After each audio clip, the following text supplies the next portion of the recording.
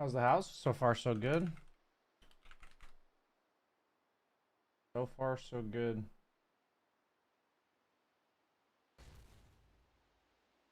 Hmm.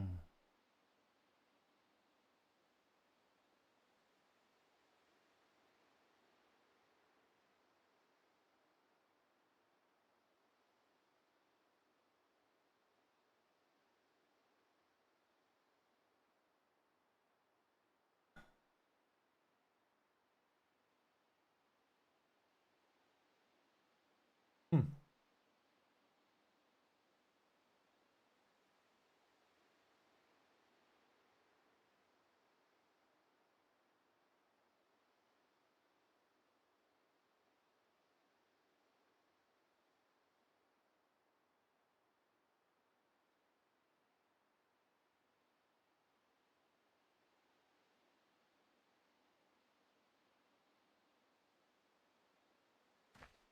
Um.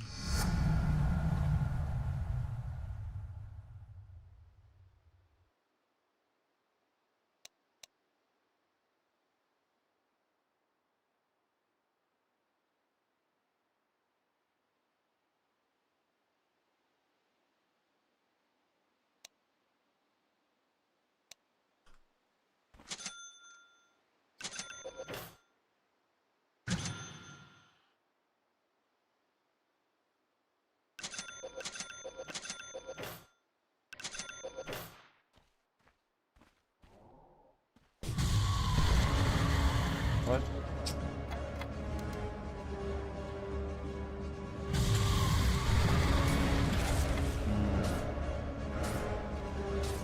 I need to like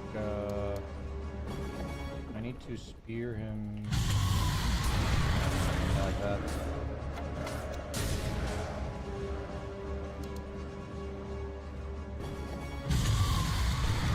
I don't want an arena, I need to spear first.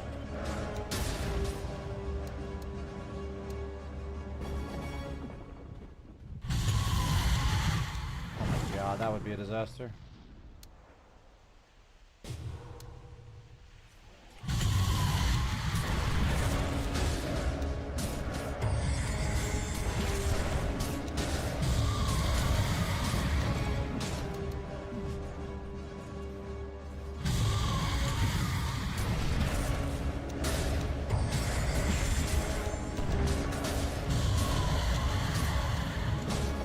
Does the arena HP regen stack? No.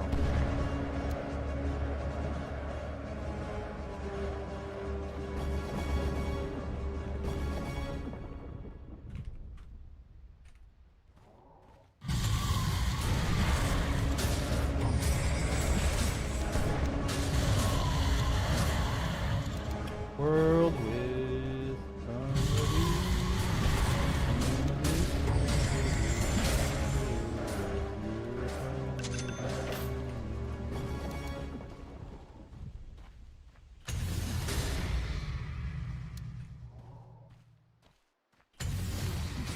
how am I not sheeping him? I don't want to spear after I sheep him, that's for sure.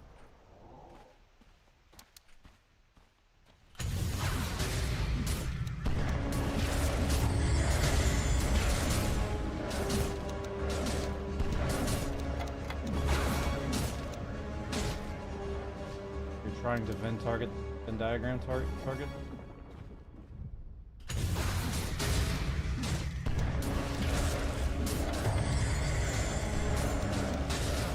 I see. Makes sense.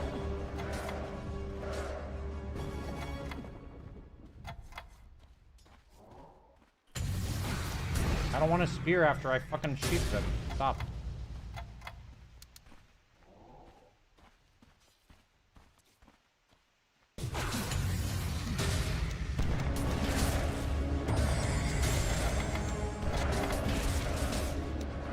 But I don't actually want...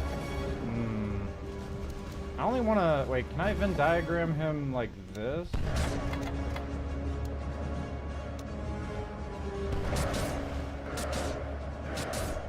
No, wait, I want to...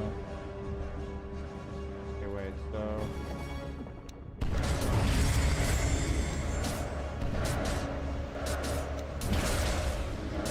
so I can have him get hit by both. That's tough.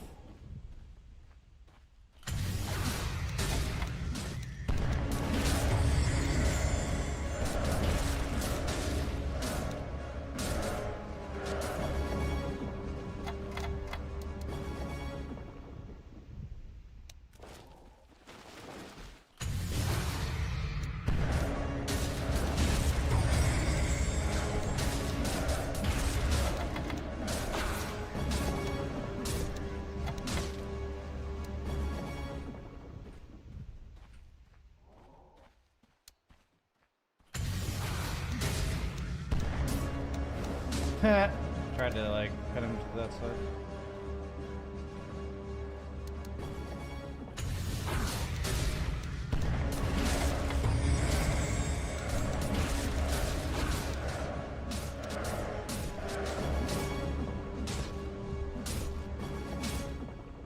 Damn. That's a pretty harsh message. The game audio is quite loud.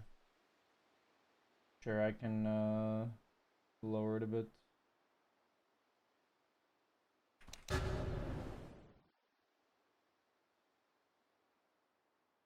Yeah, I think I have to spear him the second time.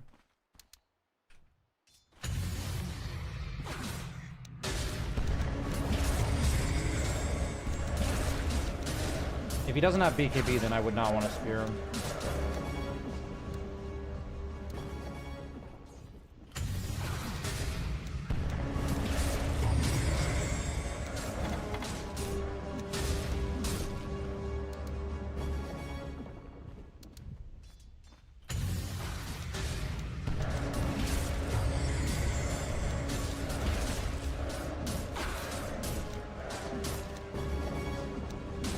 Thank you, a gamer husband. I appreciate that.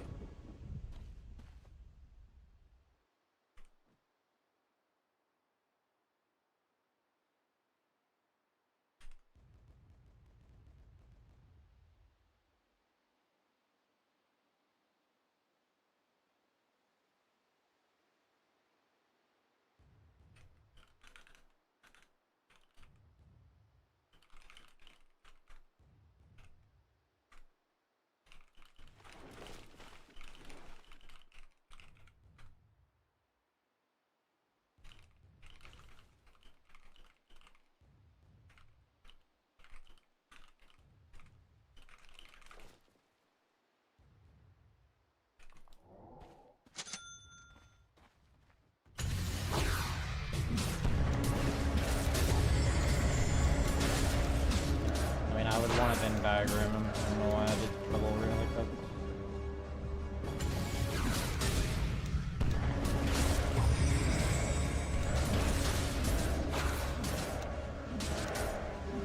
What earphones do you use? I use like super basic, like $10 earphones. I've never had this problem. I've had people tell me that they find earphones really uncomfortable. I find headsets really uncomfortable.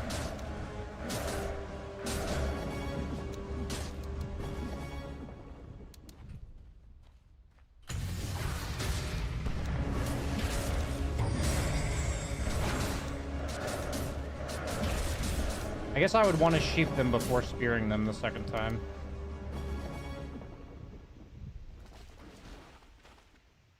Any new heroes you're hoping to try today? You're watching the one I'm trying today.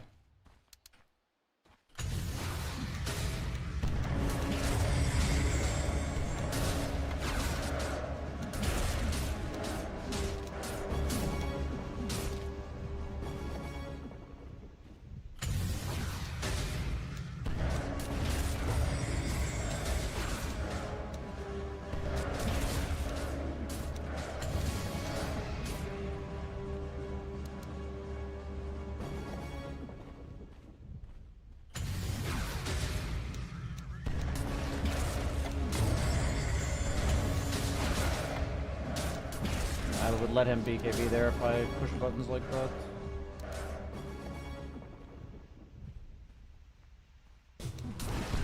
Ooh, that'd be brutal.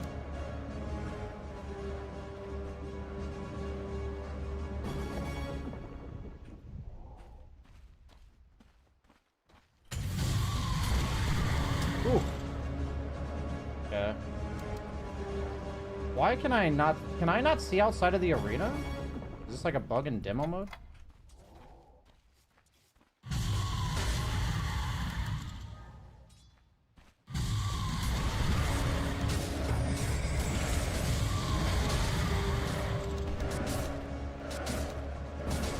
No other streamers do 5 hard air shaker. We'll give him a 6. We'll give him a plate mail for.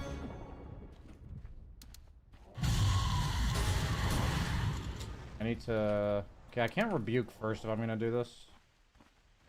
Okay, the arena needs to be further up.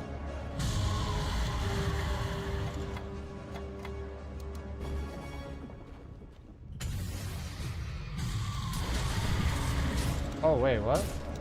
Huh. If I rebuke during the spear, it cancels it? Interesting.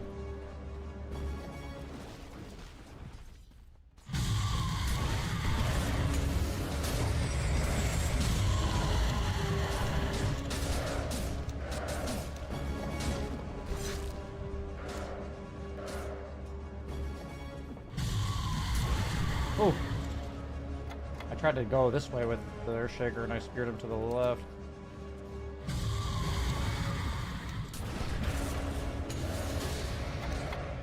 Why did I not refresh her there?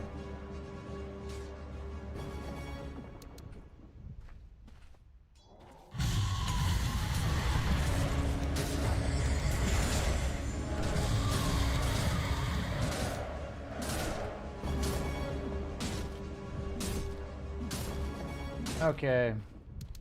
I think that's good enough practice for today. We'll keep practicing Mars. Practicing spearing somebody backwards. I don't think that's that's a skill I think I've already had before, but I can test it for sure.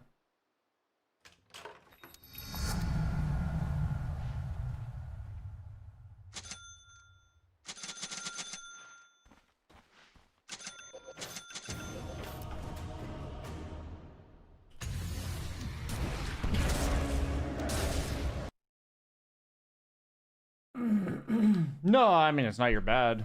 I'm just saying I do think that's a skill I have, but it's good to practice either way.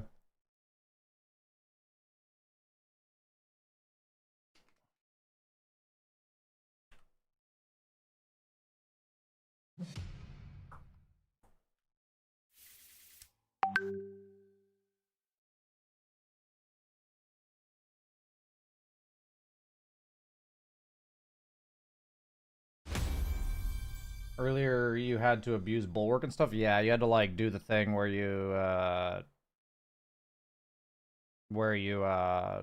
use bulwark and butt spear them. Looks like a 10 core lobby kind of situation.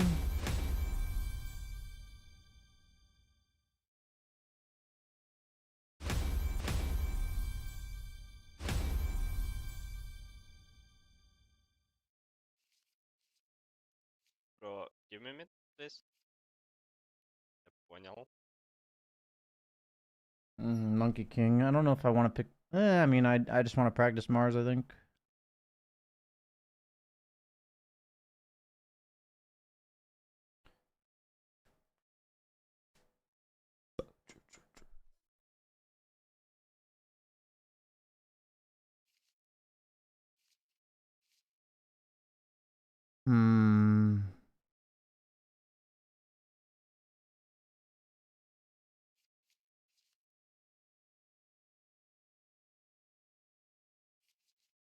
Kind of want to pick Doom. I wanted to try it against Alk. Because he's going to give Ags to somebody and then I just doom them.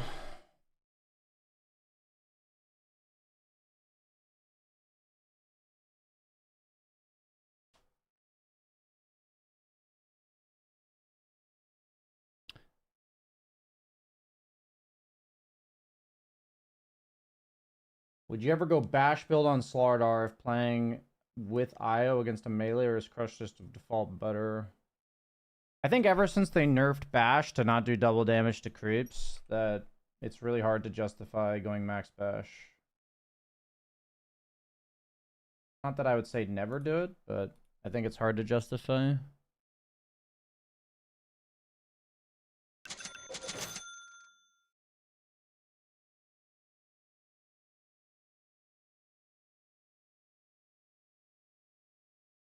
Yeah, if you're admitting to yourself that you're not playing clean Dota, then it's definitely best to take a break.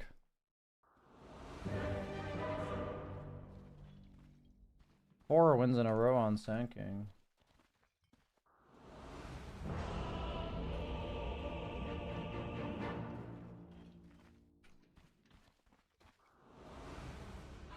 Actually, I'm gonna go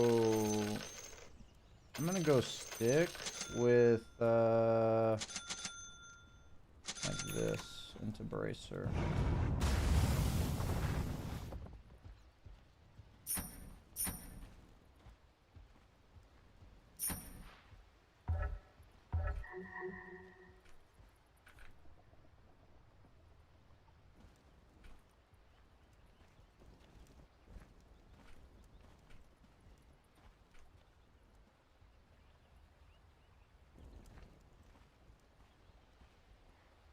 Not sure how I feel about the TA pick into Batrider Sand King, but like that's just a lot of DOT and burst, but it is what it is.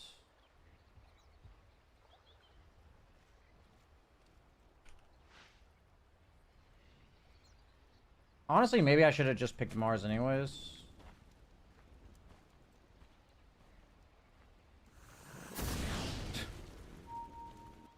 Alex stunned himself. Hey, everybody. I think they might have warded this area.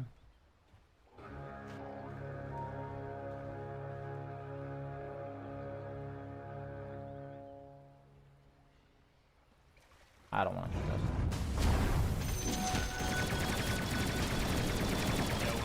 this. Yeah, there's no way we're supposed to do that. That's just like an objectively hard fight to take, I think. Hey, everybody.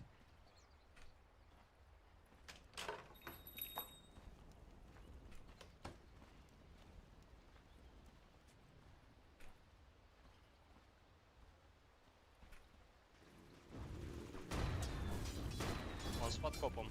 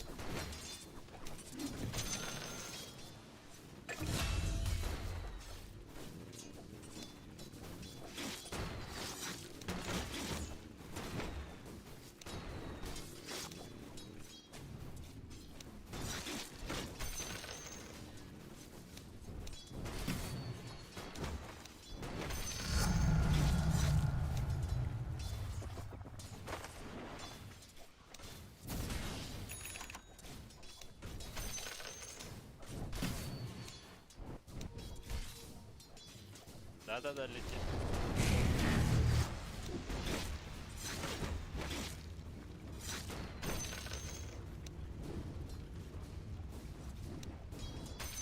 He accidentally take the wrong facet on help?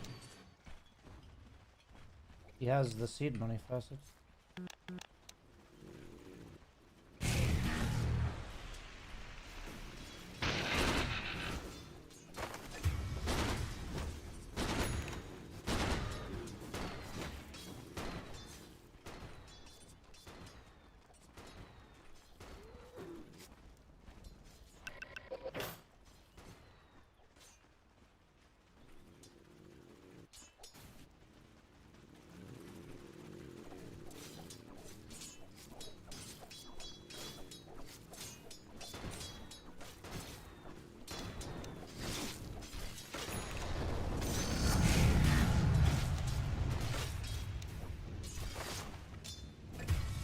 Блять, мисс. Ну, сука.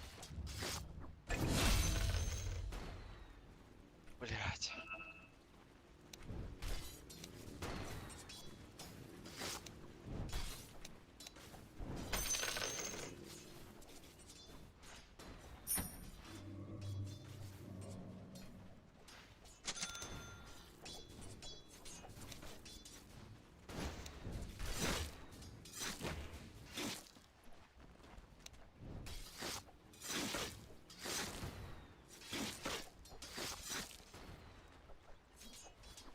Alchemist just isn't bottom.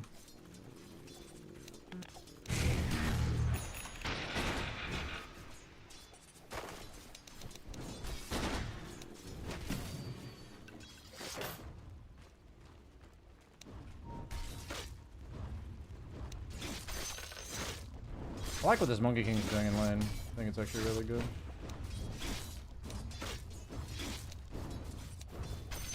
Can get both of those, sadly.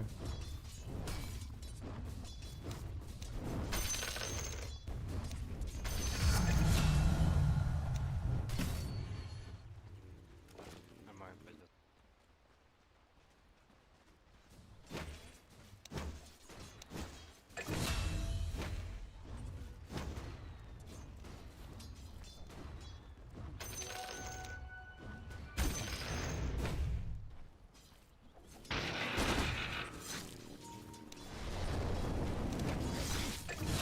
Ого.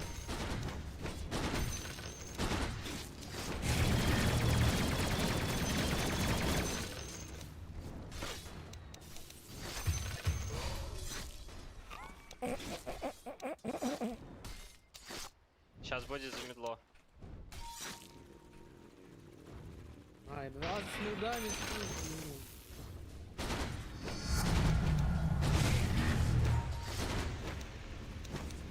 Подкоп ебал.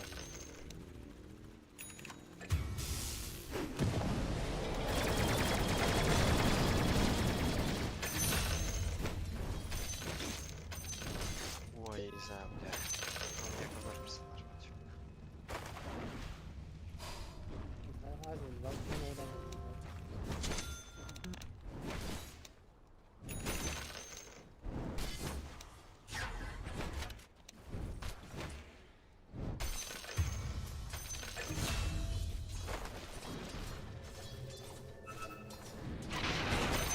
Да, может, хороший.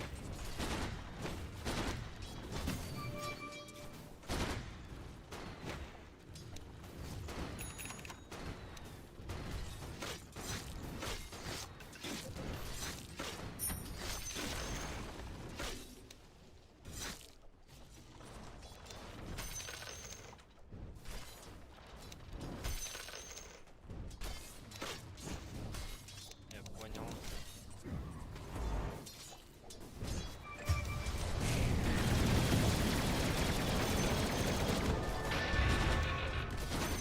Не, по-моему, тебе надо в лес, а мне стоять.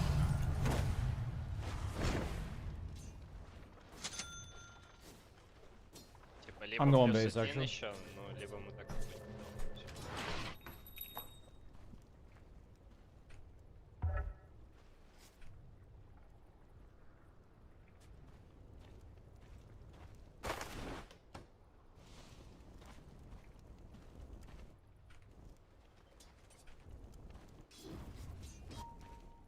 So interesting that he took seed money. That must be a misclick. Есик.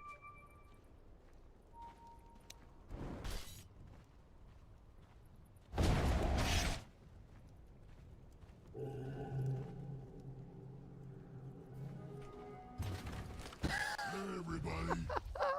Так думаешь?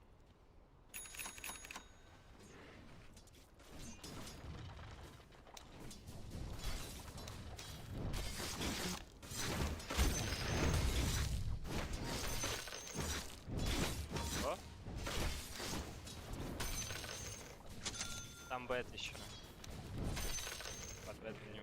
But Rider middle level 6.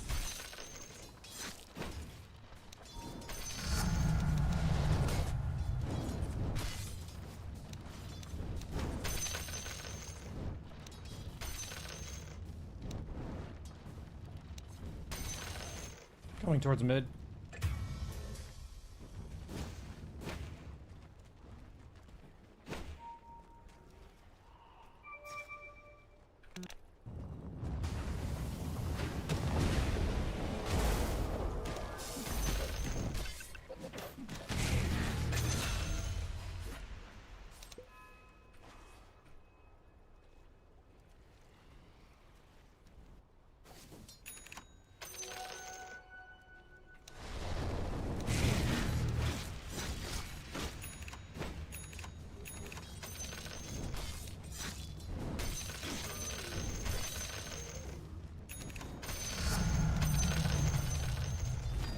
я покажу.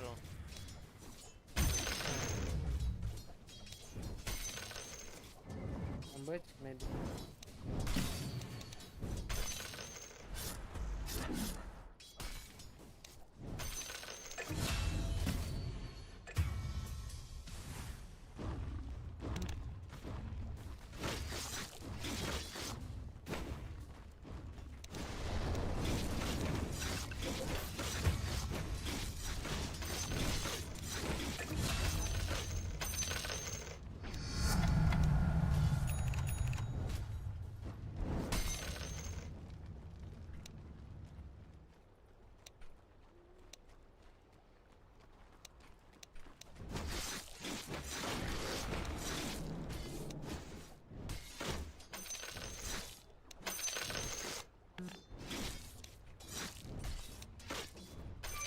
Викил?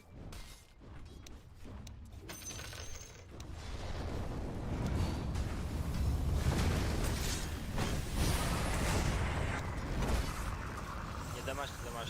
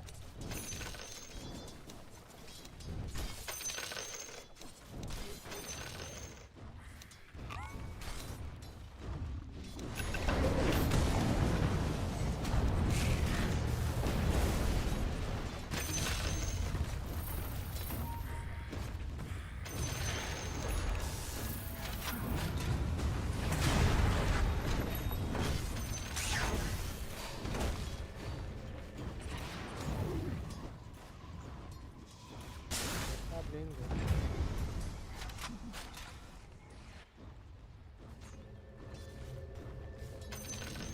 Yes, я с тобой.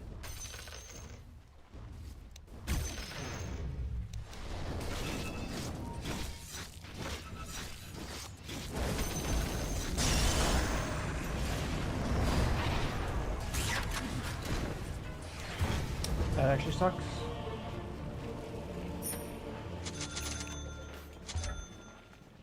That's a really bad death. It's a really bad death on my part, actually.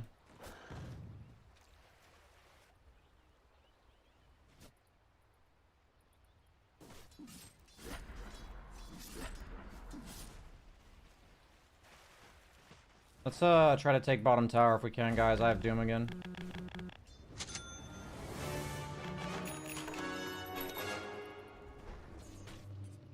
Sand King has blink. Try to goop around me. I have mech.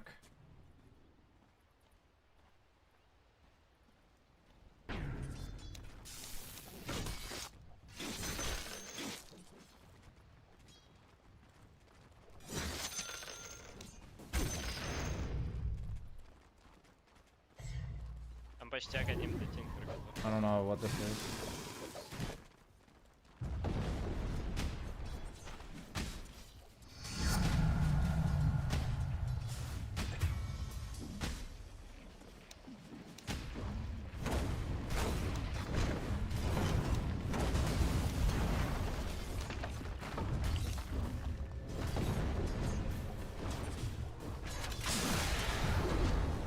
Oh man, he can't do that, dude.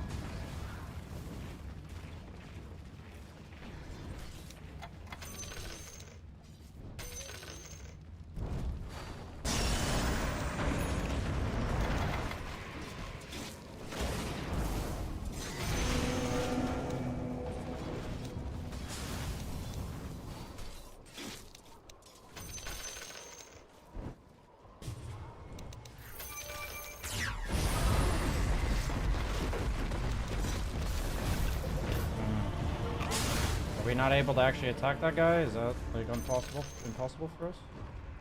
I guess we're just too afraid of sinking. This feels really bad that we can't take this tower. This feels like really fucking bad.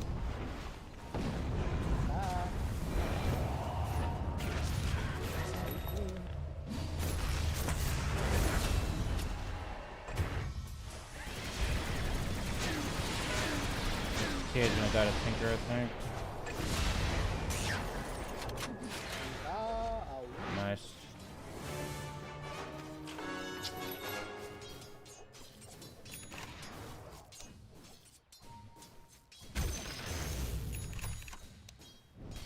Vision.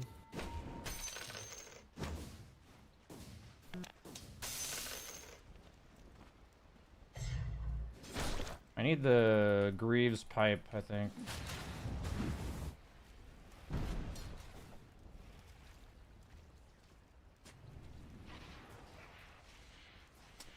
I actually don't really know what to do in this game. Maybe my build is bad for the game. Dagger на эти. Лассо отдал. The fact that we haven't taken bottom tower is like really bad for us.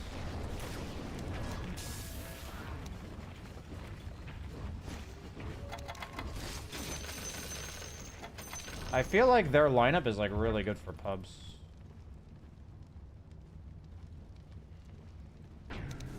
Okay, we got bottom tower, that's good.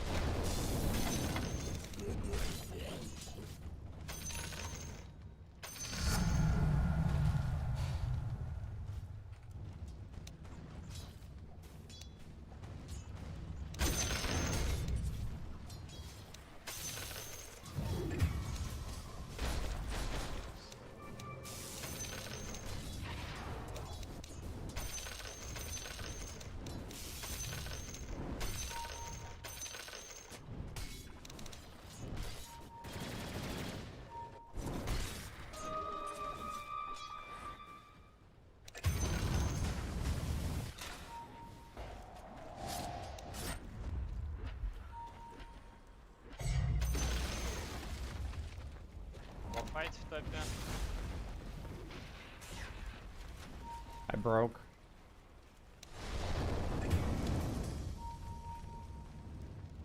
No epicenter.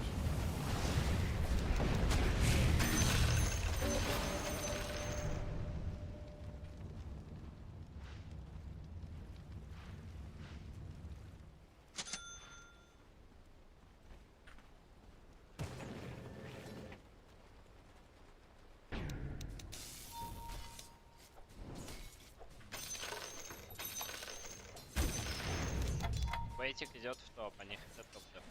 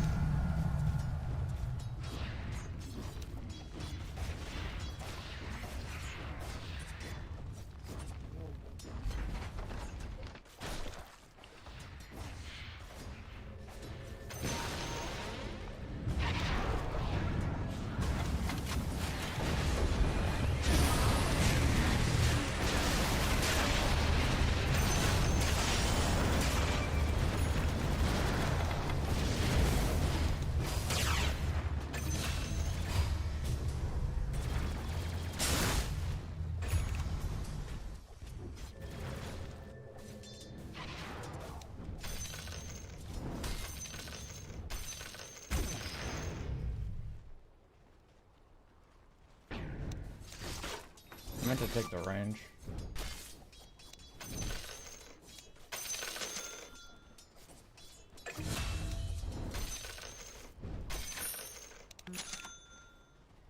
The nice thing about Doom is you can build like this and then just sell it all later.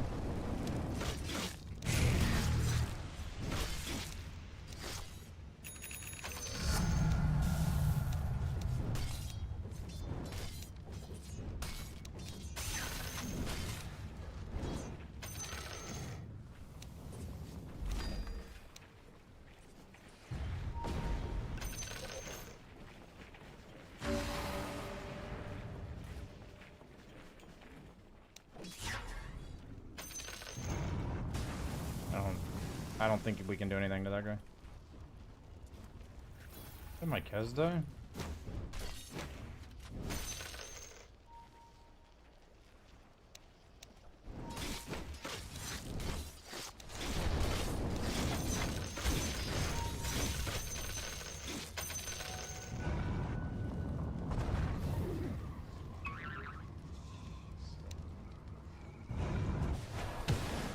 Coming.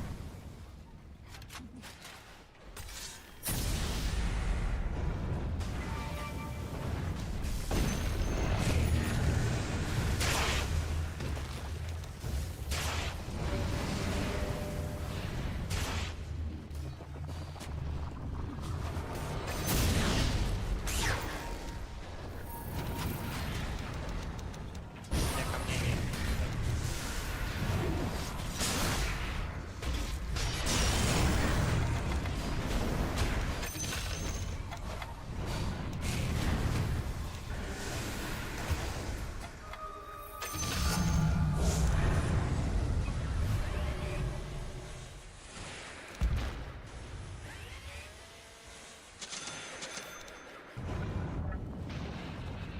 Парни, если чё, вставайте передо мной. По возможности я и вас бы становлюсь.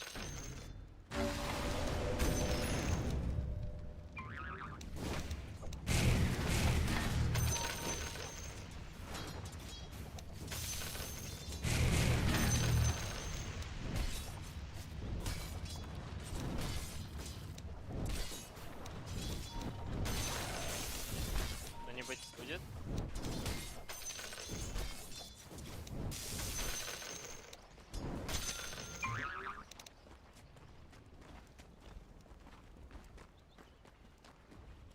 Finger didn't die, I think.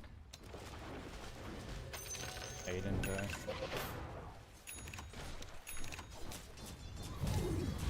I'm not sure if my approach to the game will work, but I've chosen this approach. We can do Roche. It's hard for them to fight into my pipe, I think. Can we do it with TA, Kez? Can we do Roche, guys? Что там на Хорош. МК? Тут вообще нет, я не понимаю. Ладно, подойди. TA is really slow to be here.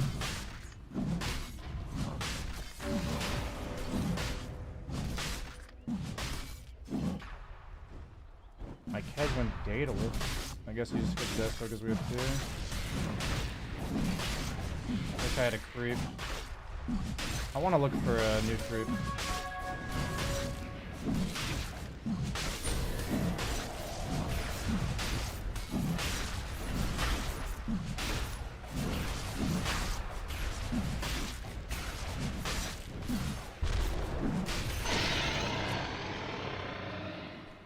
I'm gonna go refresher, I think. I think I just need double ult.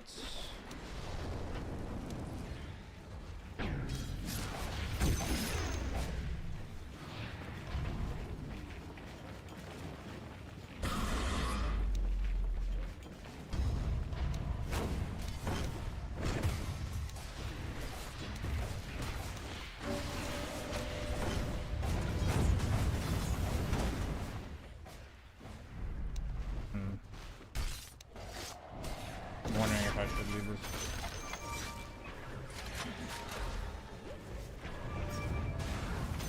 Nobody able to jump that guy? I guess I'll buy a fucking blink. I feel like my teammates can jump that guy.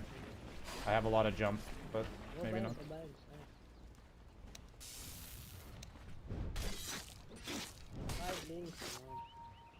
Guys, Me- set up. Игру надо.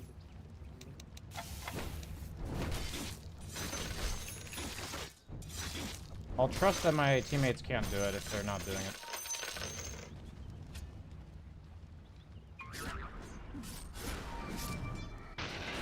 Coming behind.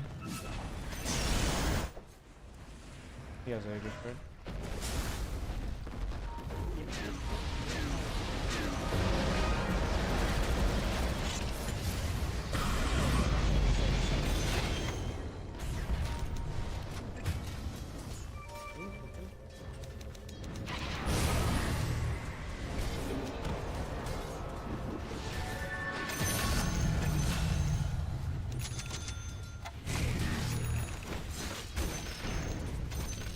за эпицентр еще отдали, да? Ну, That was как будто a надо weird идти play by пушить, пока Tinker. их нету, парни, потом будет I feel like пиздец. he's like a new Tinker player that's like trying to play Tinker because he has Elk. I think if this was like a Grandmaster tier Tinker, we would just lose this game.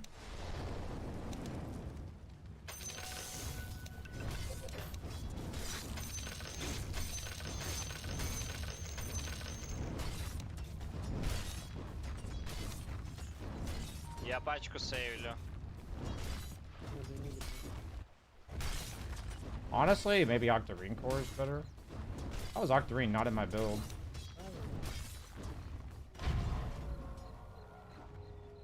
Как будто и в миде, и в боте успеем играть.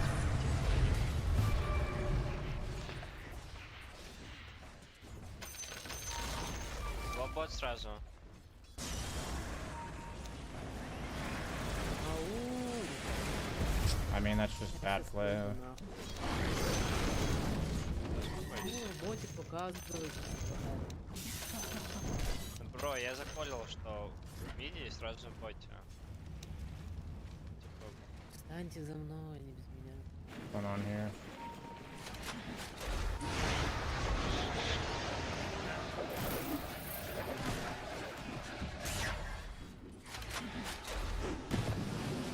I don't have Doom, so.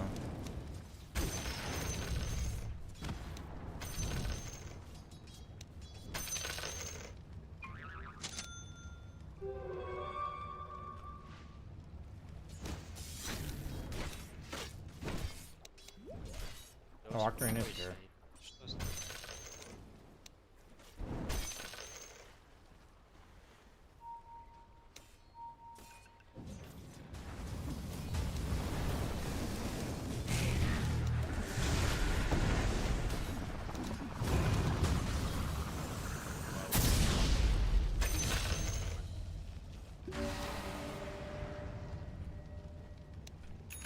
How much damage this should do now? 180?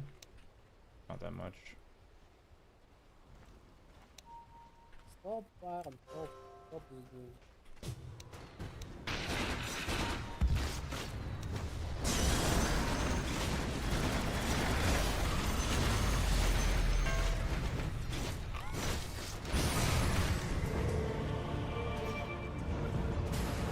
Oh, wow. Вижу.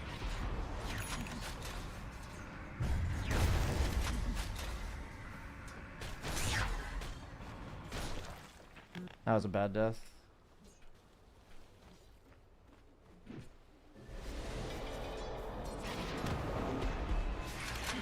I feel like we have no way to kill Tinker except for my Doom.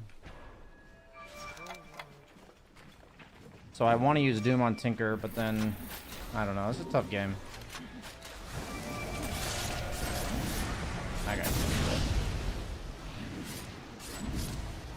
Давай там сейчас.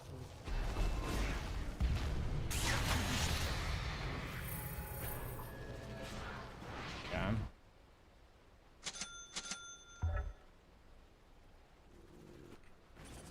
I think I just need to be with my teammates better.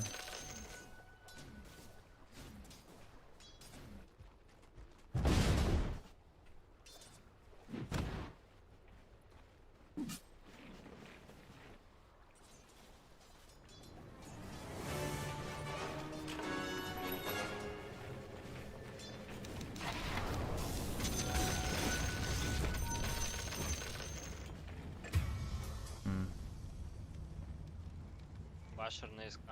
Asher.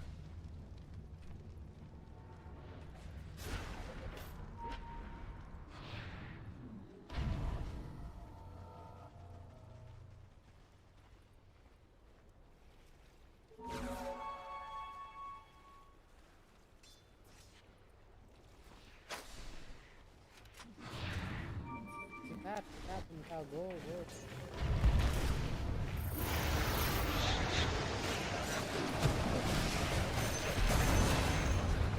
Найс. Кирит.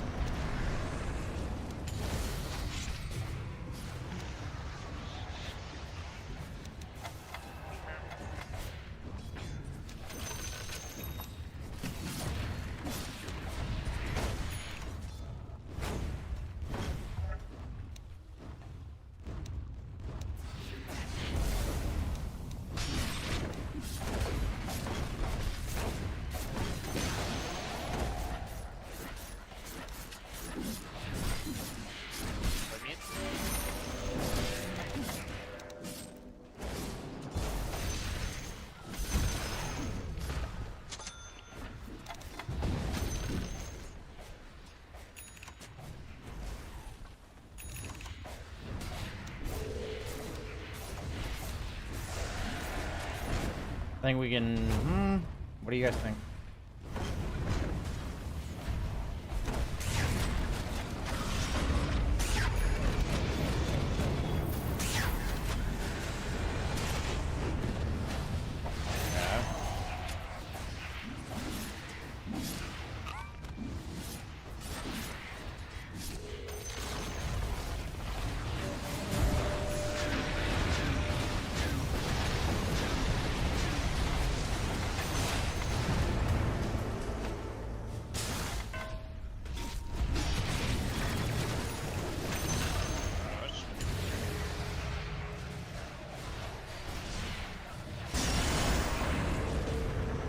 Хорош. Хлопануть, ребят. Да, тебе нечем хлопануть.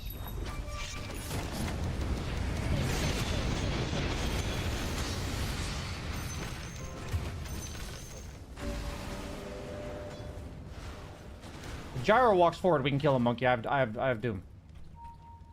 Monkey, can you come back?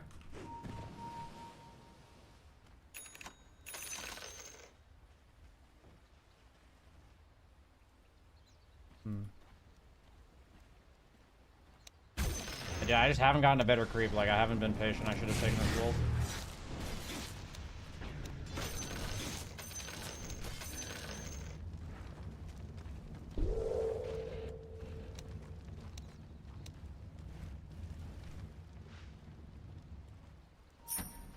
Как раз Рошан станет под твой респ.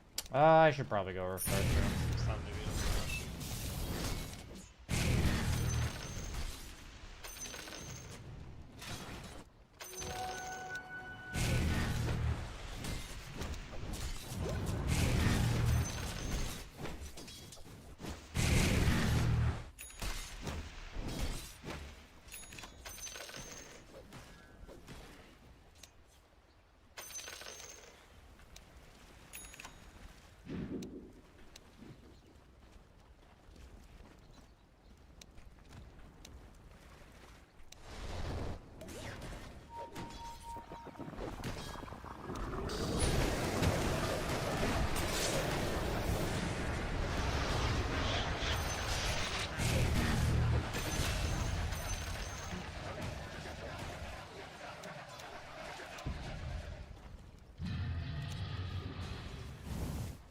This game is just very pumpy.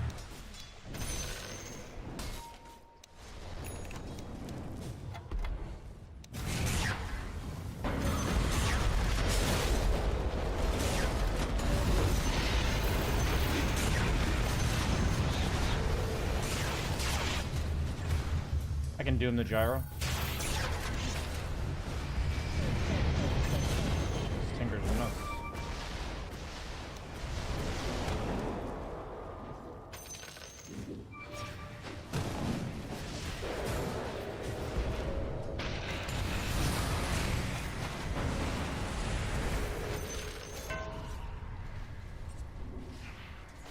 Просто мид, парни.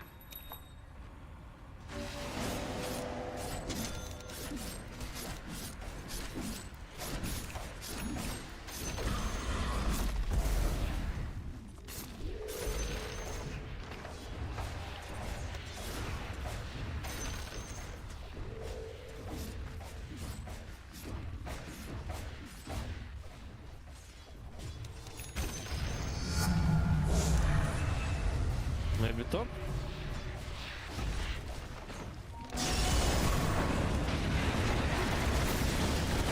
My bad.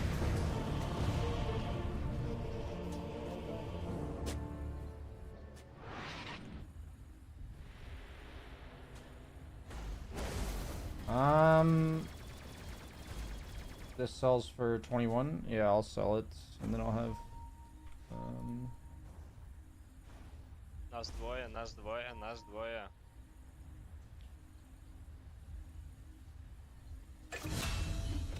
Yeah, I should have had a wolf this game for sure. I feel like this is a really bad fight. I would really like to not lose this Морсишь, game. я же кричу, нас двое, Да блядь. пошел ты нахуй. Нажми не коряво кнопку. Не коряво кнопку нажми. Бать.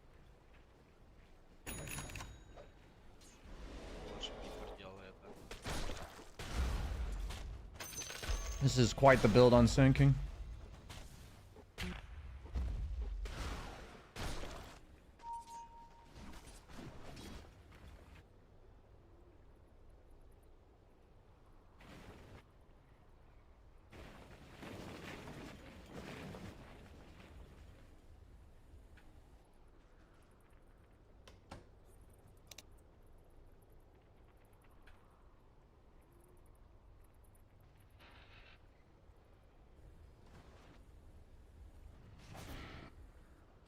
I have a pretty useless creep for sure, like in the grand scheme of things.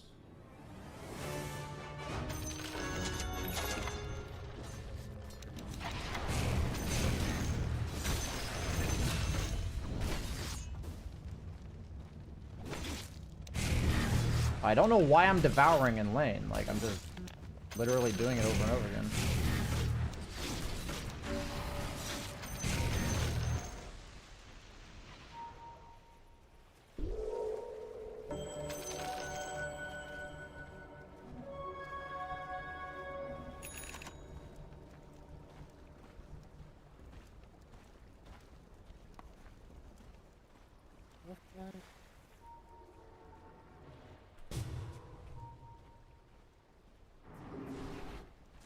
I'm not with you guys.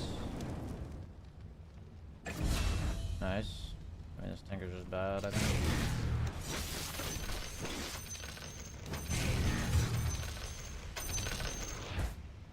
Сатаник Ира.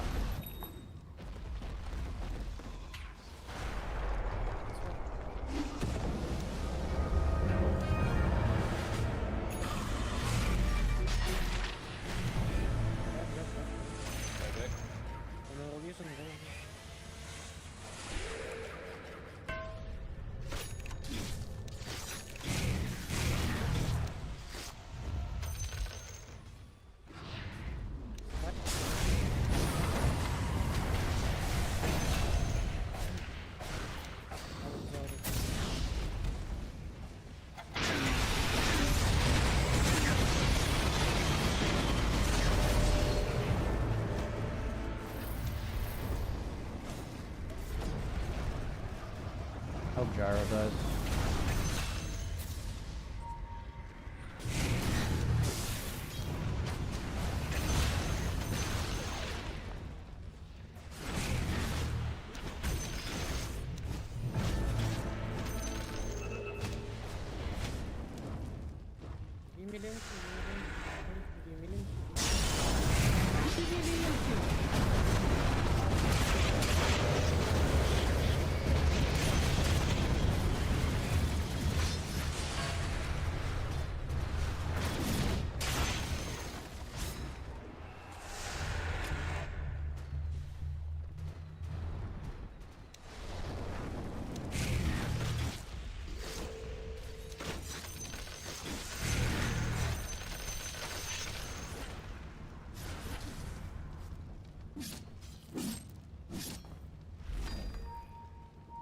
Go kill him.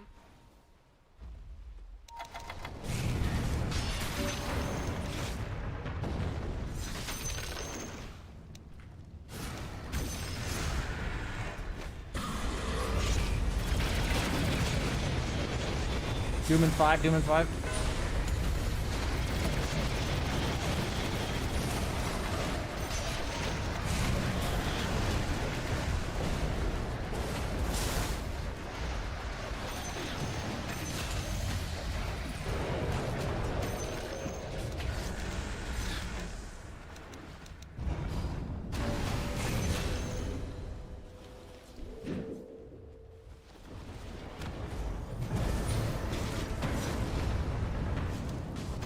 I have refresh in 15.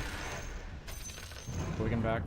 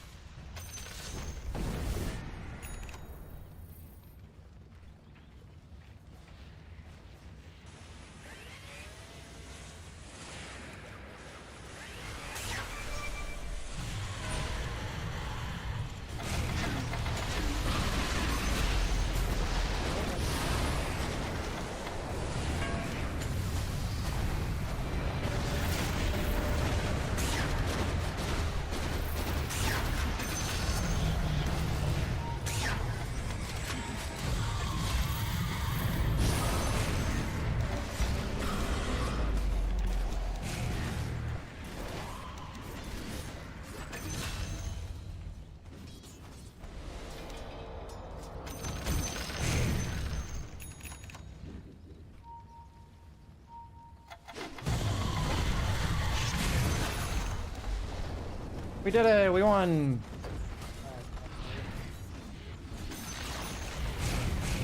I think.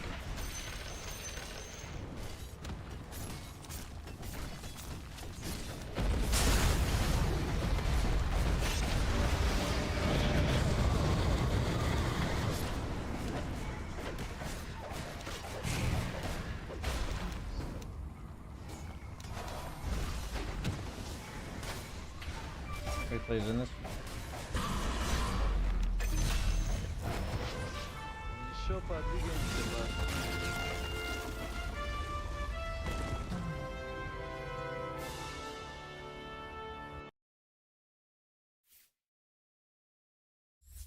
No one having Duster Award is sad. Yeah, I mean, I feel like they detected him all the games, or all games, so that's good.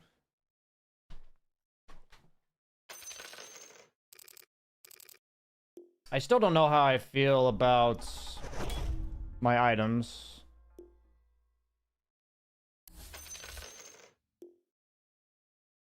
It's a weird game.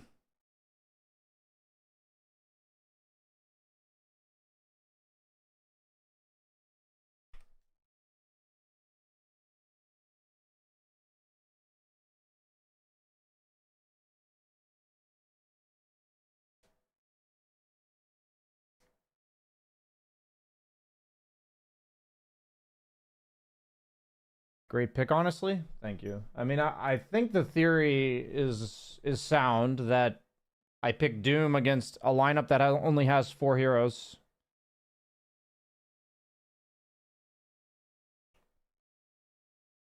The guy took seed money. I think that was just a misclick on his part, but went 0-18. Yeah, I mean, they only have 4 heroes because he's just building ags for everybody. I actually think that he's only supposed to buy like 2 ags, maybe even 1, and then go like Lotus Orbs and stuff. Especially after not taking the right facet. But yeah, this guy just had literally no items in his inventory.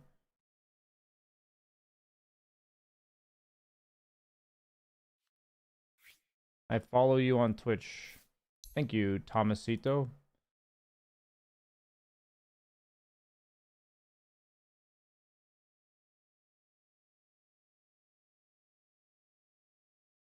Aren't you supposed to go earn first on Alk with seed money and die to Roche? I do believe that is the case. For me, it feels like this guy's a core player because it was an all-core lobby, so I feel like the odds are that he's a core player that's picking the equivalent of Pudge. And he doesn't really have a game plan. He doesn't really know what he's doing. He like misclicked the facet. He didn't buy the right items with the facet. And then he just kind of like did this. It's pretty common in my bracket that people do this and they kind of just turn their brains off for the rest of the game. That's like at least my assessment of the situation. And it's pretty frustrating, to be honest. It's pretty frustrating to have people in our games that are playing off roll and they just clearly don't really care about the game. They just like take that as a reason to check out mentally.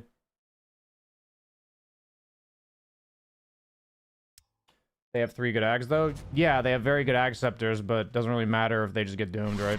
So that's the whole point of my hero, and that's why I'm saying that it's probably worth adjusting to my hero, because you're putting all of your net worth on 2 people, and then they're just getting doomed. And it's like, okay, is the 3rd ags really gonna fix that problem, or would you rather have like Lotus Orbs and Solar Crests and stuff?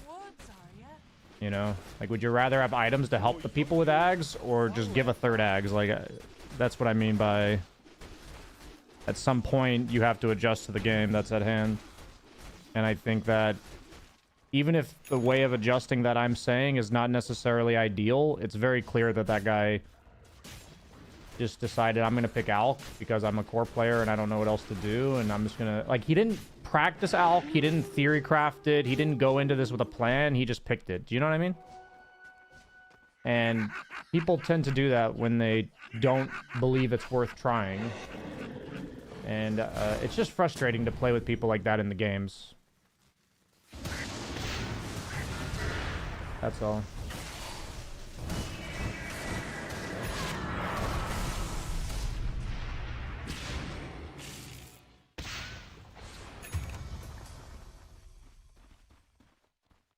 I think Seb is the only pro player I see play Alk 4 enough and will. I mean, I've had 4 Alks in my pubs that are thinking critically about the game. It's just that it feels like every patch there's like one off, like one non-traditional support here that people pick and they don't actually think about it. They just pick it. Like Slark was that for a while and now it's Alk, I think. For a while it was Pudge. I feel like I don't see not as much support Pudge right now. I feel like Alk is the new hero. But for me, it feels like there's like some designated core player who doesn't feel like trying support hero. And it just doesn't have to be that way, you know? It just doesn't have to be that way, but it is. I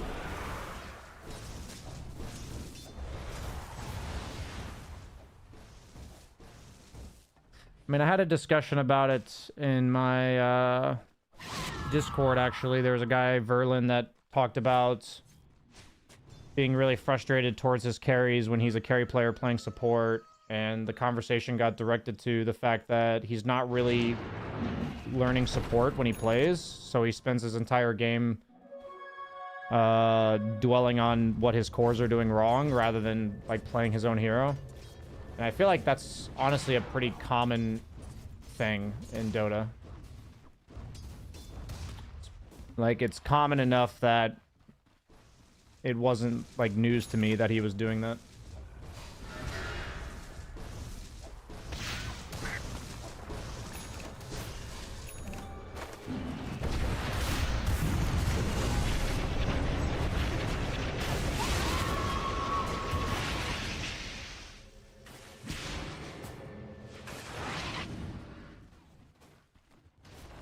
I'm gonna FaceTime with my mom tonight. I think if I picked Doom there, or if I picked Bars there, I think we would have lost. Like, I think Doom was actually the best pick there.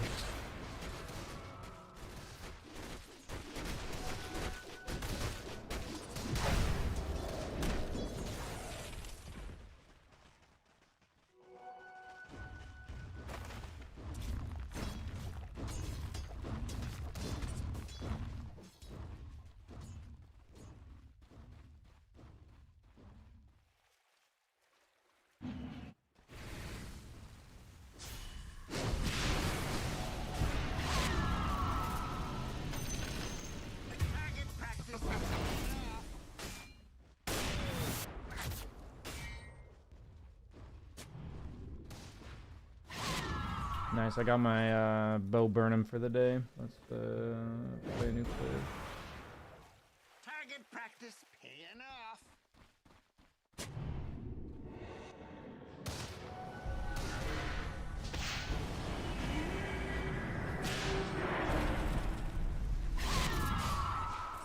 It is a great song, but I got my Bo Burnham for the day.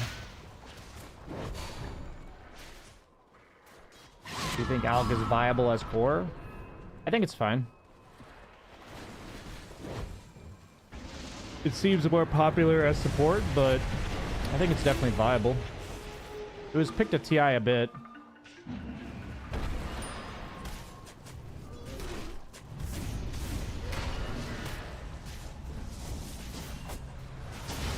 I think there's probably better heroes, but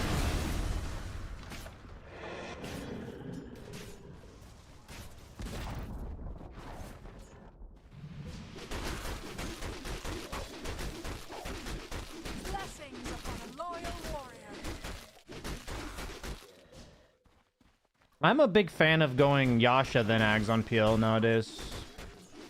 It's not that I think Ags first is bad. I just, after playing it a bunch of times, I feel like the Yasha first felt better.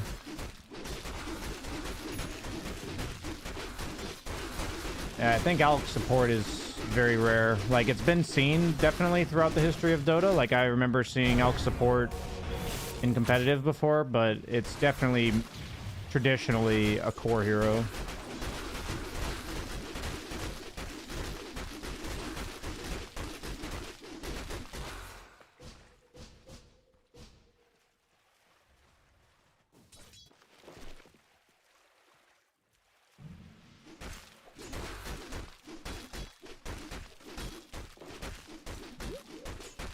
Can you please say keep a PMA, keep a BSJ?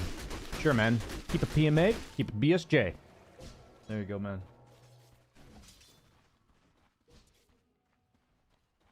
Like a major part of my win rate as support main is destroying supports on their off roll and lane. Yeah, I mean, it's in theory it's pretty crazy how people will spend time doing things and just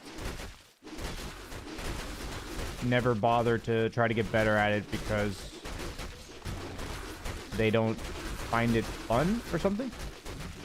But it's kind of like house chores. It's like it's just kind of a part of life. It's like if you're playing Dota, it's a part of life to have to play other roles. Like that's just how it is.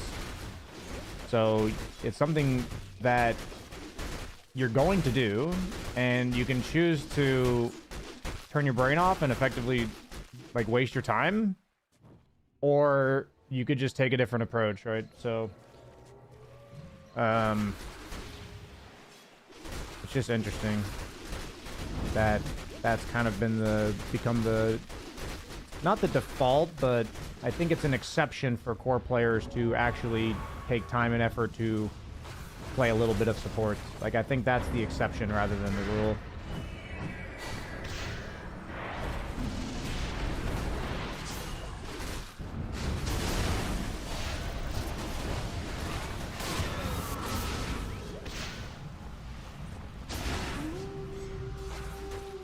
Can you summarize the meta in 3 words? I do not believe I can. Do you think core players are more toxic than support mains? I wouldn't say the word more is relevant. I would say that I believe the form of toxicity is definitely different.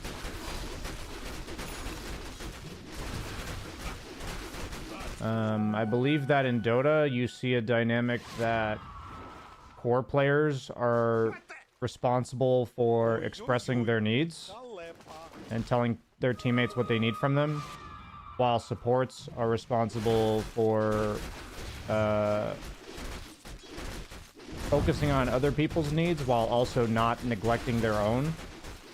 So the problem that supports usually have is that they'll become overly sacrificial and they'll be toxic in a way of, I did this for you, where's my thanks and stuff like this, where they just like neglected their own items and their own abilities, and they resent people that way. And then for core players, they have this like, I expect you to know what I want and I'm not going to tell you what it is, and I'm going to get mad at you when you don't do it. So that's, I think the toxicity from cores is simply different than supports.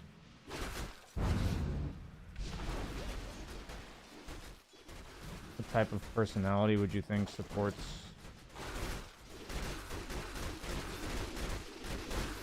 It's interesting because now that I think about it, I wouldn't really say any of this is necessarily... I guess when I think about it, for me, it's like a lot of learned behavior that's happening. It's like people who play support are probably more likely to be considerate of others. Doesn't mean you can't be if you play core, but you know, you were likely not the golden child, and you were likely not, you know, the center of attention in school to play support. Like that wouldn't really line up. So I think a lot has to do with the history of your life rather than necessarily your personality. But you know, it's a pretty in-depth topic, I would say. Cool topic though. Definitely a cool topic.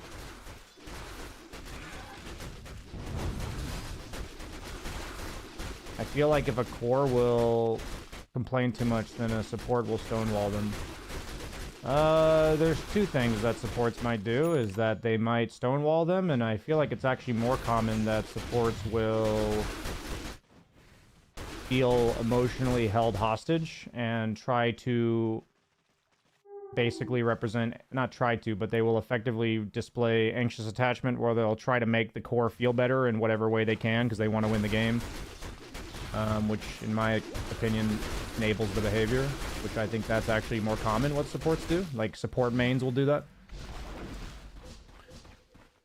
I think both are equally detrimental to, like, Dota's culture and stuff. Like, I think that they're both toxic ways of handling the situation. I wouldn't say toxic. They're both, yeah, unhelpful. Toxic's the wrong word, but they're both unhelpful.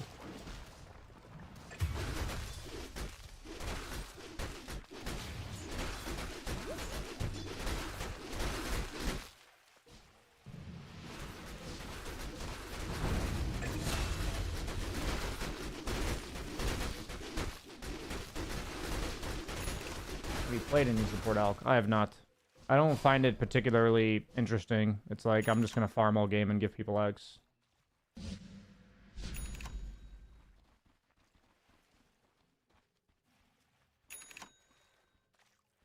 Is there any change in particular you'd like to see Valve execute? Just generally speaking, I don't really spend time and energy thinking about what Valve's gonna do. For me, it kind of just creates disappointment because it's like theory crafting about something I have no control over and I have no expectations of. So just generally when people ask me this question, I just say, I don't think about that. I get excited when I see the patch, or like I get curious, I guess. Not excited, I get like curious when I see the patch. I always look forward to whenever it does happen. But I never spend time and energy thinking about what they're going to do and what I would like them to do. I don't see a point in thinking about what my needs are when the person who can help me meet them isn't going to talk to me about it, right? So I don't see a point, you know what I mean? That falls into the realm of crafting a hierarchy of worth instead of just farming priority. You refuse to learn to play support because it's beneath you. Yeah, I mean, there's a lot of ego-driven decisions in Dota players, for sure.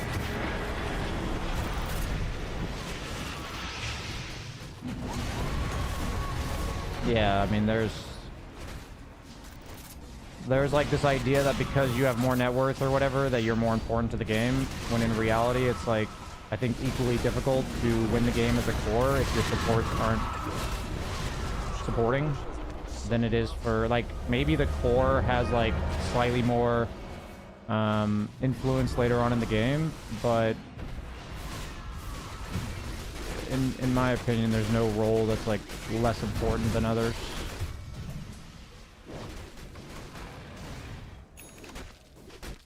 What change would you emphasize on if you were in charge? But that's simply reframing the same question. Like, I don't think about that because I'm not going to be able to make those changes. So I would prefer to spend time thinking about things that I can do, because there's plenty of things in the world that I can't do. And if somebody who's doing something that's not my job would like my feedback, or I think that my feedback will help shape what they're gonna do, then I will give my feedback, like, happily. But if I don't think I can give feedback, then I don't really care about thinking about what I want from it. Does that make sense?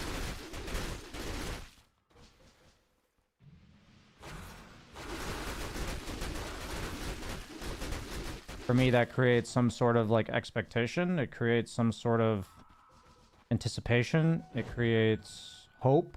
It creates things that I think we must be very careful about having. Like, it's not that hope itself is a bad thing, but hoping for something that is likely unpredictably gonna come and all that kind of stuff. I think that's how you end up in breadcrumbing abusive relationships, which I think is a lot of what the dynamic of Valve with Dota is. It's like a bigger picture version of, like, breadcrumbing.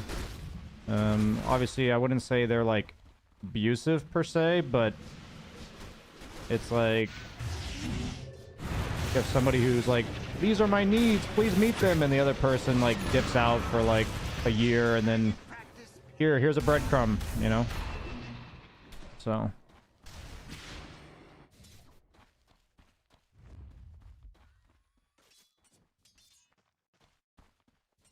Why do you think Disruptor was picked a lot during TI? Because I asked for higher more player pre-TI and they said Disruptor support in pubs is bad. I think that in the Helm Dom meta, people were building their initiation items later on.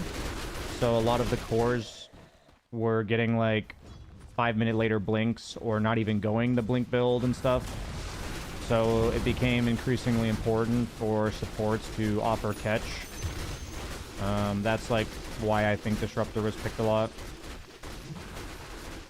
So I wouldn't say Disruptor is particularly bad in pubs, but he, in my opinion, he's meta for a very specific reason, and oftentimes specific reasons that apply to pro matches do not necessarily apply to pubs. Especially like the lower MMR you go, you know? It's like, are all your cores optimizing their farm and playing for Helm Dom, so then you need a support that has stuns in the mid game, or like a lot of catch in the mid game? Is that like how your game looks? Maybe. But like if you're like 2k, 3k, probably not. You know what I mean? Even like 5k, probably not.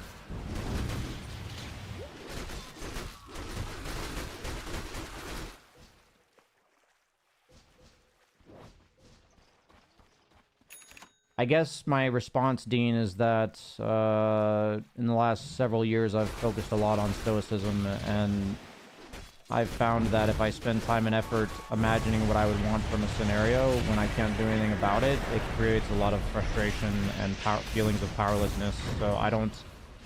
Like, I think there's... It's like, it's not like a neutral, I can spend time theory crafting about it for the sake of it. Like, for me, that...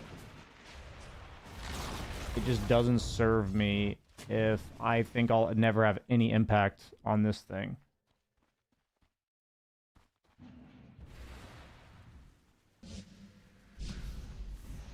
I see what you mean. If we took the example, I wish the devs would work on creating a healthier environment for players in terms of behavior. Yeah, that's exactly a perfect example of what like has changed in my mindset. Because in the past, I kept talking about what I wish the devs would do.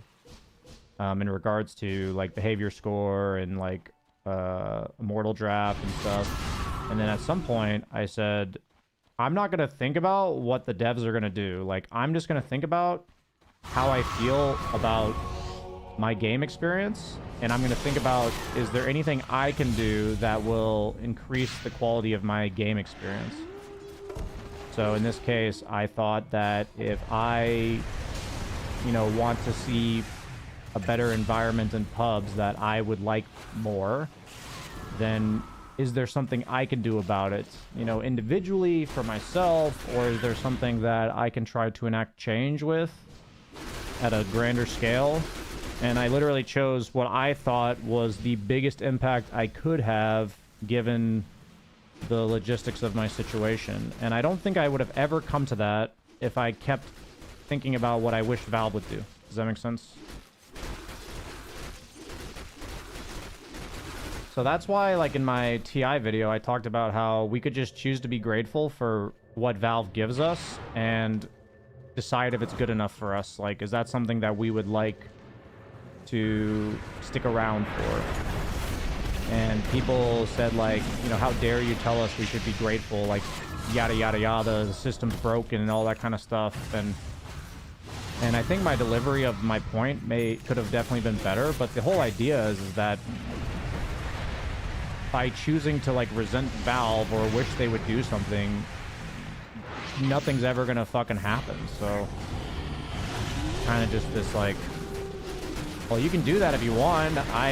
In my experience, it's not gonna make you happy. Like, you're gonna be unhappy thinking about all the things you wish Valve would do that they're never gonna do. So that's up to you.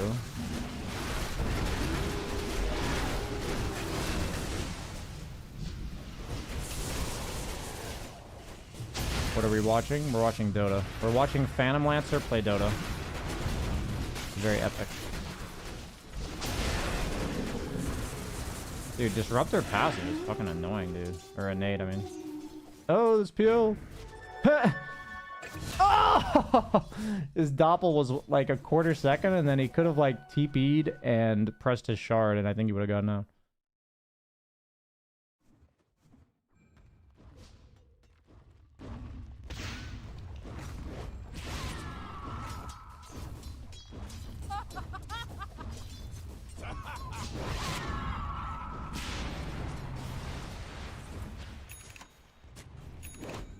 Like when I view a problem, the first thing I think to myself is, what parts of this problem can I do something about? That's what I try to do. It's not like a perfect process, but that's what I try to do.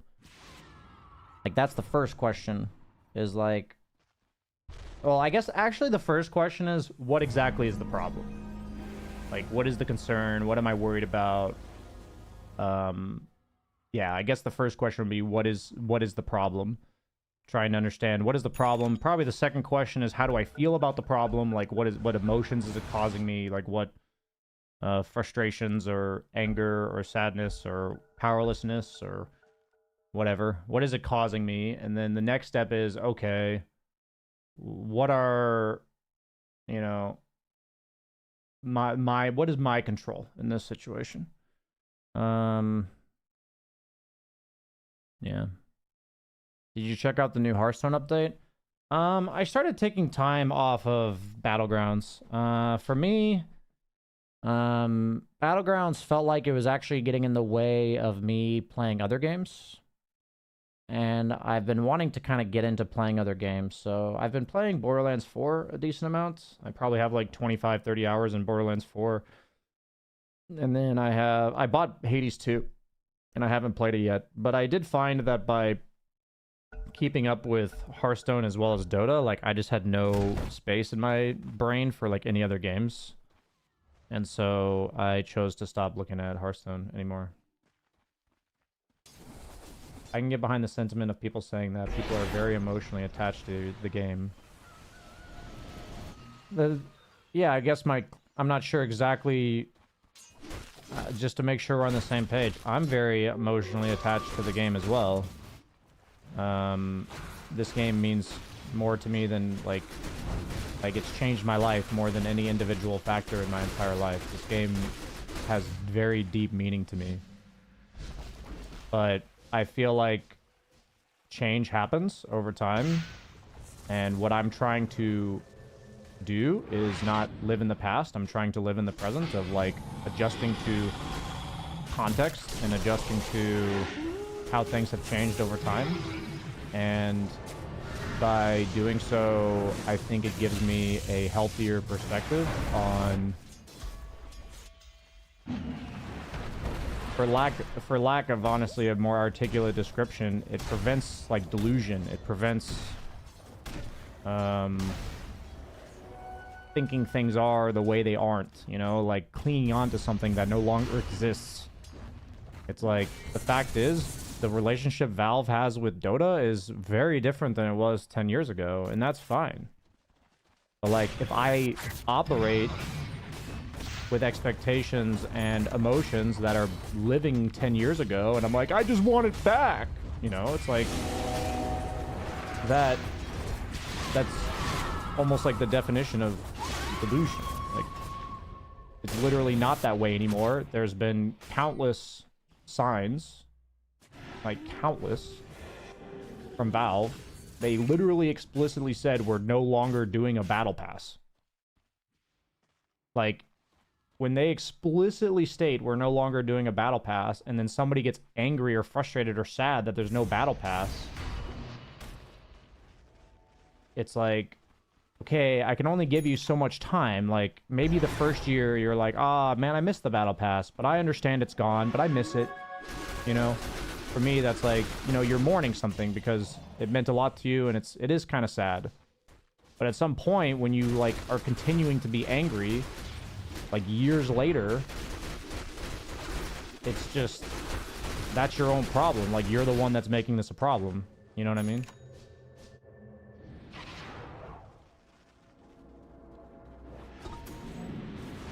What I think is really interesting is, ever since I've done a lot of work on emotional regulation, people will say things like, other people are more emotional about it.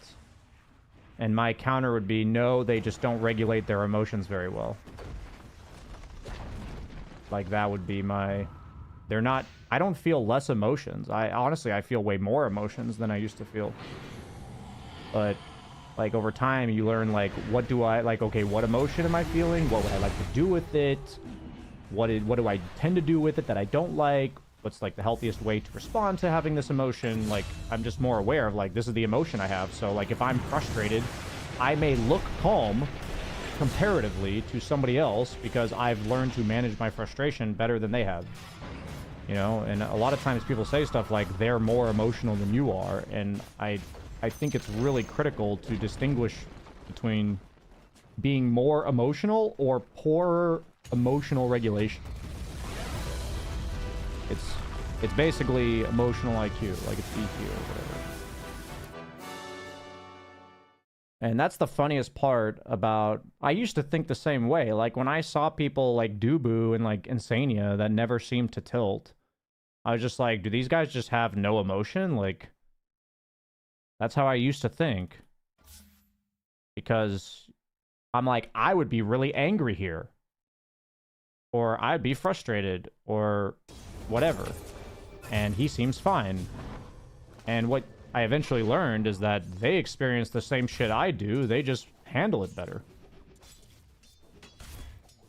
So there's like this cognitive like dissonance that people have, that like people who display less emotion because they're emotionally regulated have less emotion. There are straight up people who just have learned to shut off their emotions. That's actually the majority of men, in my experience, is they've just learned to shut them off. And, you know, for me, I kind of realized I was doing that more and more, and it doesn't make life more enjoyable for me. Like, I think you can't have pleasant emotions without having unpleasant ones. Like, if I'm going to experience true happiness, I can't also filter out sadness. Like, I have to be able to feel both. And what I've noticed is, like, nowadays when I've like cried more in the last like 2 years than I've like ever cried, but the moment I cry, I'm just like, oh, it's over now. You know, it's like I feel way better, and I'm like smiling and laughing like an hour later. And I used to just think like that's something girls do, and it's like, well, no, it's just girls are allowed to show their emotions, while men in society aren't generally allowed to show their emotions. So, like, usually when you cry as a man, another man will just be like, chill, bro, or like, fuck, man up, you know. So it's just very sad. Very sad.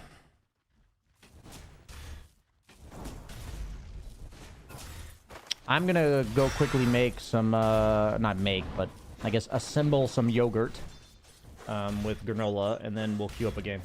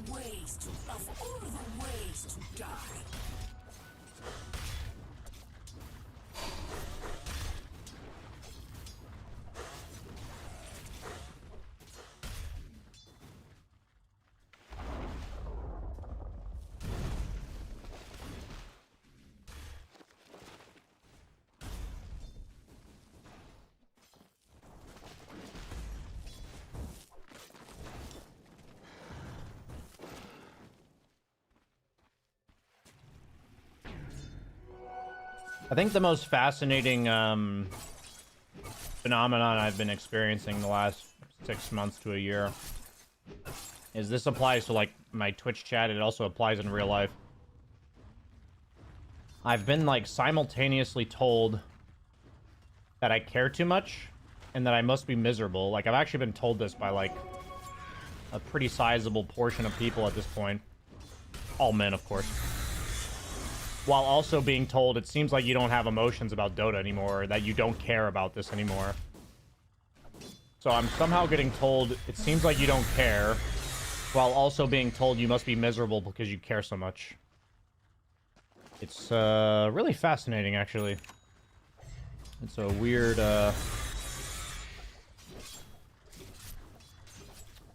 dichotomy.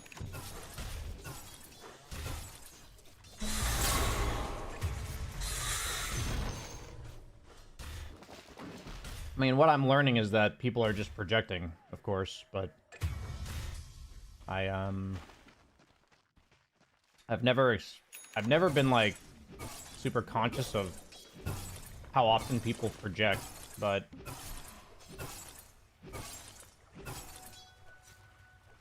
yeah. It could just be that I didn't notice people projecting in the past, but now I do. I don't know.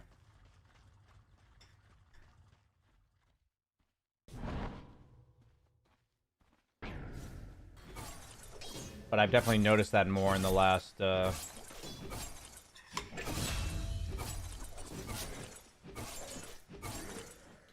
the last year or so. Kind of sad if you think about it. Yeah.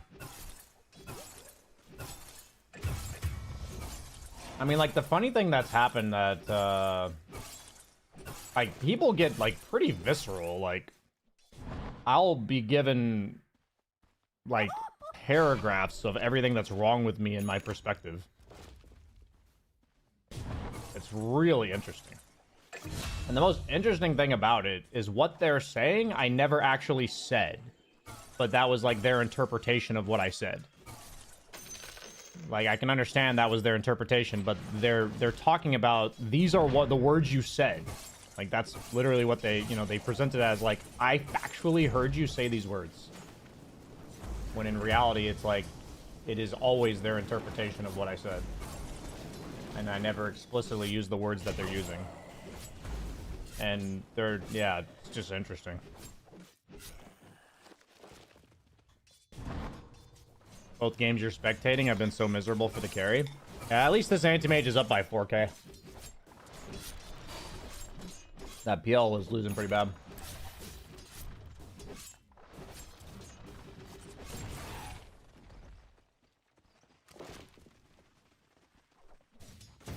Kind of how people work.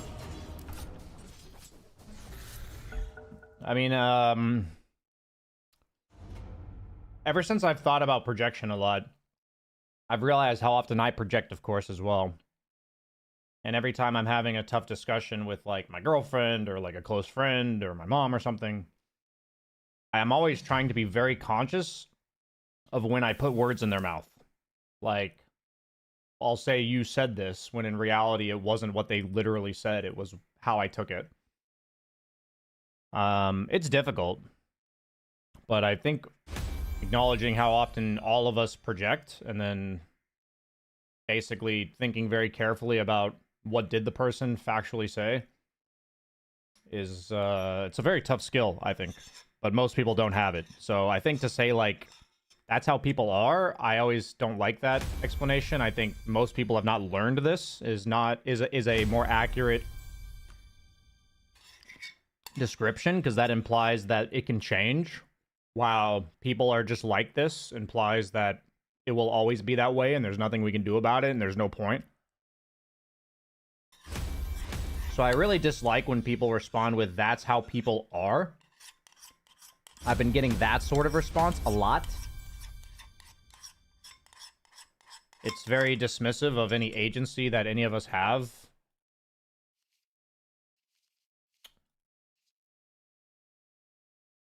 And also, I feel like it always comes with some implication that I'm not aware that that's how people are and that I shouldn't be surprised. You know what I mean? It's like, Oh, I'm aware people are like that, but it's worth commenting on.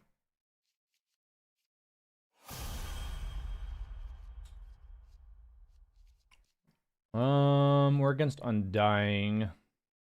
And I have a Nature's Prophet.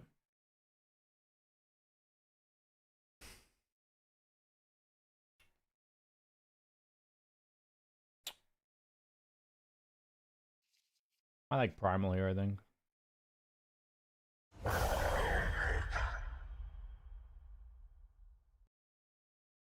How do you see the responsibility that comes with the word choice while saying what's on your mind? I personally tend to be hyper selective. What I mean is that would we be responsible for what people think of what we say? The quote, it's not the exact quote I was heard, but how I would apply a quote I heard to what you said is, it's not my job to know how you're going to respond to what I'm going to say, but it's my job to learn how to respond to your response. So it is my job to work on understanding, like, okay, this person heard something different than what I was trying to say. Like, I did a poor job of that yesterday in my coaching class. So the whole idea is that it's my responsibility to understand if I think you understood me.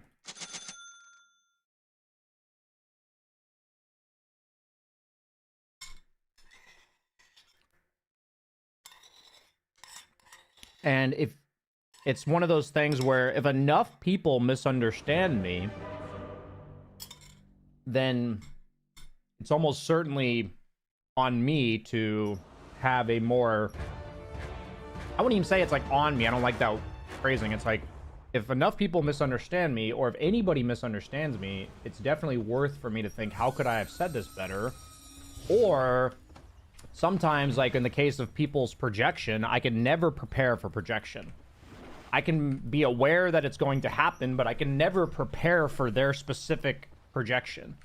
So I just need to be aware that they are projecting. You know what I mean? Like, I can just gather awareness that, like, okay, that has absolutely nothing to do with what I just said.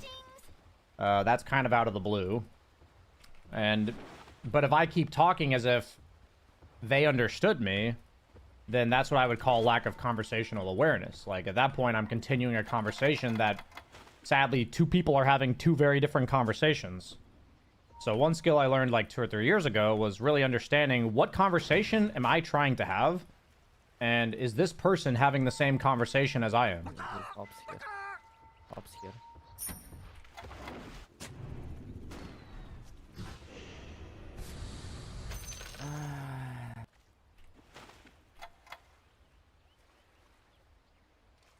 What to say when somebody doesn't respond to everything you said, just the last sentence?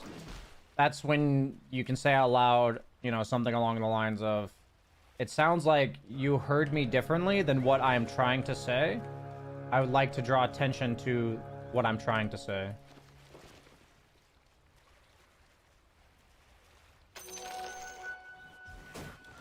Basically, some semblance of acknowledgement that, like, I understand this is going on. I need to redirect your focus back to what I'm trying to talk about. You can drag creeps, or maybe I can.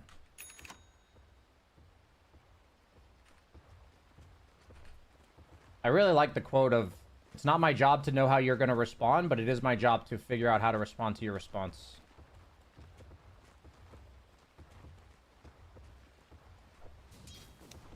What are we cooking?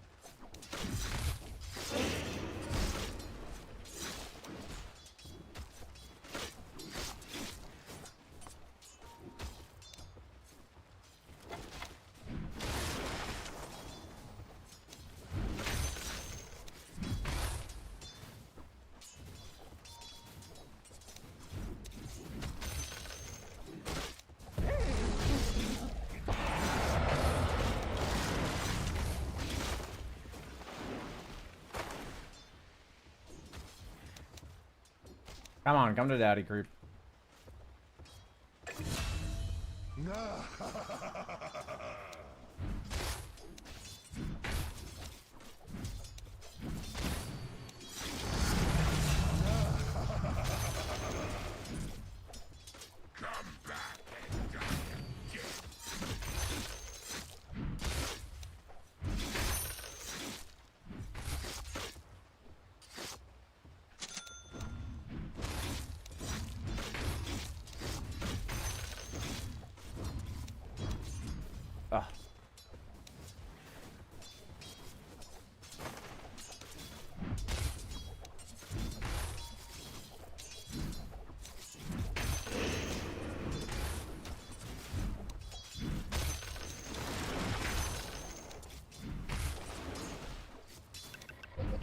Oh.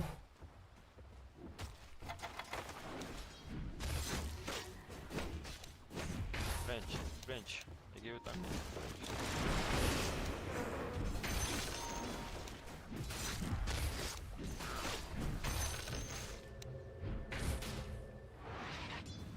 Deep bench, bro.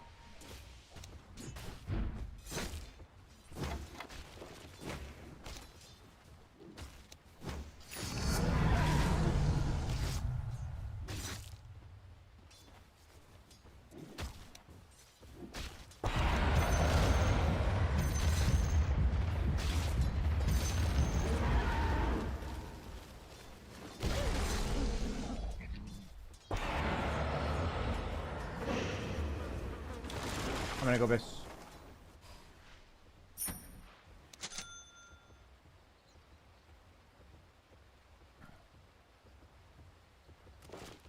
Can't really pressure here anyways, so it's fine for me to just kind of like play for farm. I think I can clear this camp. I wanted to not take my Q because it doesn't really help me farm like my W does. That sucks actually, I took more damage there than I thought.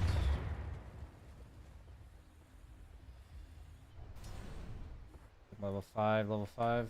Okay.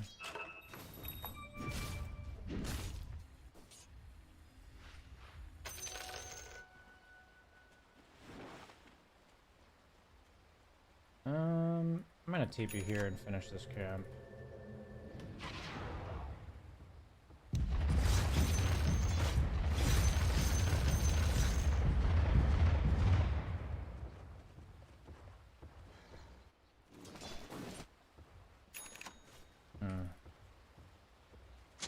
Actually, I don't want to buy a TP yet. I want to get my phase.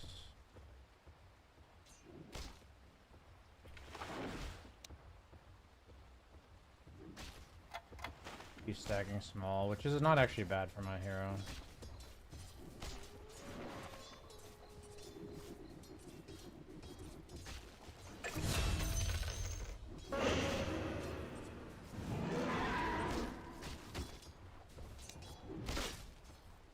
Get phase.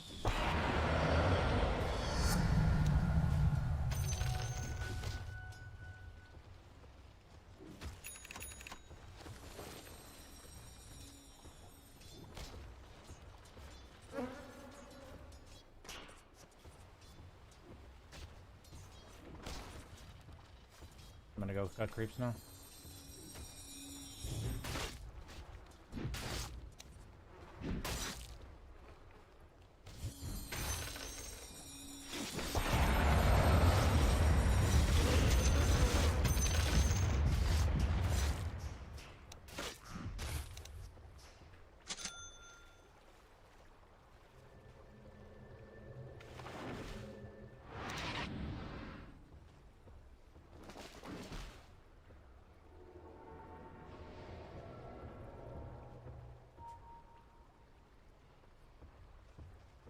Right.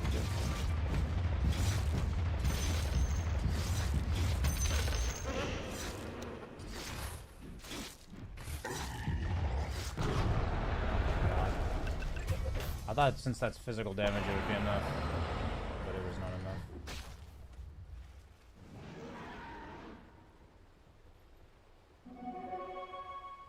I'll come bot, just kill the bear. If they can test wisdom, I can't fight them.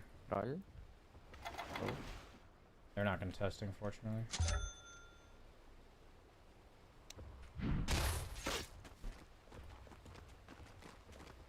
XP, XP. Back.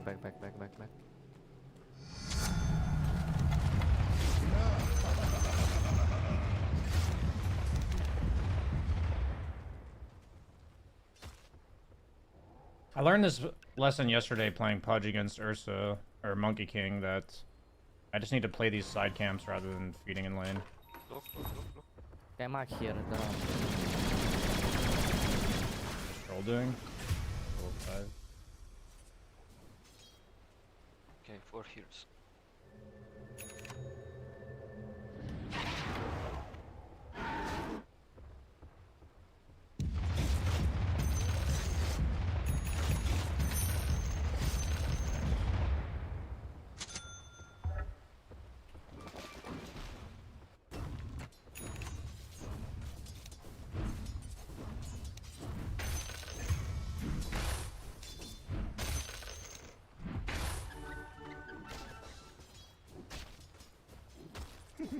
Well.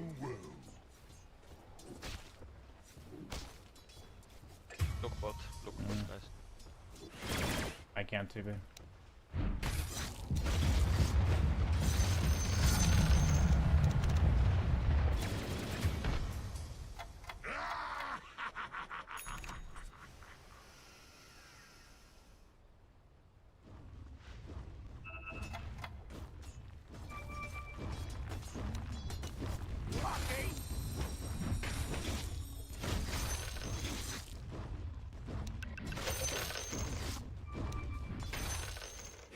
I'm coming bottom.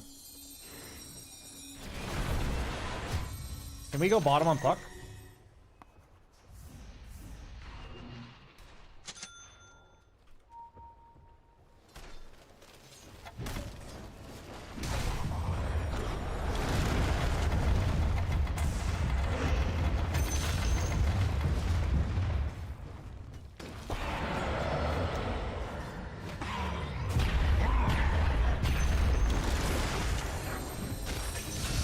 Nice.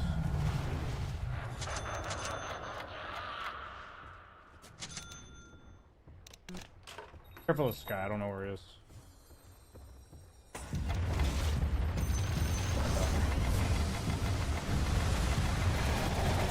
Okay, he's there. That sucks.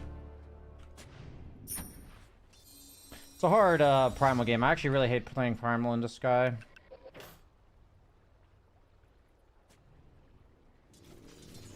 And this guy's just unnecessarily fitting. Let's try to kill Sky mid with Puck. Can you come mid on Puck? I can TP.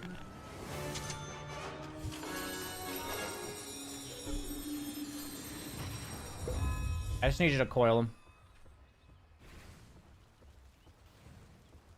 Wait.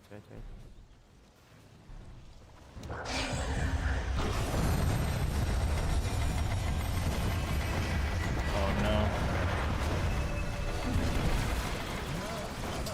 Fuck me. I mean, there's a Dawn ulti, dude. I can't polarize him.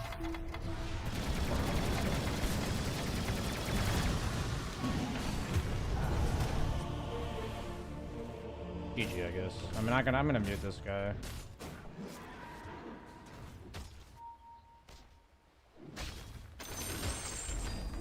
I don't think this should be as bad as it is, but apparently it is, so.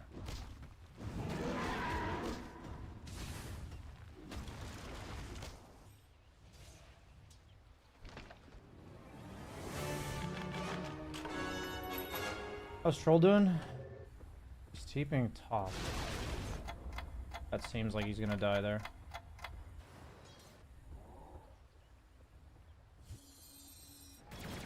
Yeah, that's just a... I don't know what he's doing.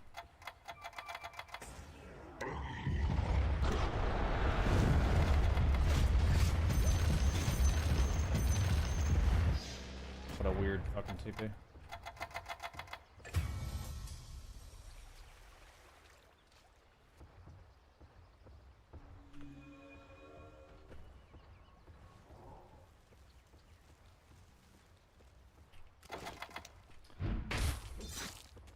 I was just, yeah, not much to say about that one.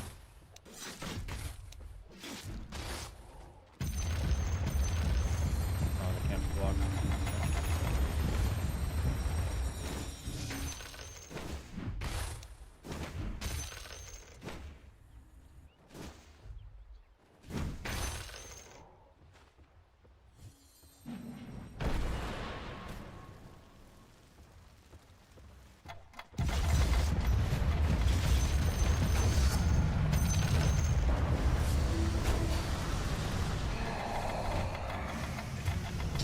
Wow.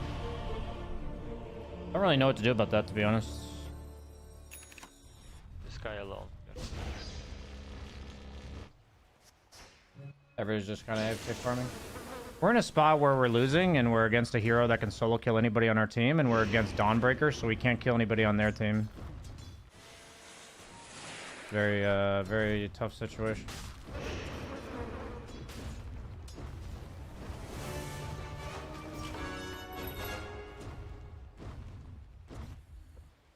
Not really sure what our plan is.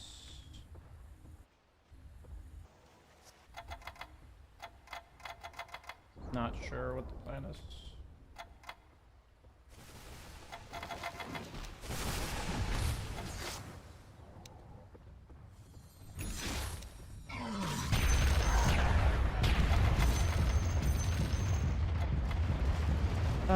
Games like this are tough.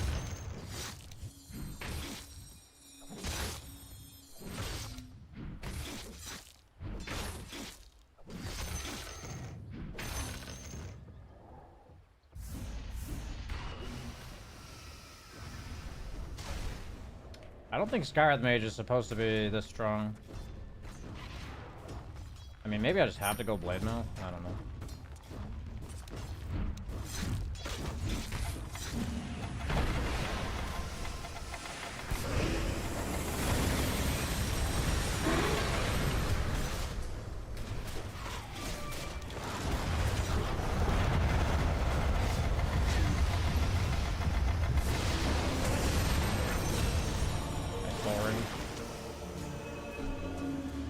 I mean, I believe we need our troll here. This Skywrath Mage can't silence all of us.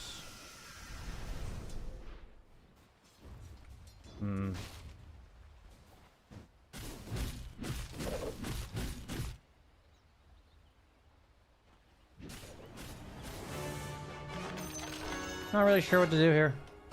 Honestly, like, maybe Midas is the play. I'll go Blade Mill, though. I feel like by the time I have it, he won't even die to it, but it's fine.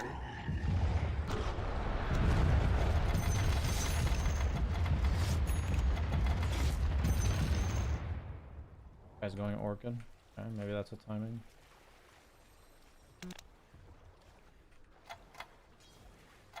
This is one of those games where I genuinely don't know what I was supposed to do here. I don't think there's much I could have done, so... Probably the death to Skywrath Mage in our jungle was like the one major mistake that I really couldn't do anything about. I could have factored Dawn ulti into mid lane, which I did not do.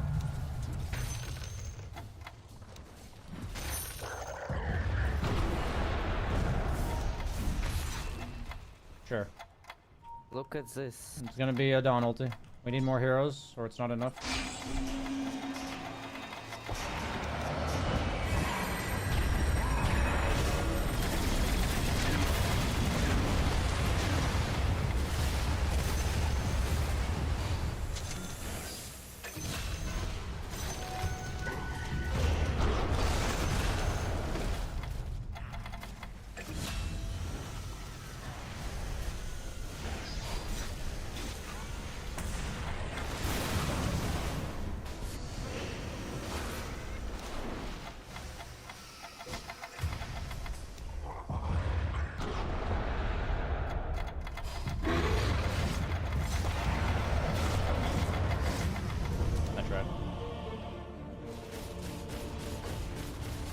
This guy solo killed Ursa?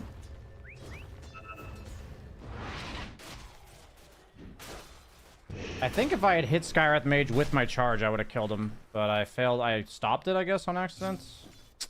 That sucks.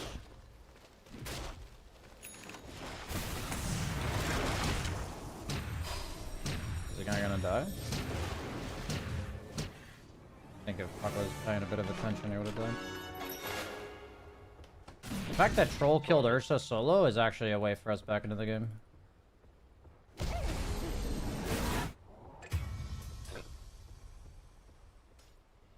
Go kill this guy, no download yet. No break it, no.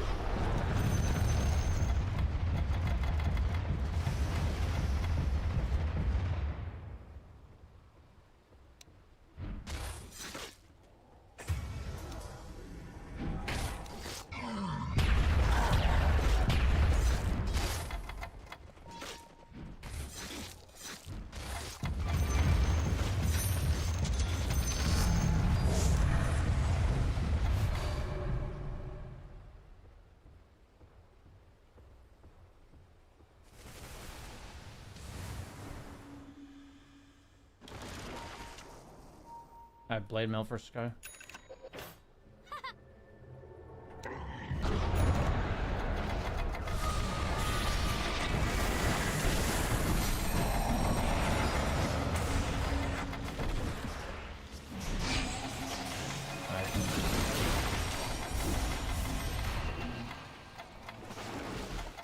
He's not dead.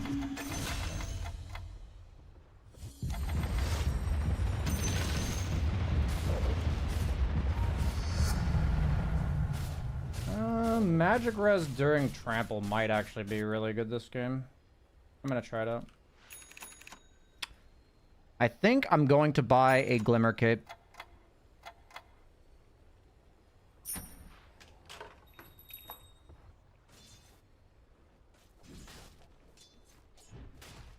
I'm saving for next game with my TP scrolls.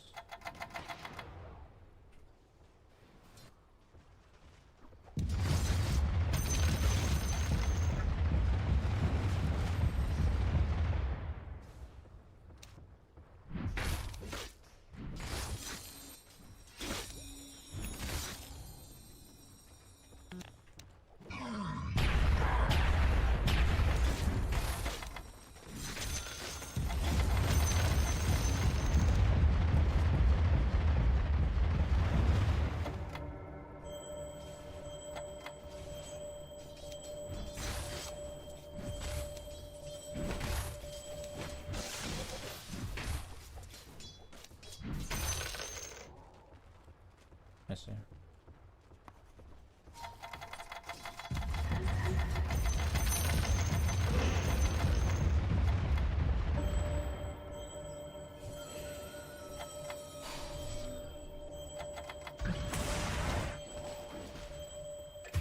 No smoke. Oh my god. Oh, we got the shard? What the fuck? That's sick. Guys, I have blinking for you.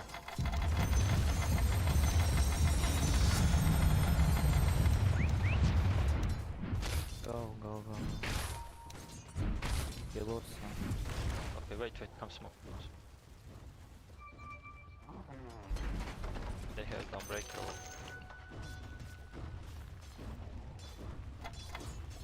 I think it's perfect.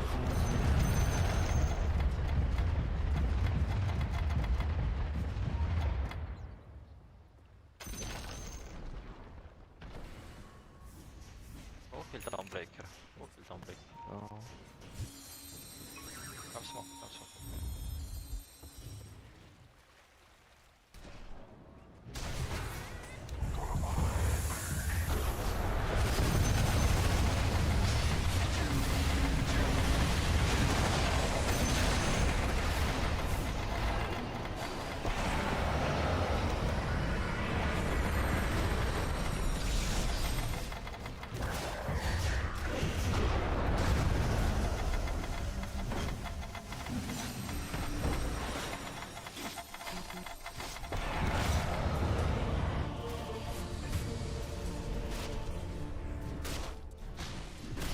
Need our troll to connect to that really badly. I think we killed him if he connects to that.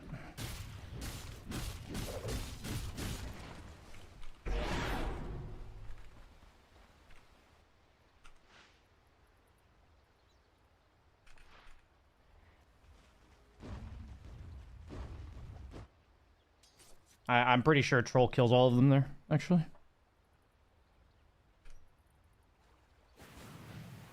A weird play. How low is it? How low is Rush?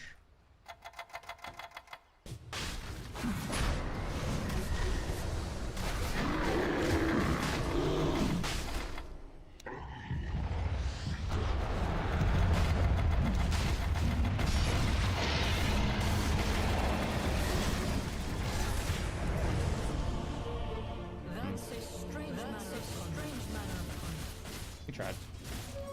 I'm down to go for those type of plays. I think if I played that better, I could have actually taken that.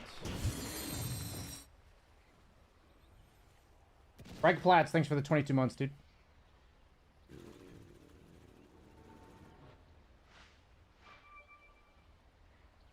Enemy tower has 2% HP. I mean, our troll's getting really farmed. We'll have to see if it's enough. Uh-oh.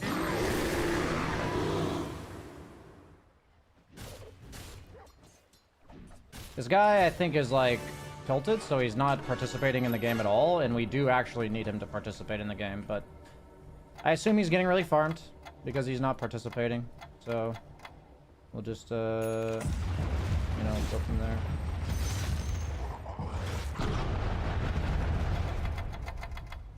Push this way, don't break it. I need to get some farm on my own, though.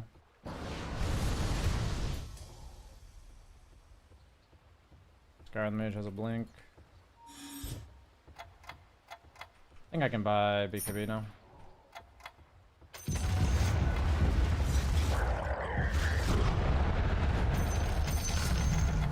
Which way it is?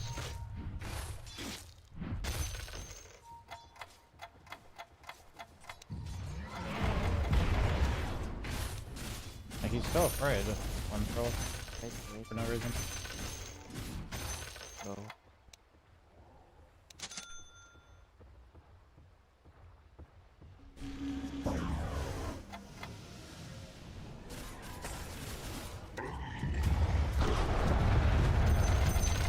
Yeah, it just is what it is. Like, he's not actually playing Dota on troll.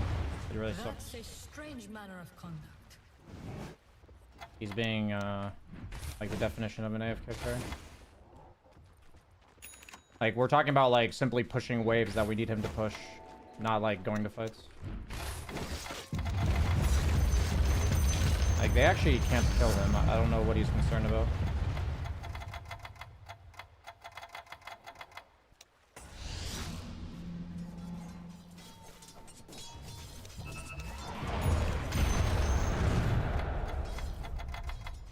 I mean, I'm gonna play split push Dota as well, because that's what Troll's doing. And it's not like a, you know, fuck him kind of thing. It's like, I don't think we can play fight them Dota if he's gonna do this, so it's fine.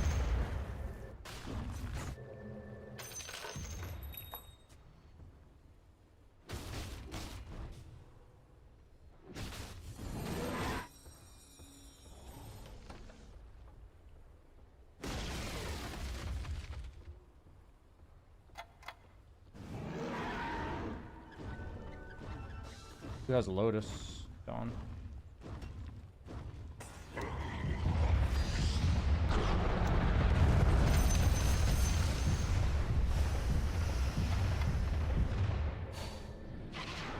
Nothing like the good old nothing like the good old glimmer charge clear wing creep wave.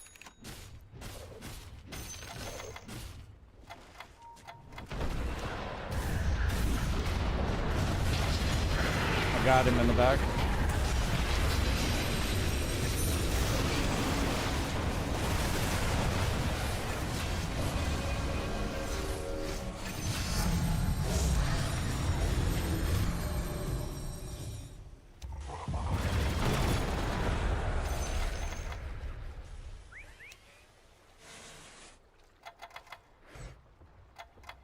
I could have glimmered the clock and maybe it would have saved them.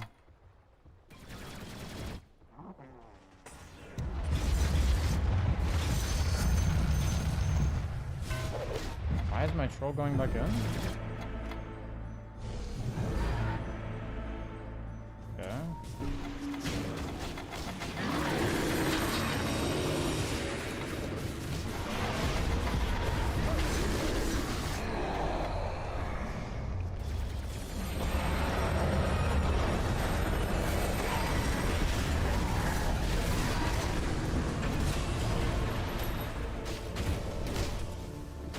I mean, this seems fucking nuts, dude. I don't know why we went back in. That's just crazy to me.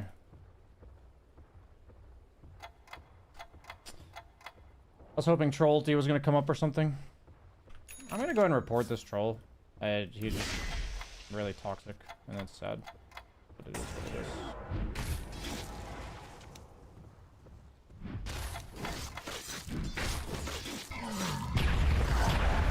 He's one of those players that has this idea that you're playing badly, so he stops trying or like giving a shit about the game as like a coping mechanism for like you're at fault for losing, so I'm not gonna do anything. That's like the type of player he is, which sucks. Maybe guy's going Hex. Does Puck have?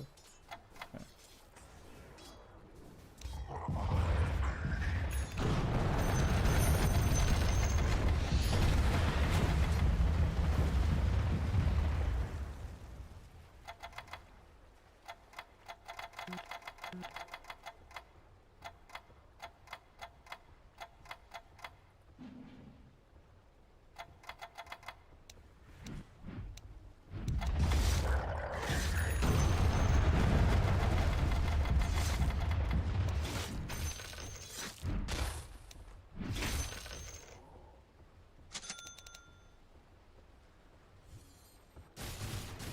Would you like us to AFK? I'm down to AFK if that's what you would like me to do. Is that what you would like, Puck?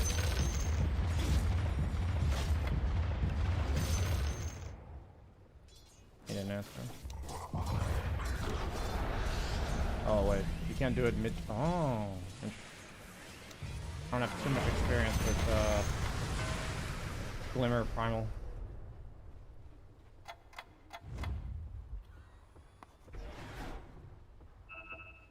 What's the plan?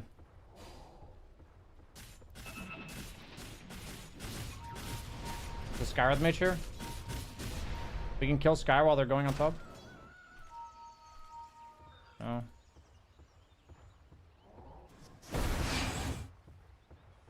I think we kill Sky mid there with Shaman.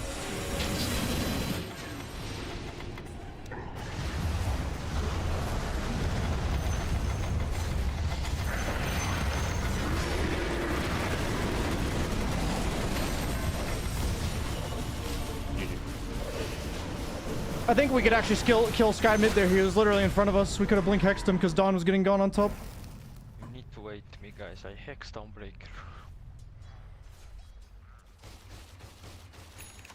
Oh, is Troll like all chatting or something, or what's going on?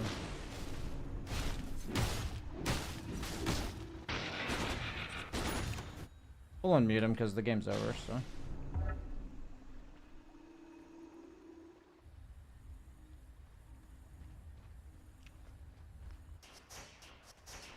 We'll unmute him for your guys' entertainment. Or maybe it's Nature's Prophet.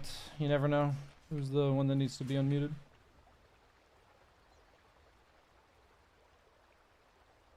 Yeah, I mean, that's effectively what he's doing. Skilly takes care of Purdue. That's effectively what he's doing. People do it a lot. Just kind of gotta let them have it.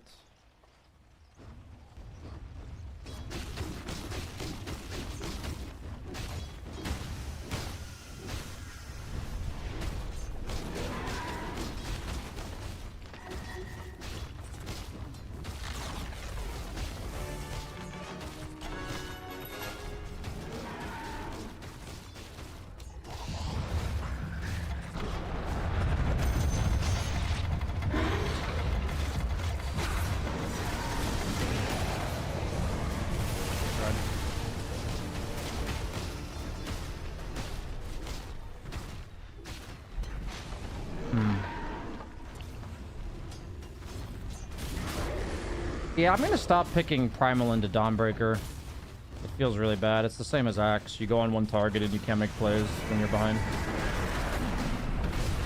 I stopped picking Axe into Dawnbreaker for the same reason. So I'll stop doing that. What's, I mean, Mars was banned. What's, like, a better offlaner against Dawn?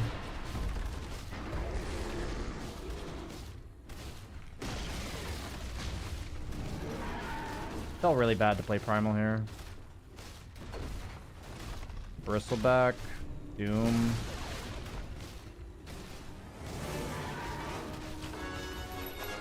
Embersaw. Kunkka. That's a strange Underlord.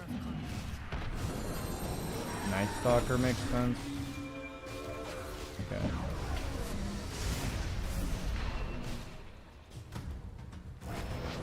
Hey, honey. What is that? Is that a soap dish? A duck soap dish? Poggers. Just don't get two duckies in there. You don't know what they're gonna do if we...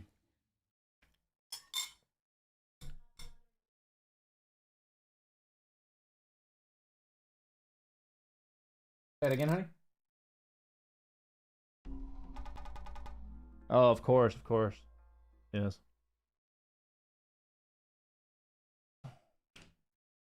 What is the quality of life and standard of living like in Europe versus the US?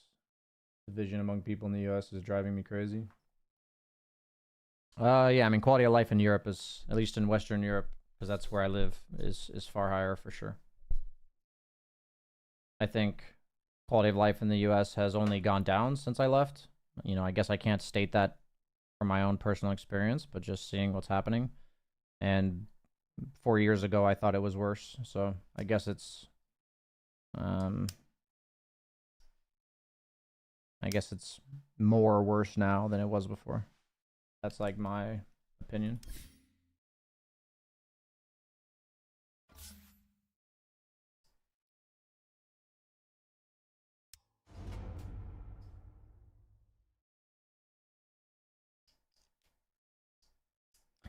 Oh, I need to be... I forgot to be doing, I meant to be journaling about my Dota games. I actually need to reinstate that. Let me do the first one, which was Doom. What exactly did I say? I said, like, what the game was and, like, a brief description, I think.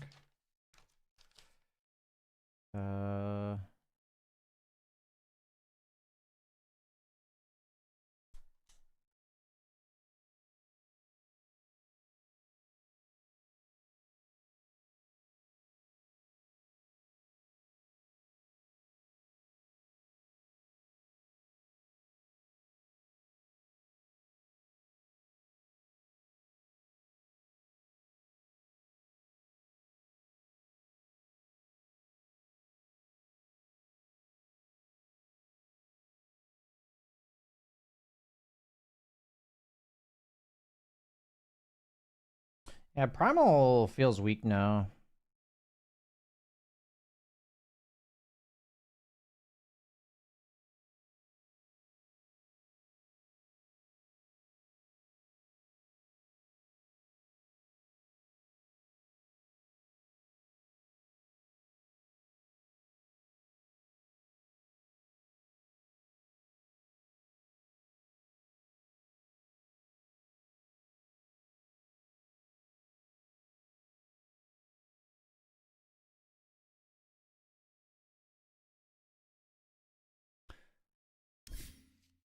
I'm gonna move Primal further down on the list.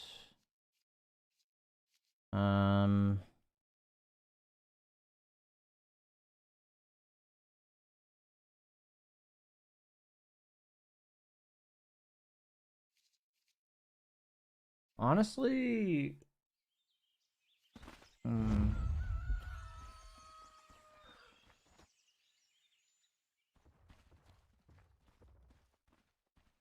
I mean, Dawn's kind of an issue. I like the Underlord idea.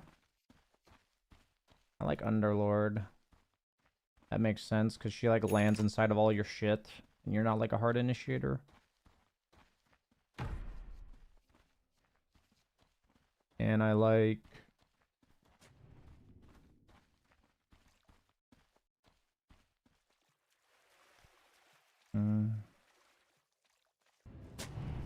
So, like, if I had a Nature's Prophet 4 against Undying 5... Honestly, maybe even just a ranged hero there. And I can trade...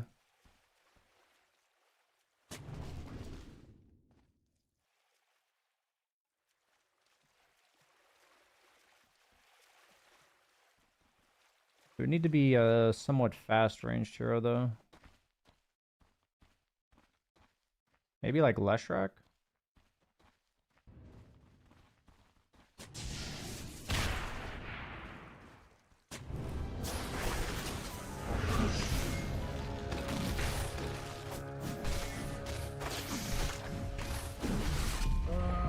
Leshrac's pretty bad against Ursa, though.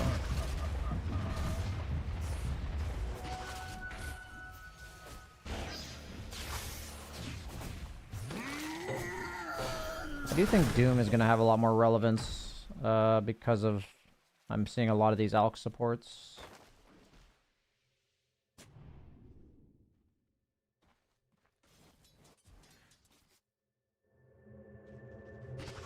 Quality of life in the US is the best in the world if you're rich as fuck. Yeah, I watched recently... Oh, Bristleback was the hero I wanted to add. I watched recently,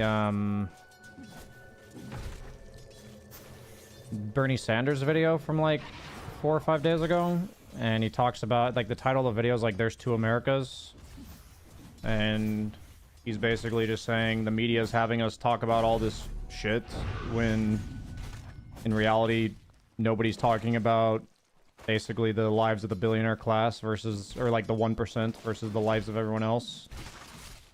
And I mean, I agree entirely with the fact that,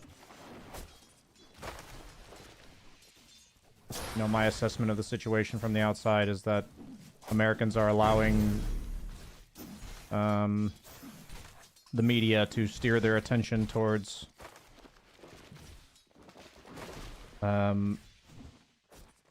things that cause them to fight between them rather than looking up at the billionaire class, the people who are like fucking them over. That's like my opinion. But yeah.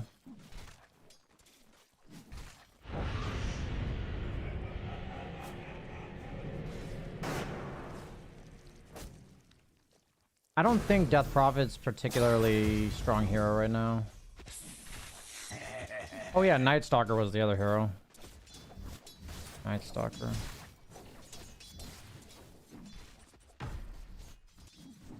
I'll put these heroes next to Dawn. It's like Bristle, Night Stalker, Doom. Those are my Dawn responses.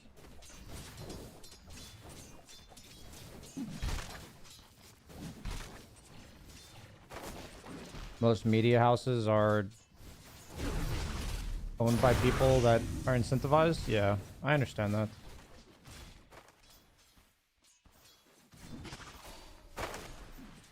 Yeah, I mean, it's just a matter... I mean, it's a matter of time before something pretty crazy happens in the US. I don't know when that's gonna be. I don't know how long it takes for billions of dollars to be funneled out of the 99% into the 1% before the 99% uprises. Like, I don't know how long that's gonna take. But from my perspective, it's inevitable at this point.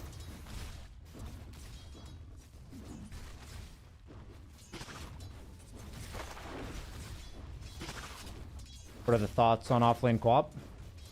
I think it has a place. Honestly, I could probably pick it in a game like that last one.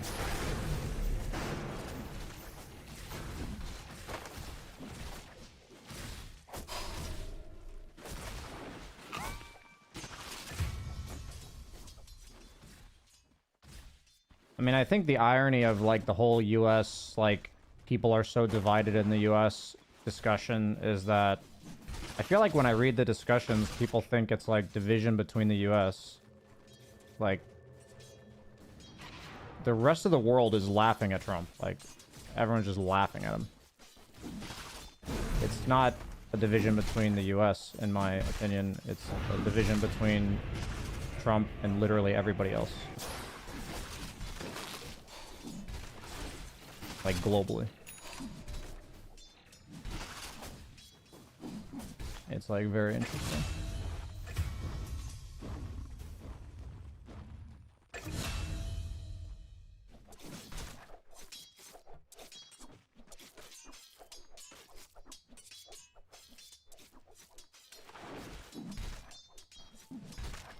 Yeah, I mean, sadly, modern technology has allowed small amounts of people to be able to kill large amounts of people. It is really sad.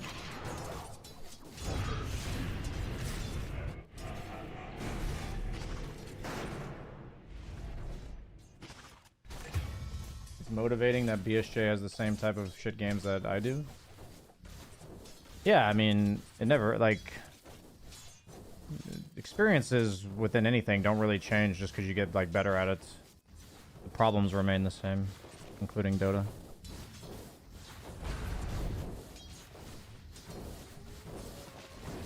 At least we know what a woman is.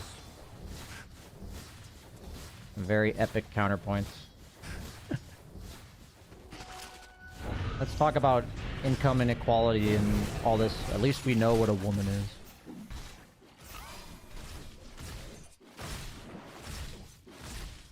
That's the exact point of the discussion. I saw in a video that 5 companies now own like 90% of news media in the US. Yeah, it's pretty crazy, man.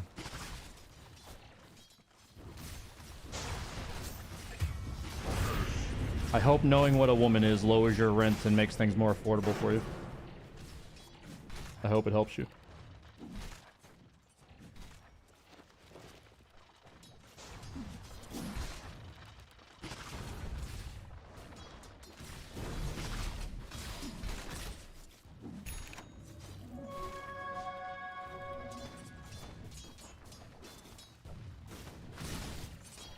Okay, so against Dawn, we're gonna look to pick Night Stalker, Bristle, or Doom. Going into debt to own the libs? Indeed. We have been owned. The whole world will see how wrong they are about trans people. We'll show them good.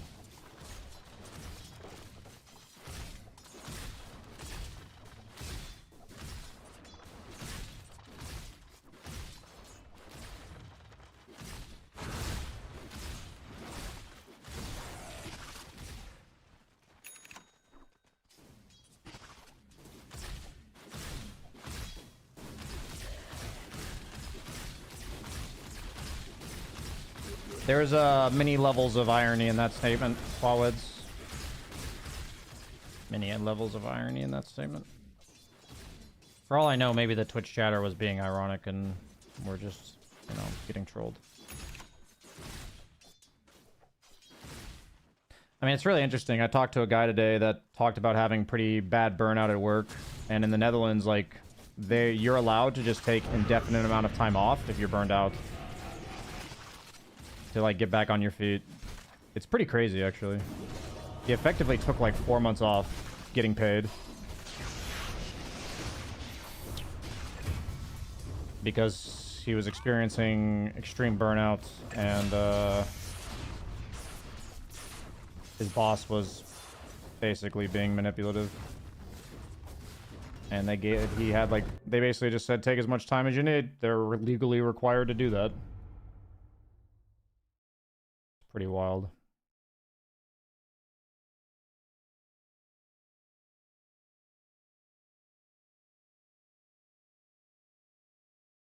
You're a far left extremist, holding insane views like people should have a place to sleep, food, and not die of easily preventable causes. I think you should chill the fuck out. I think that's a little bit too extreme here.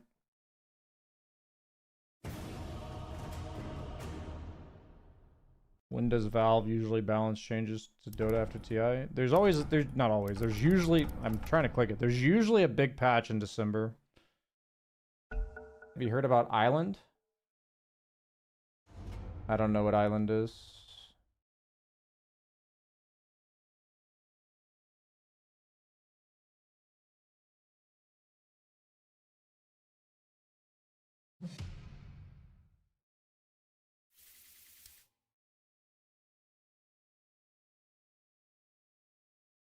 Lonely Island or Epstein Island? Yeah, Epstein Island for sure. Trump knows about islands. He's been to a lot of them for sure. Looks like I'll play support this game.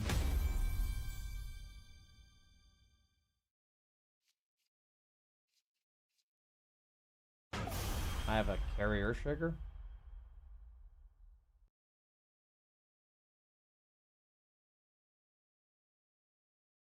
The funny thing is, I suck at playing Earthshaker, and I'll never be able to learn because he gets banned every game.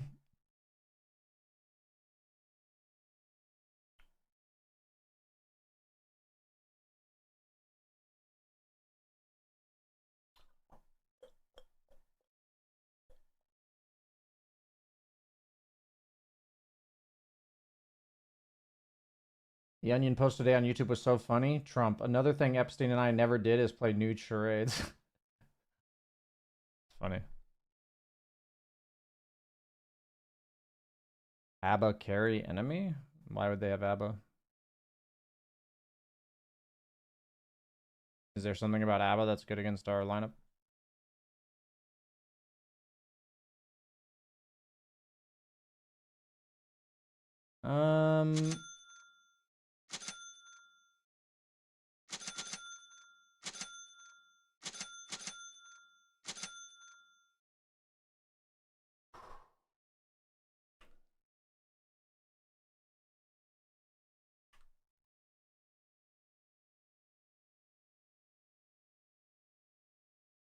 It's crazy how the Dutch don't abuse those rules, hence why the government doesn't remove them.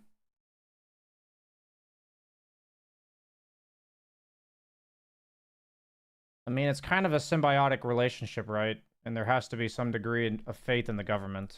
And there has to be like a mutual faith between everybody, which is something that I believe is lost. In this modern day and age of America. Why do you live in Europe? I originally moved here for being a part of Team Liquid and working with them. I had been staying in Ukraine for a month and a half or so during Omega League a while back. And I really liked the pub culture here.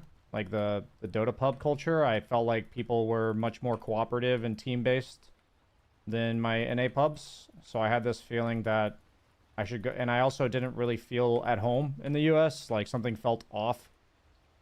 So all of these things combined, I ended up here, and that was 4 years ago, and I've stayed here because I enjoy life much more here than I enjoy it in the US. My darlings.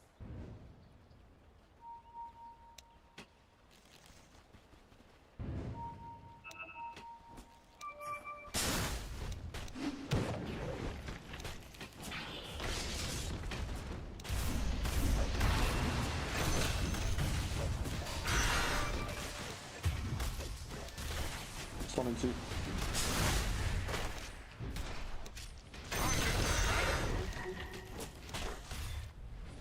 I'm dead.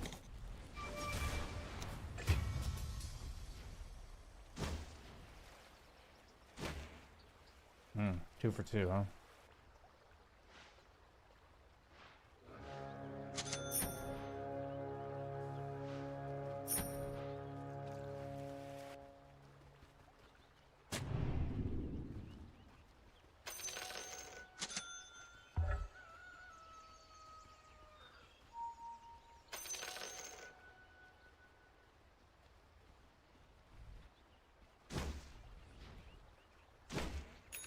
I'll take too much damage doing that.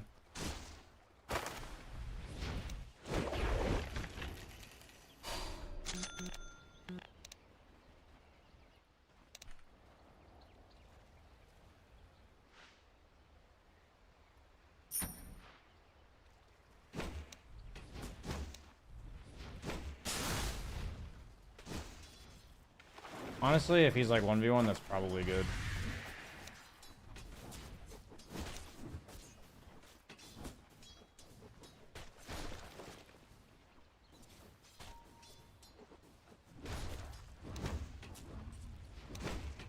Yeah.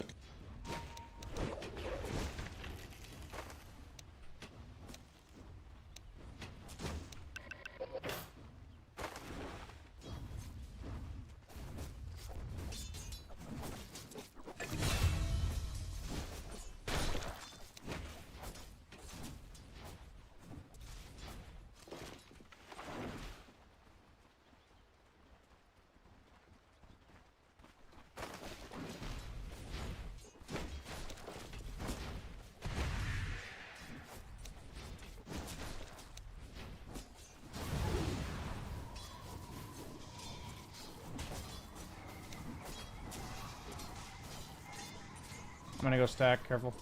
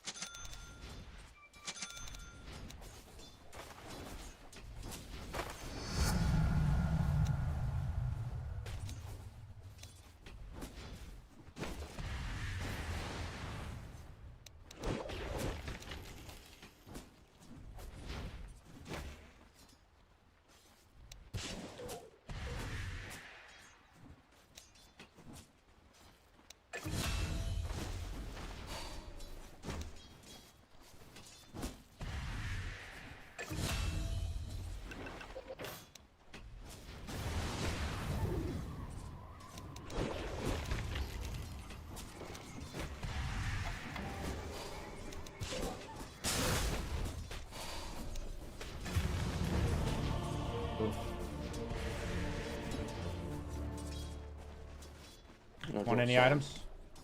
Okay.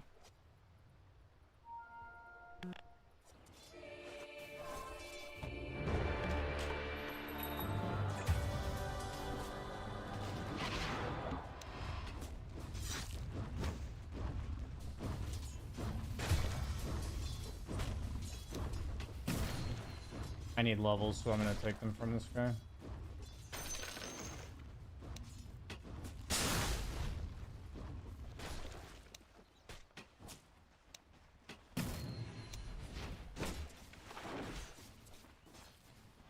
I'll stack. Good stack. Yep.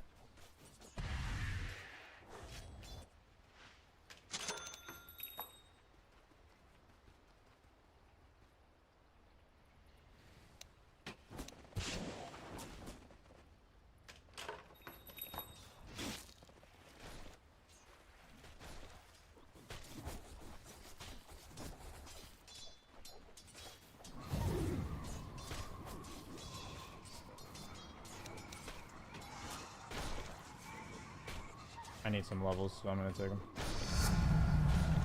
Honestly, I'd probably take Scurry. I don't have TP on top. Stacks. He doesn't have his sandstorm. I'm gonna cut waves. Sure. I'm gonna go stack. I'm only gonna get the big camp.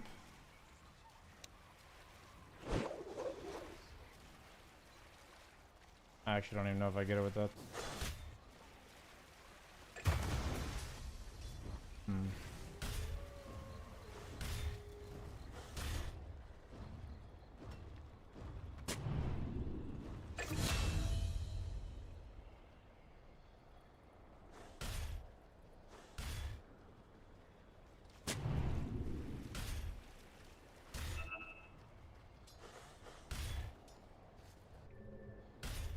I don't do anything here, so.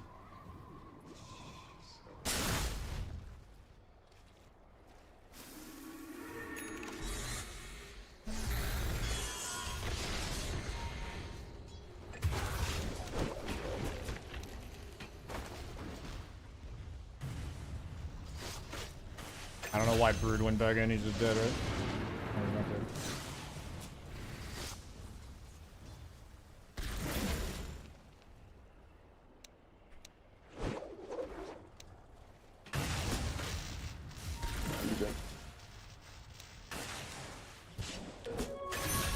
Wow.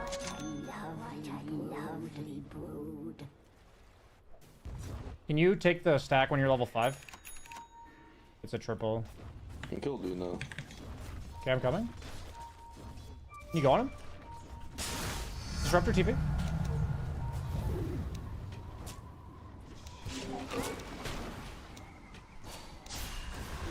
Needed the disruptor TP. Do you not have it? You had a TP. That guy was dead if you used it.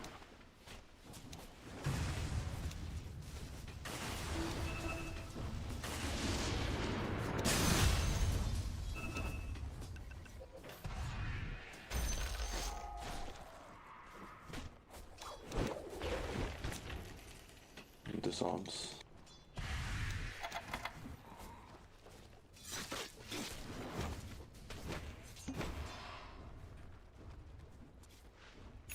Can you take those stacks when you're like with your sensor? I'll help you clear this. Pair of legs. I'm gonna farm stacks. You can take this lane. Sure.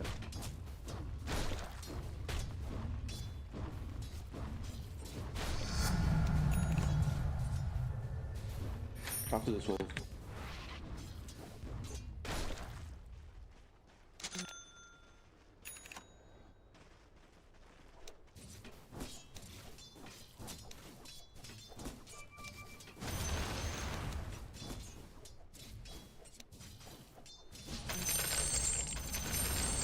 All in.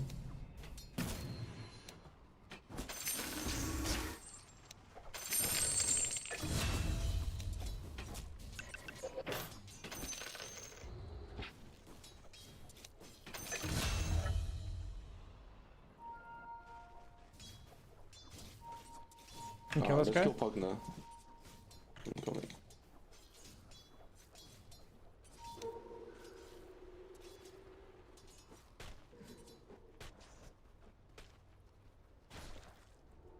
You can probably dive him. Timbersaw does have a haste though.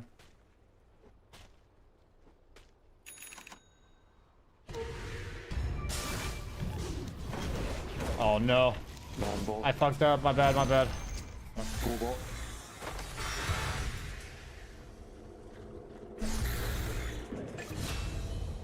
They're coming through portal, guys. Timbersaw? Maybe not.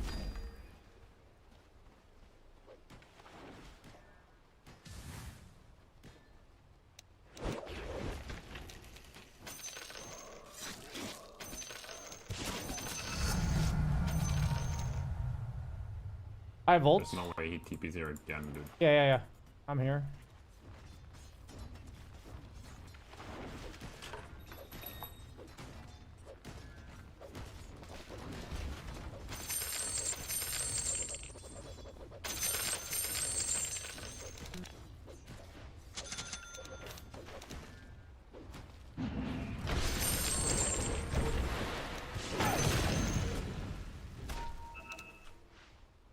Can kill the timber.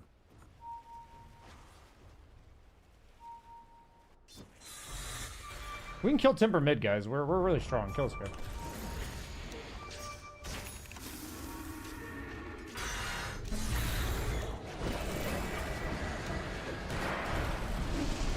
What? I don't think we need to do lunch there, guy.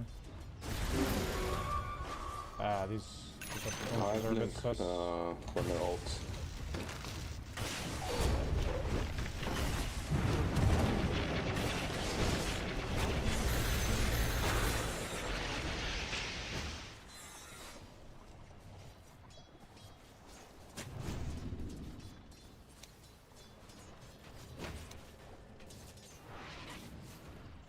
He was really low.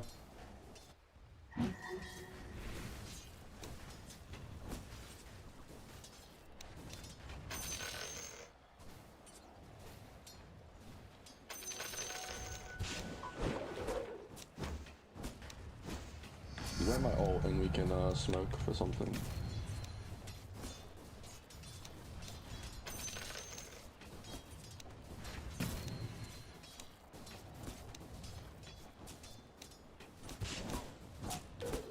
Oh my god. Disaster. Dude.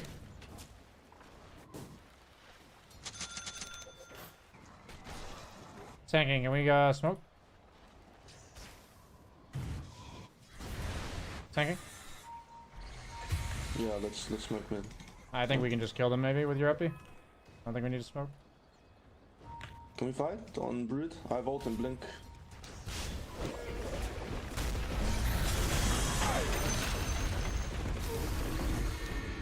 Hit him between. Oh! Ooh! Not even fucking close.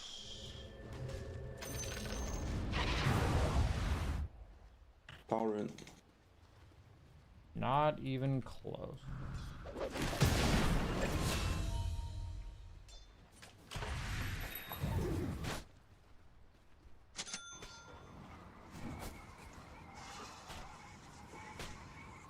Disruptor, can you portal? Disruptor, portal, please. You'll be there. No, it snows. Never mind. Go, go. I'm gating behind them. I'll be there in like 15. And try to get all of them there.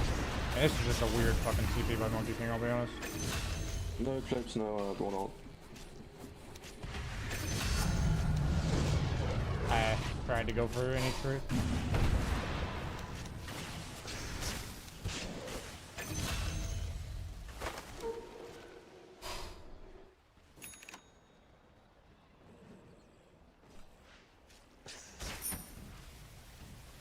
No, I need oh. Yep, play next epi.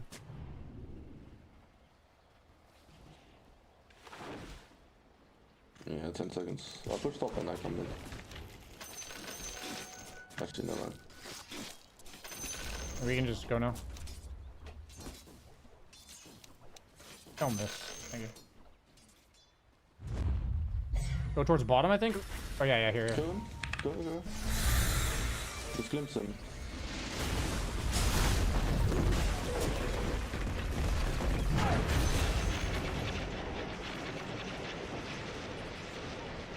HP rune, power rune.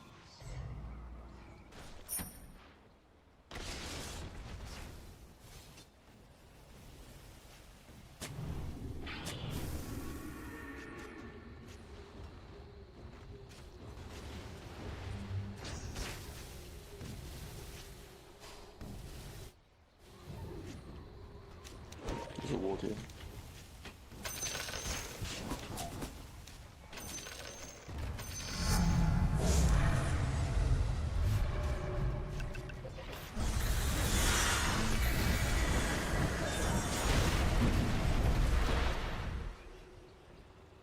Dawn no ult top. Dawn has no ult. Coming towards you guys. We can maybe kill Luna. Can kill Luna. That's Yeah. Or we can't use all our fucking smokes for this. There's no ward here anymore. I'm coming in 10.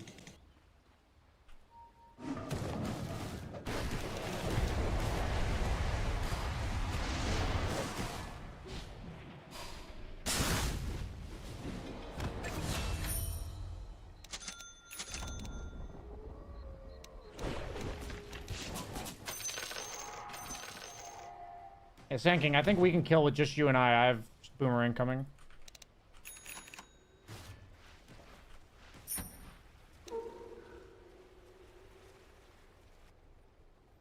I don't really want to play.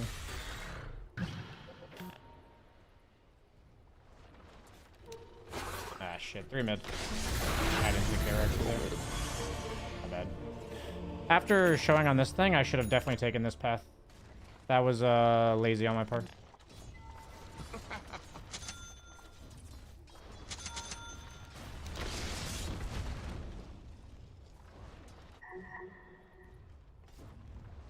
Yeah, I mean, I think it's my job to deal with mid.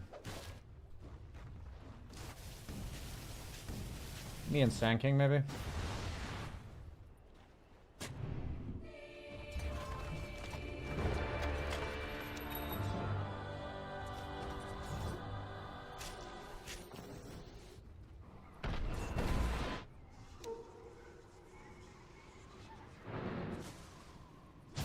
Sand King, can you look mid? Just in case.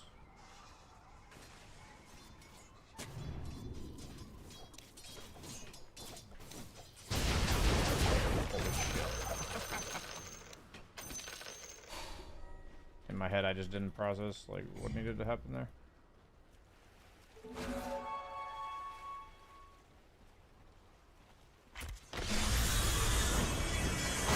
Get back. I don't know where the obs is. This Heroes? I was trying to find They have no ult on Dawn, can fight mid. We can They have definitely no fight wards the... here. I need +1. You kill this guy?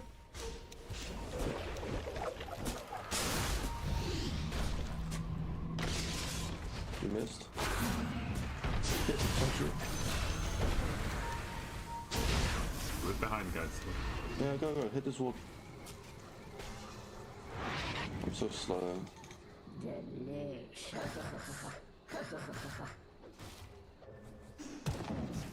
Can we go kill Luna, actually?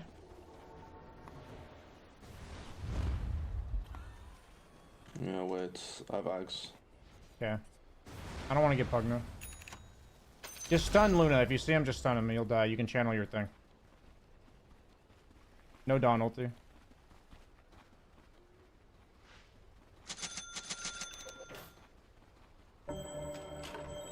I'm letting you go first. It's fine, they have no tool now.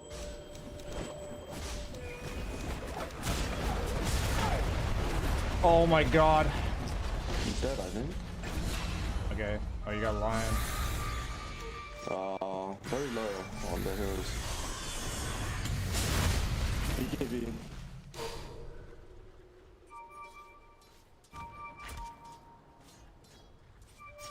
No BKB.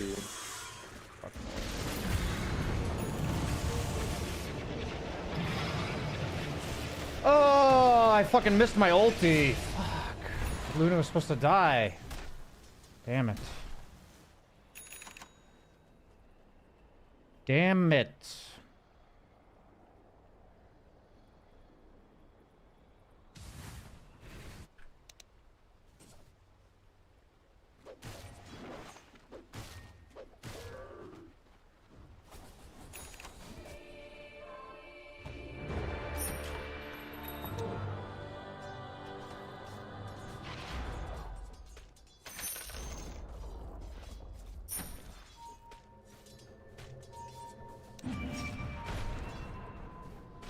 Can you blink stun him? Just needed to not let himself get hit.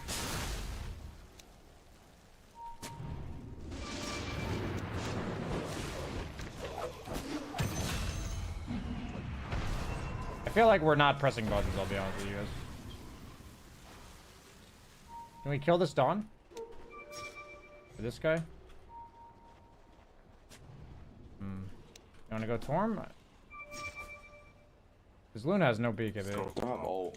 We're not catching him. Okay.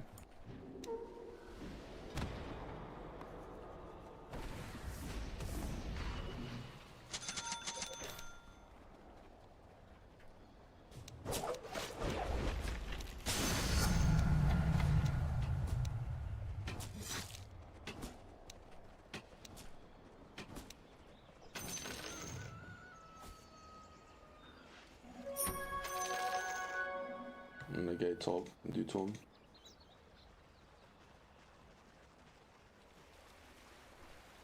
Oh my god.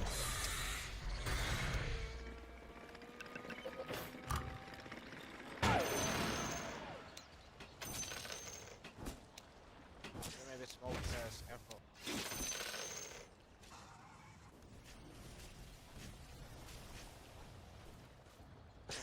Watch out, I can't save you from Lion. I'm too being dead. Get to kill the Dawn first. Brood's kind of nuts, I can't save him.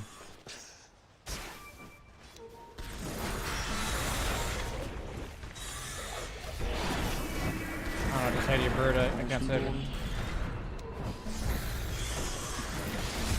Like, that's just super obvious.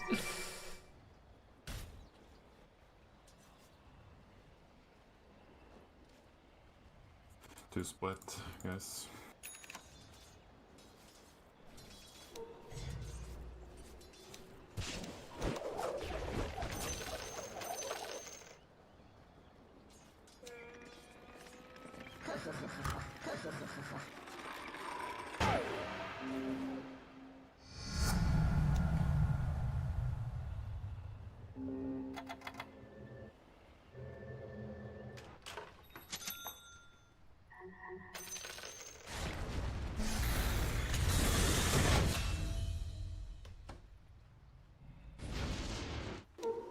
Fine, dead. Coming. Can we get Sanka? Can fight, I stunned them. And,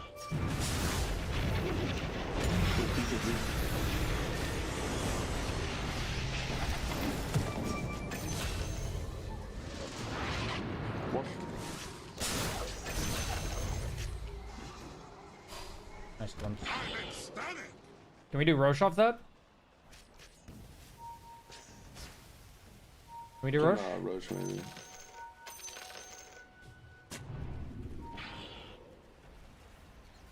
Wanna go Dawn? We can go Dawn as well. Can you catch him?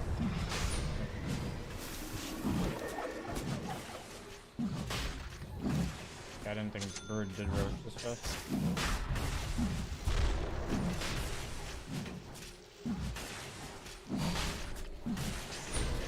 Luna's gonna have Axe soon, keep that in mind.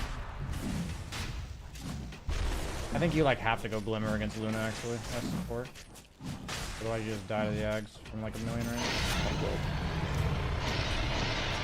Can we fight these guys? They used everything? Ags Luna. They use 2 ults. They used everything. Okay. If monkeys. They have no clips, don't know. We have no monkeys. Can we go through portal actually? Can we go portal disruptor?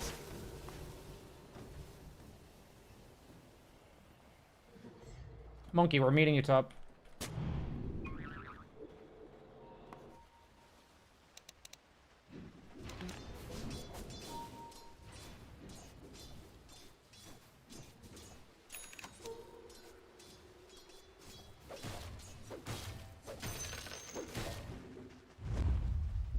No Dawn ulti, no Dawn ulti.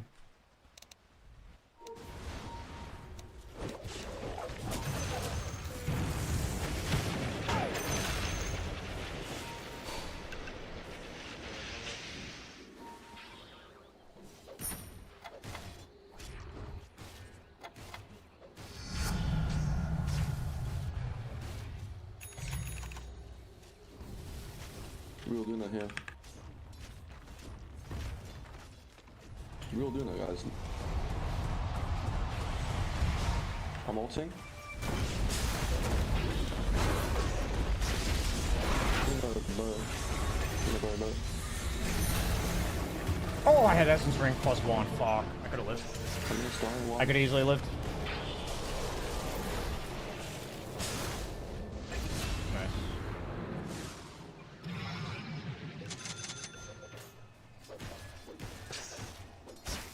I'm not channeling my ulti.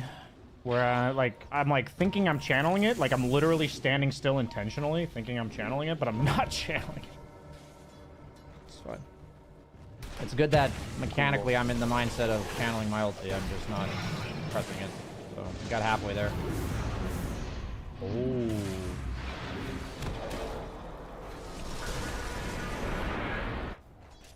You're good. You're good.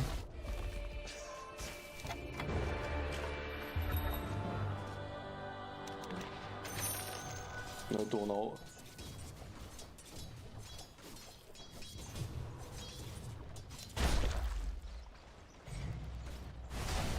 I'm here. Yes, I just.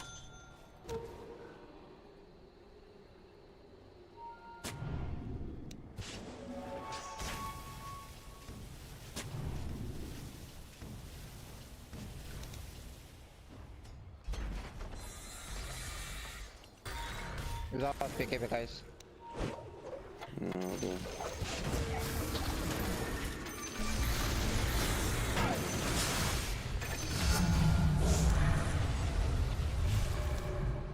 Can go push the 2 dead.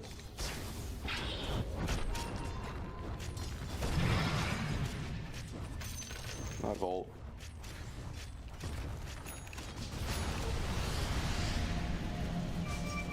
Don't die, my darlings. Wait, hold on.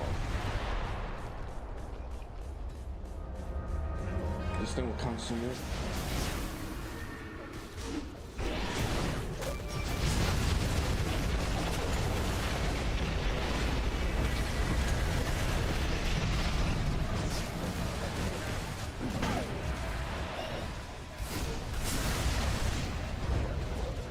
No. Never saw respawning.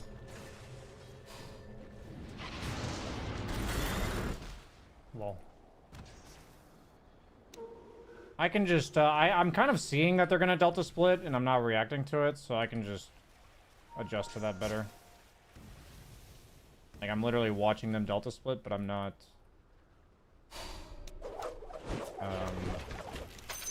changing the way that I push my Q. I have no ult. I need to reset. It might be too much.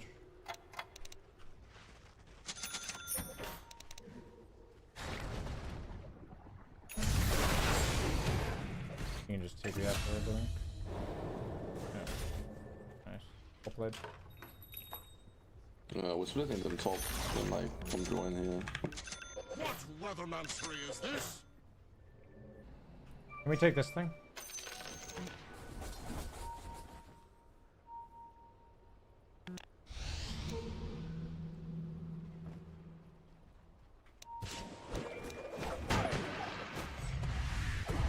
Oh no. I could have ran to the left, maybe. I thought he already ulted. I guess he didn't. He saw me though? Yeah, Eclipse used. Low cooldown though. What's my... I think this is still the best item. I'm coming to fight. What's the thing I have? Health? Probably mana. No brood. Why? Wait, why are we now fighting? Oh, that's why.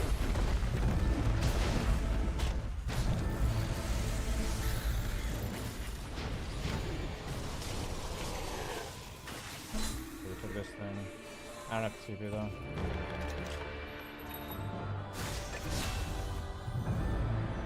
Double boards. Okay, well, my team owns. Thanks for the carry, team. Good job.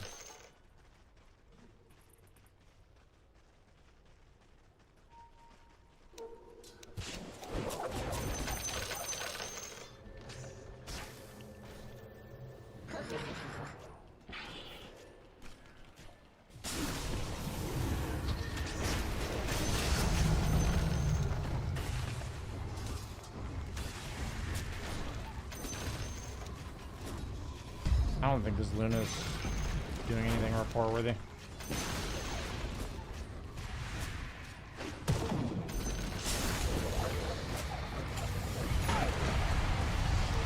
Holy shit.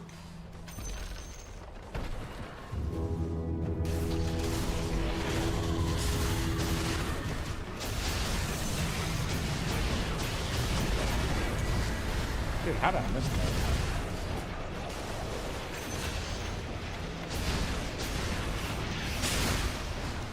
Thing again.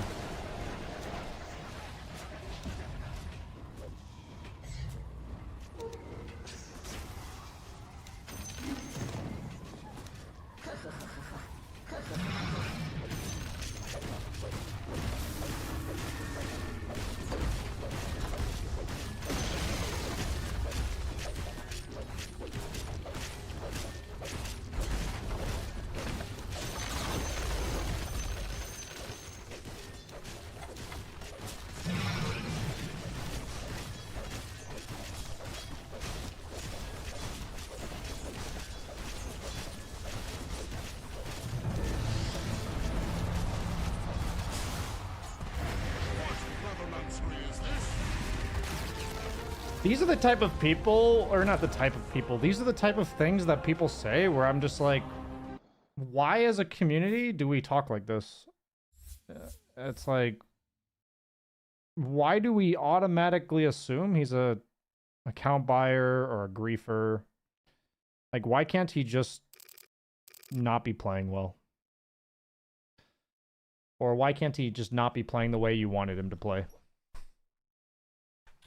Like, whatever the reason is, it's just so interesting to me that we hyper fixate on this type of shit.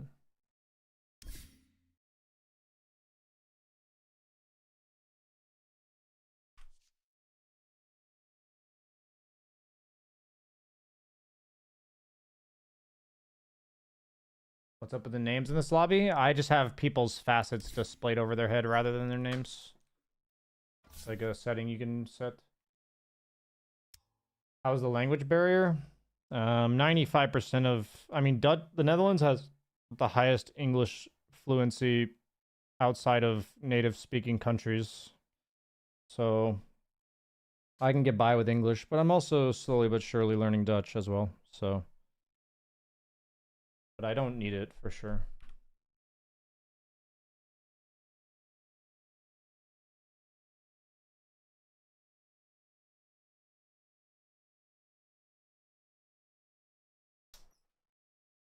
People love to degrade and to feel superior, so calling idiot dumb feels good. I always try to shift the conversation to what emotion are they feeling that is then stimulating them to talk down to you. Rather than just generalizing it as people love to do this, because I don't like to do that.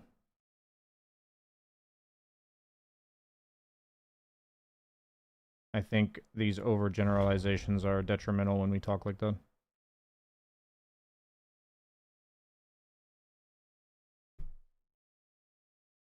I think a lot of it has to do with the internet and the anonymity that it offers. I had this discussion off stream with somebody else as well, where he says people will always be toxic as long as there's anonymity. Where I believe that it is a learned behavior that people only behave because they're fearing punishment or because they think they'll be rewarded for behaving. So rather than saying that people will always be toxic because of anonymity, or that people are being toxic because of anonymity, it's more so they are being toxic because they only know to behave out of hierarchy, which is a learned behavior.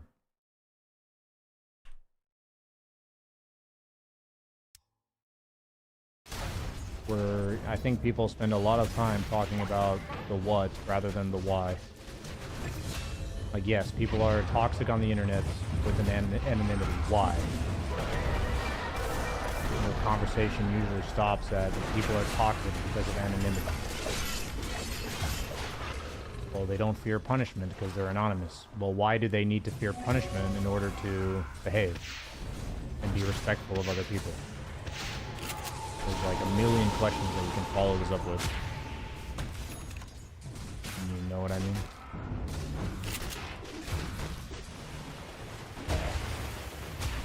You're saying you don't have a good explanation. Well, I'm giving you what I think is... I'm giving you what my explanation is. Whether you think it's good or not is up to you, but I'm giving you my explanation.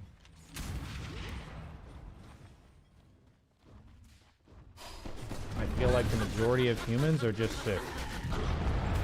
How would you feel if I relabeled your word sick as educated, or like either ignorant or educated differently? How would you feel if I reworded it that way?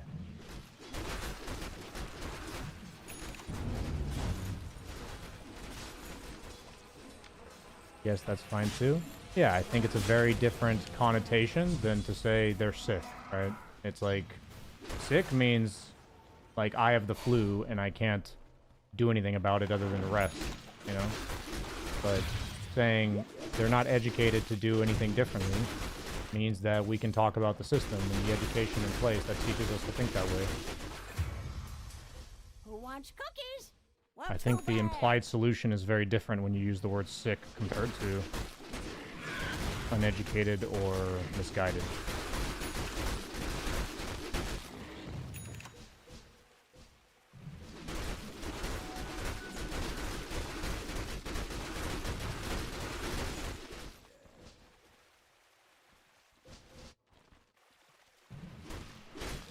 What do you think of my explanation, Red Rover?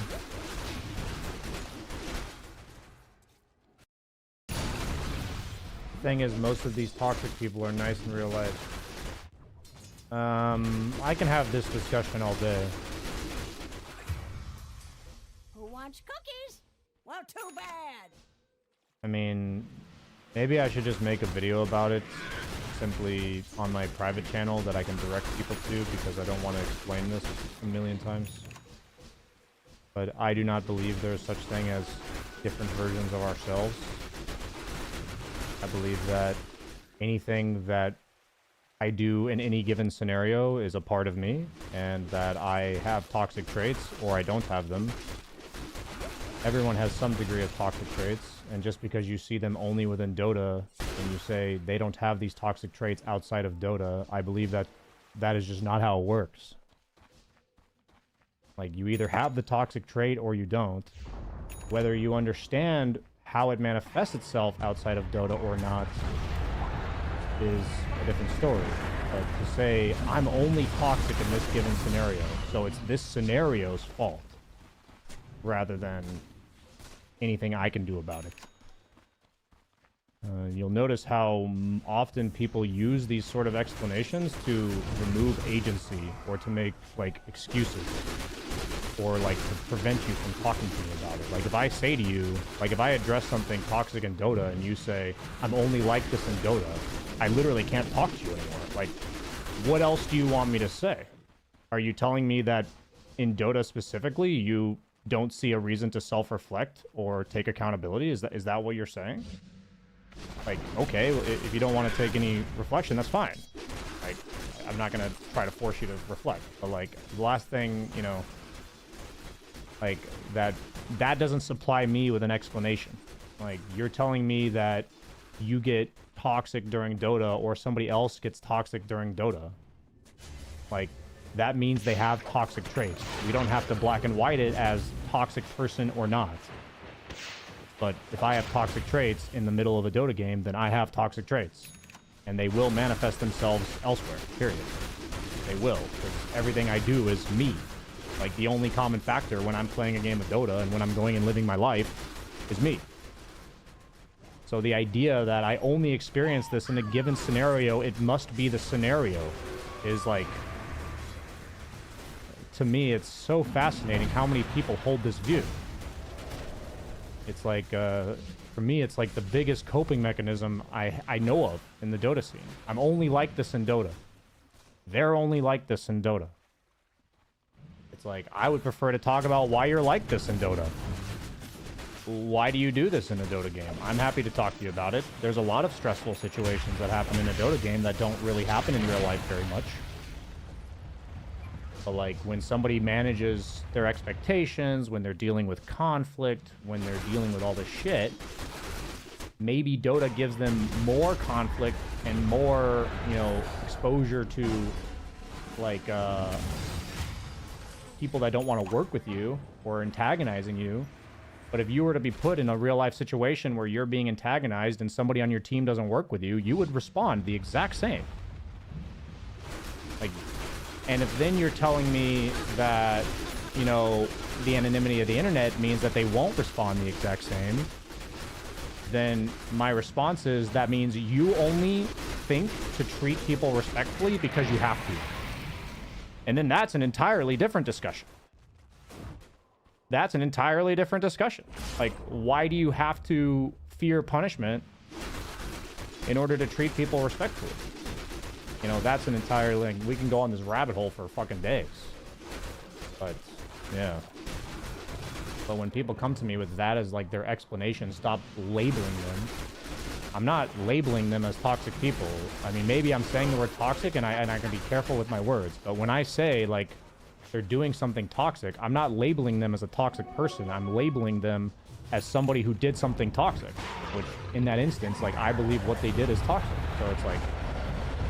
To come back and say, stop grouping their entire personality into this one thing is literally saying that I'm doing that when I'm just saying the guy did a toxic thing. And, you know, I try not even to, like, group things as toxic or not. I usually try to group them as, I don't like what he did. Like, I'm not happy with what he did. It made my... I had a less enjoyable experience playing this game because of that guy's actions. And I find myself still using the word toxic more than I would like to. So, you know, on me, that's a matter of working on it. But, yeah, I just...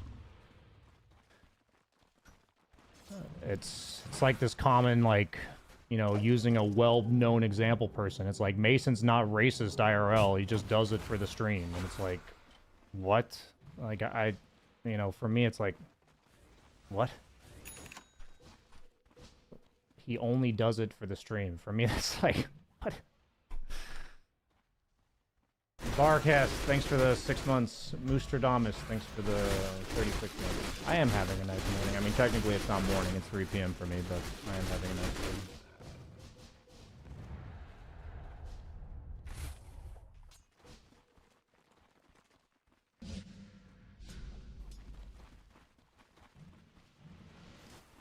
BSJ has thought about this a lot. I've thought about it far more than any of you, I promise you. As a streamer who's reflecting, I have thought about who people are online far more than you have. Because I've met countless people that I've only known online for some time.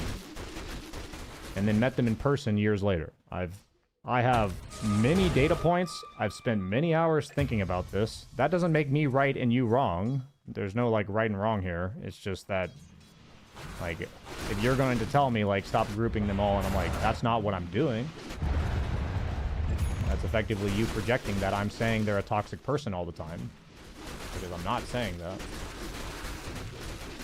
But to say that a toxic trait is isolated to a specific incident is just not a thing.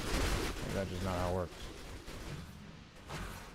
Get back from the gym. Yeah, I'm actually changing my schedule up a bit. I go to the gym on Tuesday mornings now because I have like a pretty long day on Monday. So like a long work day. So then on Tuesday I go to the gym in the morning as like kind of a reset. I have like a nice coffee and then I go to the gym.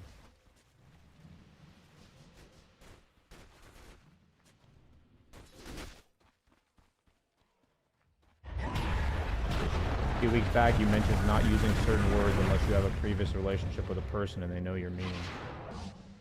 Yeah, that's kind of the tough part about streaming is that, for instance, I had a viewer that's, I'm not going to name him just because he didn't agree or anything. I've coached him several times and he came to me with a very thoughtful message about my perspective on the word should. Oh boy. And it actually, before I had the discussion with him, because he sent me a text message about it, I ended up having like a discussion with my girlfriend about the meaning of the word should and how, if ever, I would use it. And it actually prompted like a really meaningful discussion where I feel like any time in the future my girlfriend or I use the word should, that we would have a very mutual understanding of what we mean. Oh boy. And then it's okay to use the word should. But the problem with streaming is that I can't have this conversation with everybody. That was unreal. And there's always going to be somebody in the chat, even if I've had this conversation on stream for like 4 years in a row, there's always going to be somebody in chat who doesn't know exactly what I mean by the word should. And then they will take the word should in a way that I don't mean. And then, you know, it leads to them getting really mad at me or triggered in some way. And so for me as a streamer, I feel like I just have to not use these words at all because the extra effort to not use the word is less effort than dealing with people misunderstanding me.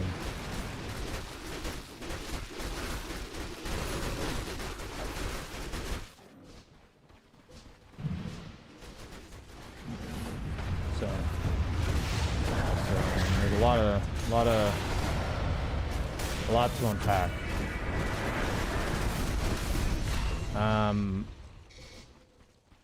You know, since you're here, I'm going to respond to your message about empathy, Red Rover.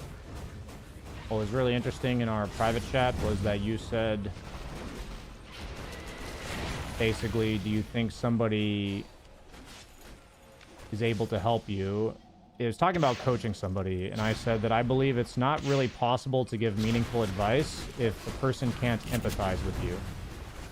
And then your response was, let me read it. Your response was, I logically refuse to fall into the trap of you don't know what it's like, BSJ, you were never Harold. So what's interesting about this is that when I mentioned empathy, your thought on empathy, this is how I interpreted it, is that I have to have experienced being a Herald for me to empathize with you. When for me, empathy is the emotion you feel being Herald. So like earlier you said something like, I'm embarrassed of my MMR. And so when I say empathize with you, I'm not empathizing with the fact that you're Herald. I'm empathizing with being embarrassed about a skill that I lack or something I struggle with and asking for help. Empathy comes from the emotion you feel about it, not the occurrence that happens. I don't need to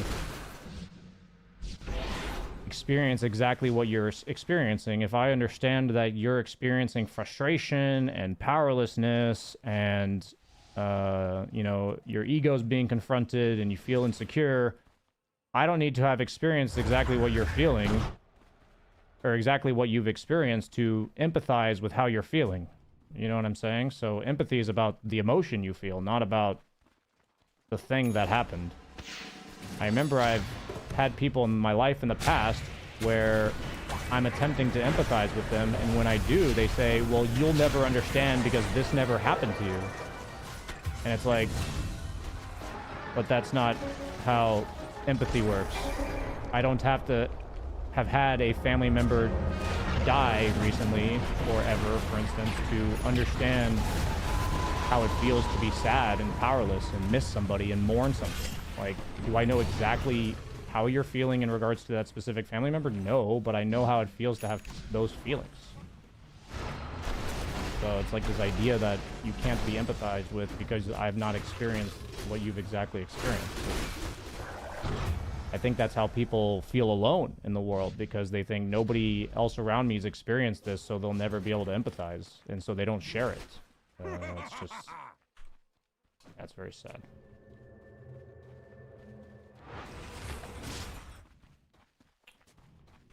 I believe you're saying empathy when you mean sympathy.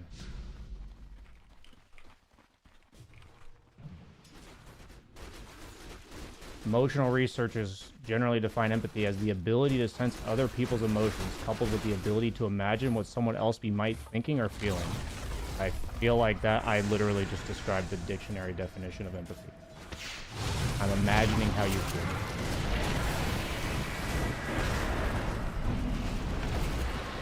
That is literally the dictionary definition of empathy. Compare that to sympathy. Sure, man. Is a feeling of care, compassion, or pity for someone else's distress or misfortune. Yes. So, I'm experiencing empathy. I don't know. What's the problem here?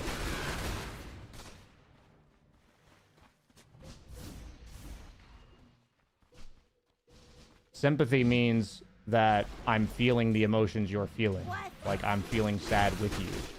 While empathy means I know what it's like to feel how you feel, and I'm imagining how you feel right now, but I don't feel that way. Does that make sense? Like, I'm imagining what it's like to be insecure or to feel powerless or feel afraid, but I don't feel that right now.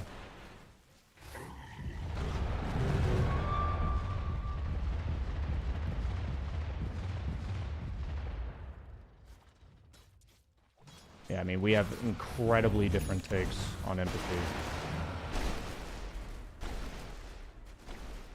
If what I'm saying is how you would define sympathy, then sure. But know that when I say empathy, that's what I mean. Like, for me, I've thought very long and hard about the definition of empathy, to the point where I don't even know what the dictionary definition is anymore. I just know it. I just have this, like, keen sense of what empathy is. So all I can ask is that when I say empathy, that you have a general idea of what I mean by empathy. Whatever you want to call it, sure, man. I'm not going to dispute you there. You think the use of the words is bad.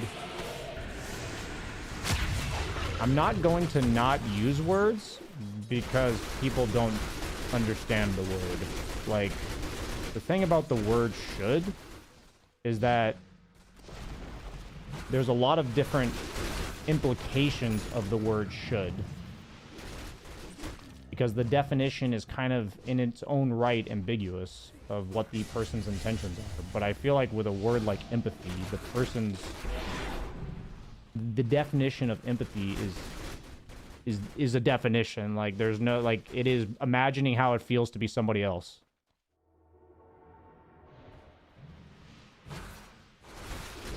It's like, I can't use a different word for that because it's what the word means.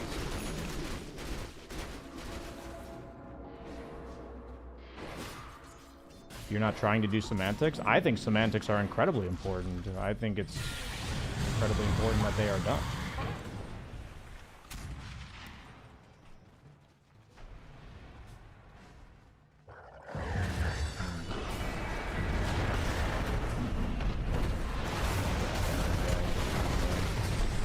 In the past, I thought, like, for a little while, I was like, I'm not going to ban people.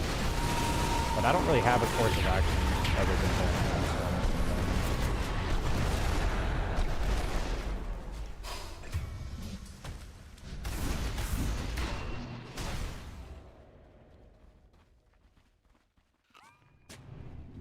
I said this before, but I don't think you saw it, BSJ. I'm in the middle of a bit of a conflict with my partner at the moment, and the projection conversation has helped realize I was at fault from the start of the argument. I don't really believe there's such thing as being at fault, because I projected at the start of the conflict, and I just sent off a full apology for escalating the situation. Cheers for the reminder to check yourself sometimes. I mean, that's awesome to hear. I just don't like using the word fault, because if one person's at fault, then the other one has no reason to reflect. And almost any time that there is a argument or conflict between two people, there's something for both people to learn. And so I just say that, like, I understood my role in this. Previously, I didn't know what it was, and now I understand my role in it. That's how I choose to word that, as opposed to fault.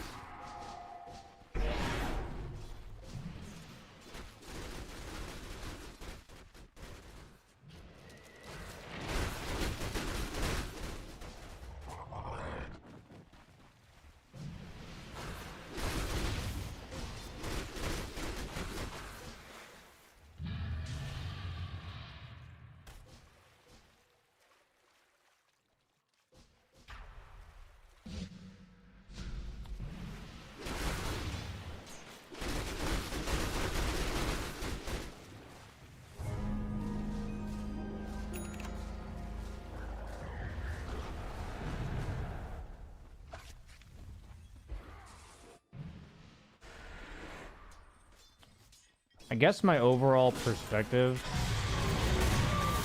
I'm not really sure what the right approach is in these type of situations. I guess my thought is that you and I have incredibly different worldviews.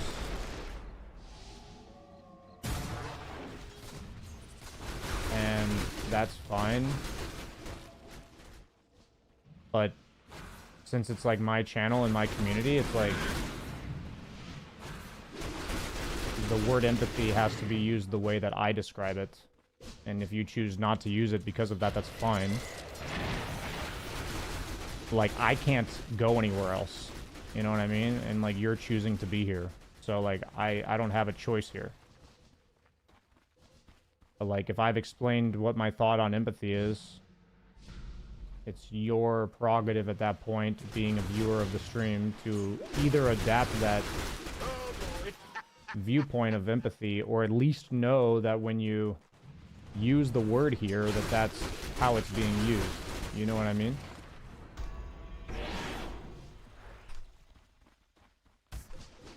Like, I can't go somewhere else, so.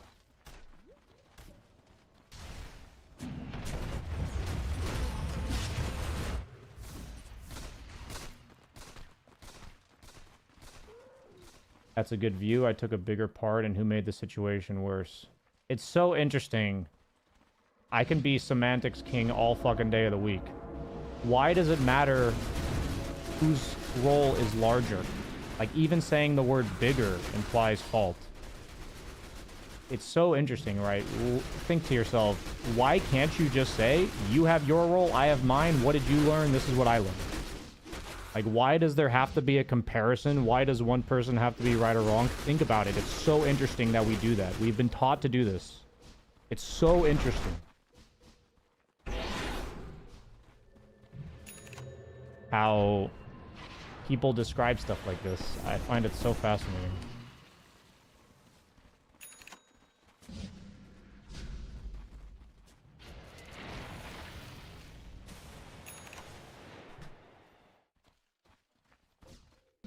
I think if humans could share emotions, if we could sense others' emotions, that would be the death of flying in deception. I mean, empathy is really hard to have. I think empathy requires very high EQ. And I think that the majority of people don't truly understand how to empathize. So if you're saying that if everybody knew really well how to empathize, that'd be the death of deception, I agree. I literally agree. Almost always the person getting manipulated is the one with the lower EQ. Like, almost always. Because one person's using their emotions against the other person. And this person doesn't understand their own emotions or the other person's emotions well enough to combat it. Generally speaking, that's why a lot of manipulation comes from women towards men, because women are, on average, like, more emotionally educated than men. And then, like, on the other side, you have, like, physical abuse and other stuff from men. So it's just, yeah, it's just very interesting to me.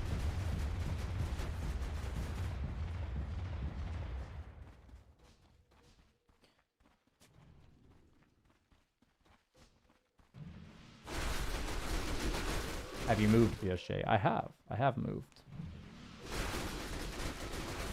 I have indeed moved.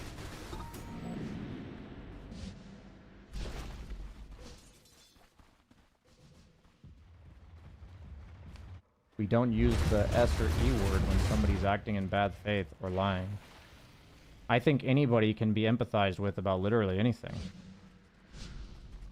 If somebody's lying to me, I would like to empathize with them about why they're lying to me. What need do they think they're trying to meet? Why does it benefit them to lie to me? What are they hiding? What are they trying to conceal? What emotion are they feeling that's leading to them lying to me?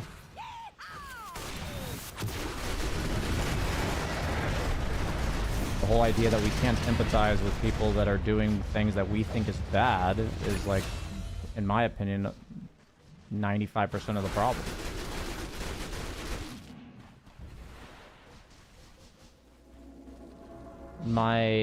One of my learnings that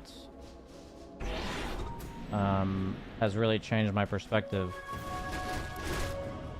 was Marshall Rosenberg talking about his experience with having interviews and conversations with pedophiles. And his goal of the conversation was to understand why the pedophiles were doing what they were doing. And he shows that through empathy, you can understand what they're doing and why. In the case of the story that he told, the long story short is that there's a human need underneath every action we do, and that there's a feeling that drives it.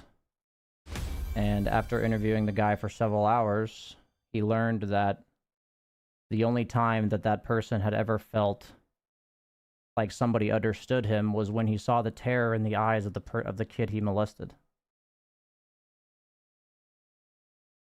And for me, that was just incredibly powerful, because it shows that because that guy has never been empathized with before, and nobody listened to him and understood him as a kid, that his best way to fit his need of empathy was to molest people, which is disgusting and it's atrocious. But for me, it's all about understanding why people do things.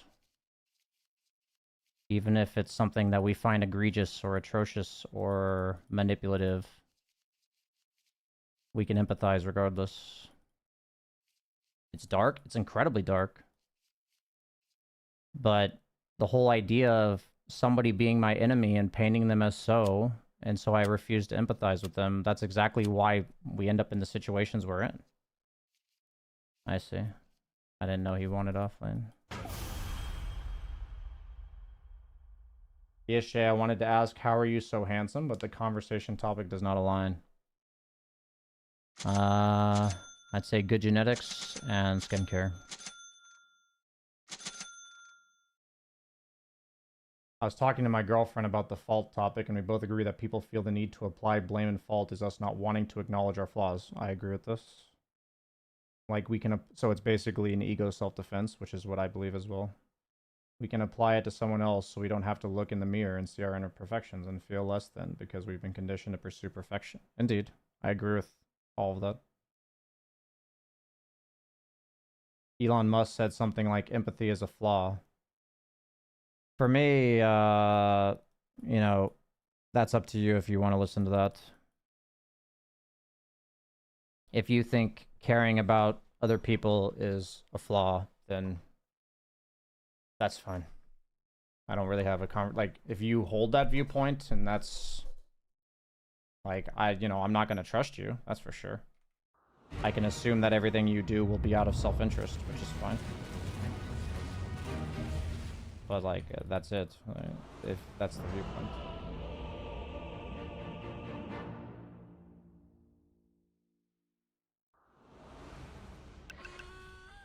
Because by and large, I find people don't want to use empathy or sympathy to relate to someone whose behavior is outside of the norms. But wouldn't you agree that my argument would be that if I don't empathize with somebody, that they're more likely to feel alone, angry, frustrated, sad, depression, and then that's going to make them more likely to do the thing again anyways? Because they're not worth empathizing with? Isn't that fascinating?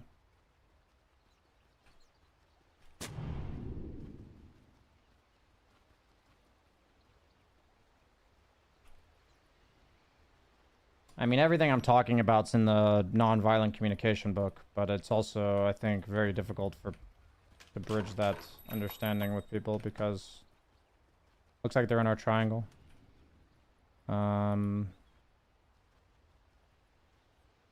The book, it operates under the premise that there's no such thing as right and wrong, and the world has taught us to have a very strong perception of right and wrong. So it's difficult to engage people on the conversation.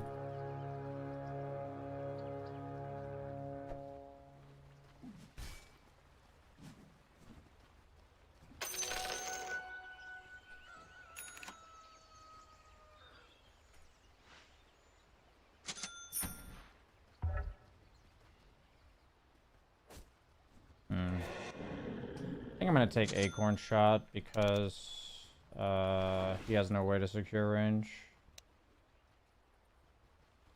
Pavlito, thanks for the sub, my dude.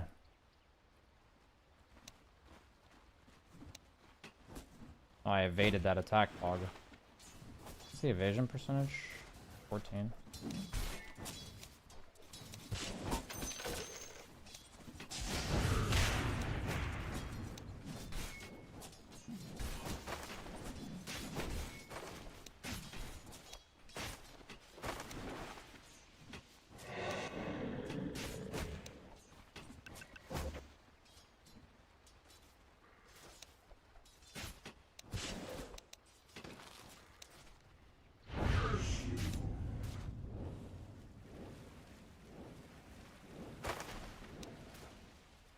Micro Little, be ready?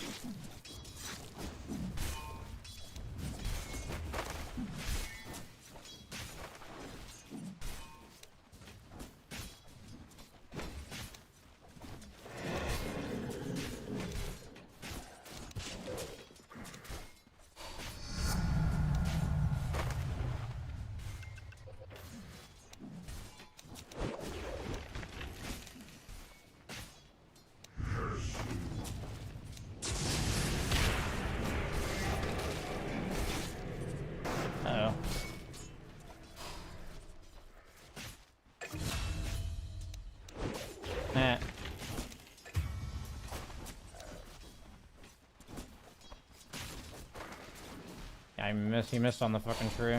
Pretty funny.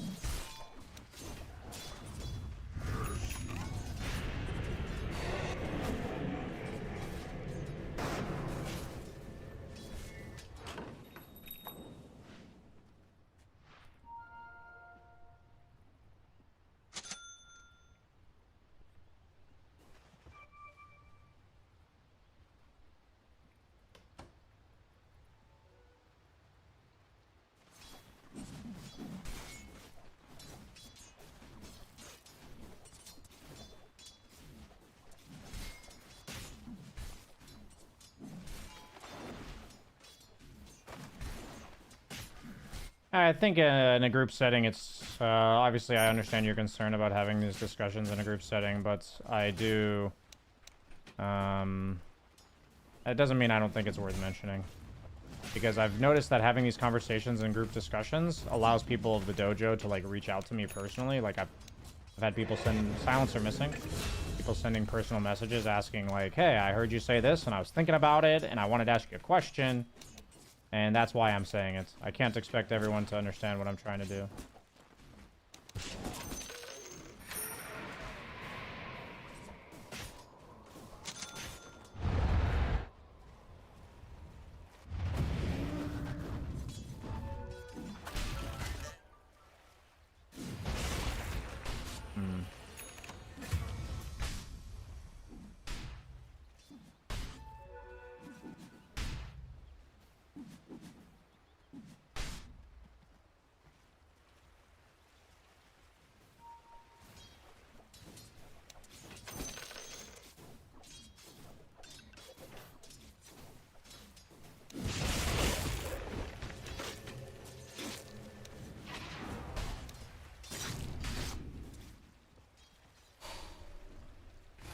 How'd you going back top?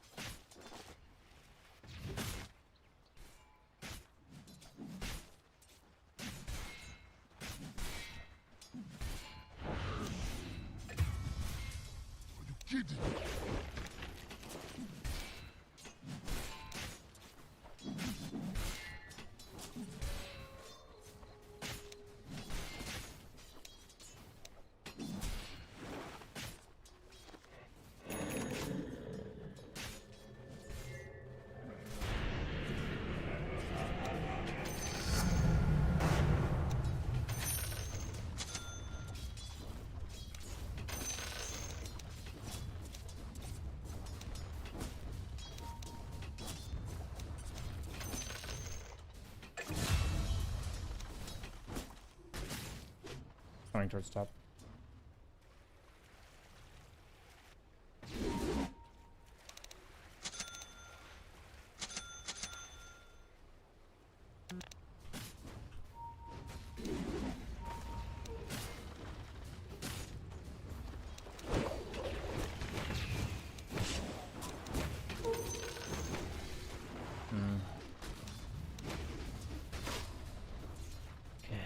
Rubik is mid.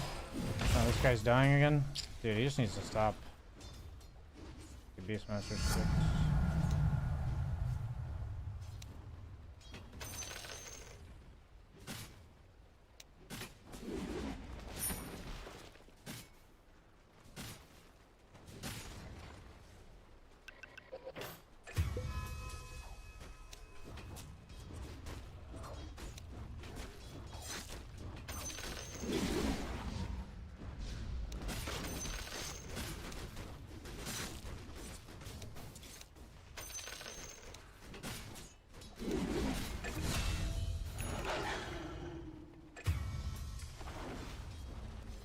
Hug.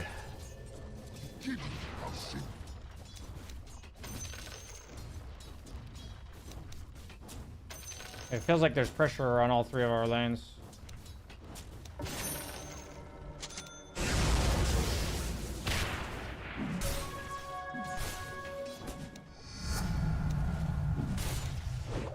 Oh, I tried to stop that. Yeah. Primal Beast is having a rough one, man. I don't know what to do. Our mid lane's kind of just dying a bunch. It's a rough life out here. Rough life.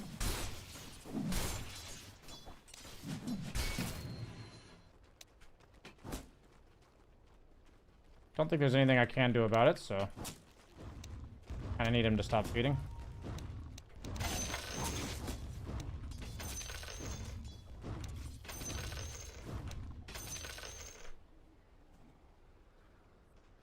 I've Lycan muted.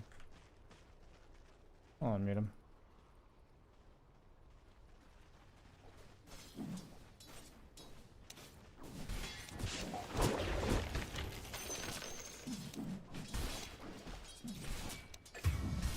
Kidding me? How shameful.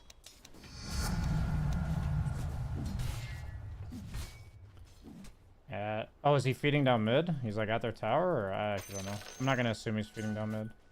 Can we maybe kill this guy with PL? I don't have a fucking TB. I'll go through portal. PL? Guys, TB here?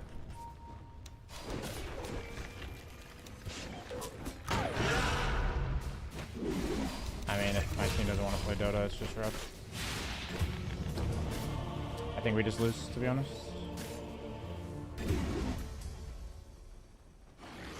Don't think there's much we can do. Maybe Lycan carries us. Primal's AFK. Rough game to end the day. Don't think there's much we can do.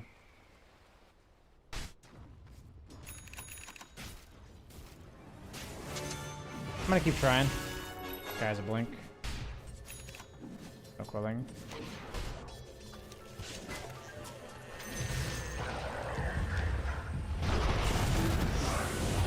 Damn. I mean, my primal's literally level 9 and losing by 5 levels. Pretty tough. 4 levels, I mean.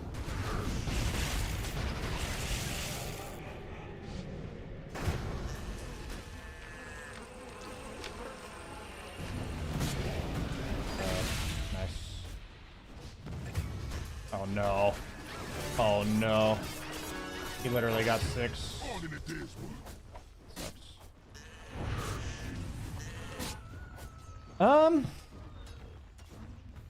I don't know how to overcome what's happening.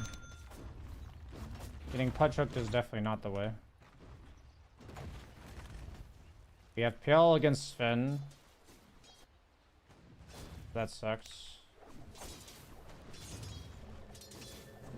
I'm just gonna do this.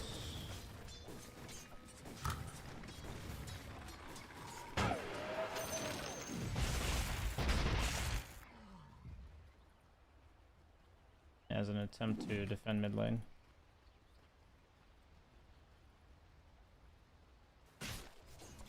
Maybe we can win off of Lycan. I feel like on Hoodwink, when your cores have no plays, this hero's like fucking miserable. That's what I've learned about this hero so far.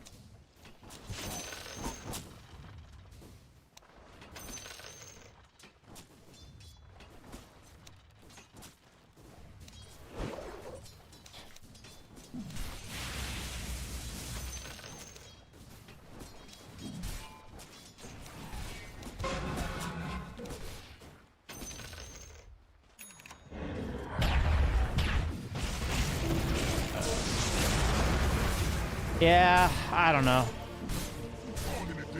I don't think this game is salvageable.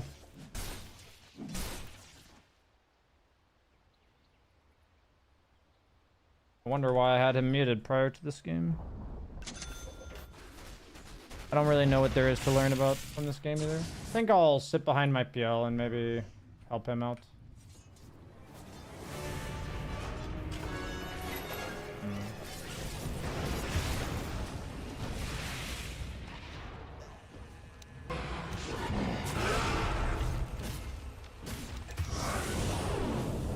GG. I think just let this game end. I think it's best for my sanity to not play this game anymore.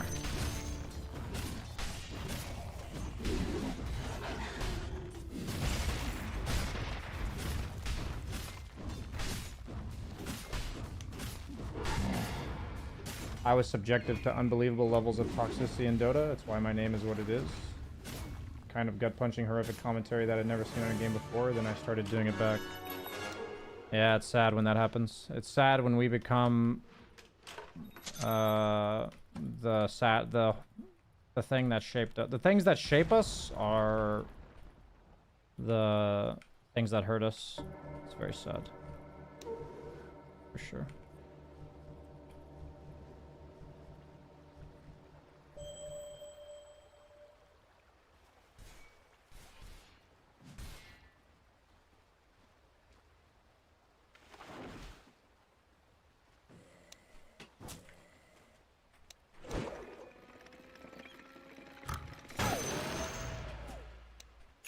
I think I'll queue up a Midas. I'm kind of just mentally tuned out of this one. Ah, looks like my team's fighting. I'll show up. Get like an ulti going for another bit.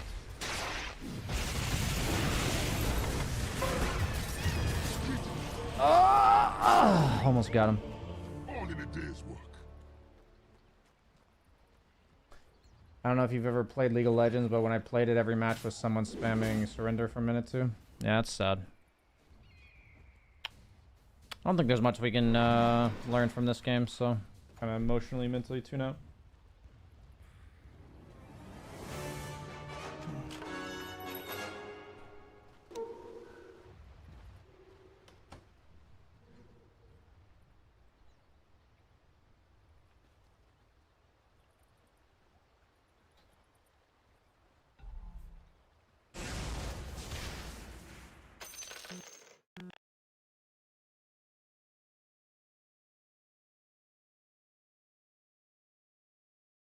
Hard to have a conversation without first establishing exactly where everyone is in their understanding and unifying it. It is difficult, yeah.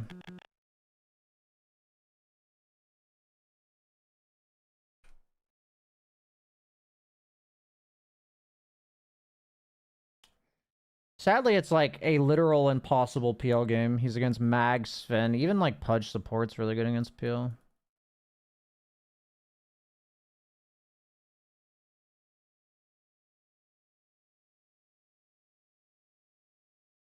Yeah, the word toxic itself is a word I'm trying not to use as well. I still use it though, and I'm not happy about that. I mean, I'm sure we don't wait for this.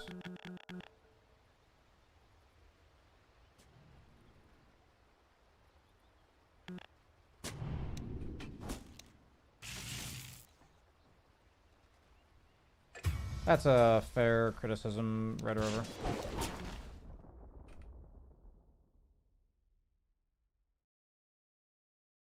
That is a fair criticism.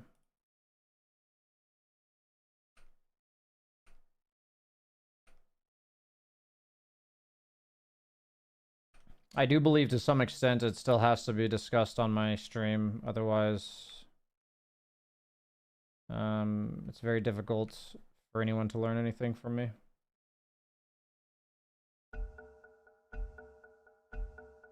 Yeah, that's exactly what I do too. Red or toxic.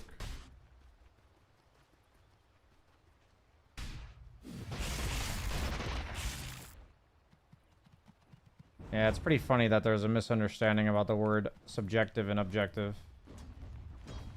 But I did some reflection on that, and it's very difficult to... It's actually a very difficult thing to discern. There was a philosopher that... Actually, there's a quote from a philosopher that said that distinction between evaluation and observation is the highest form of human intelligence. And I realized that a literal philosopher said that distinguishing between objective and subjective is what he believed to be the highest form of intelligence, which I think is really interesting because it seems like such obvious words. So just by nature, that's actually a very fascinating idea.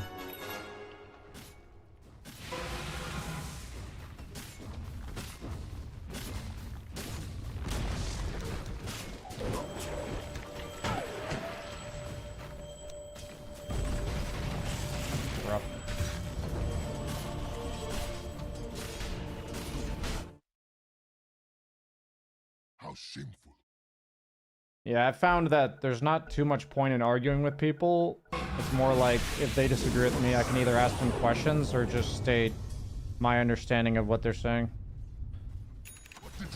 and go from there.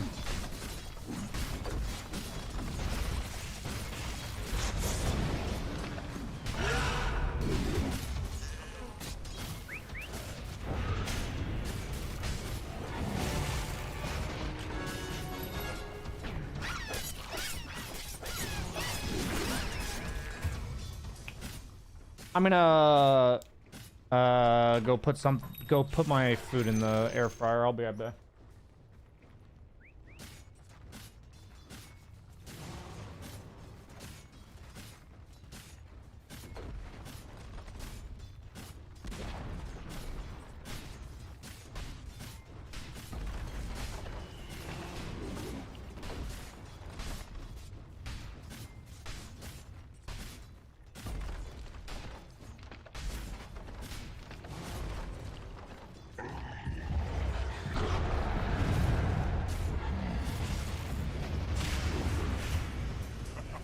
What did you expect?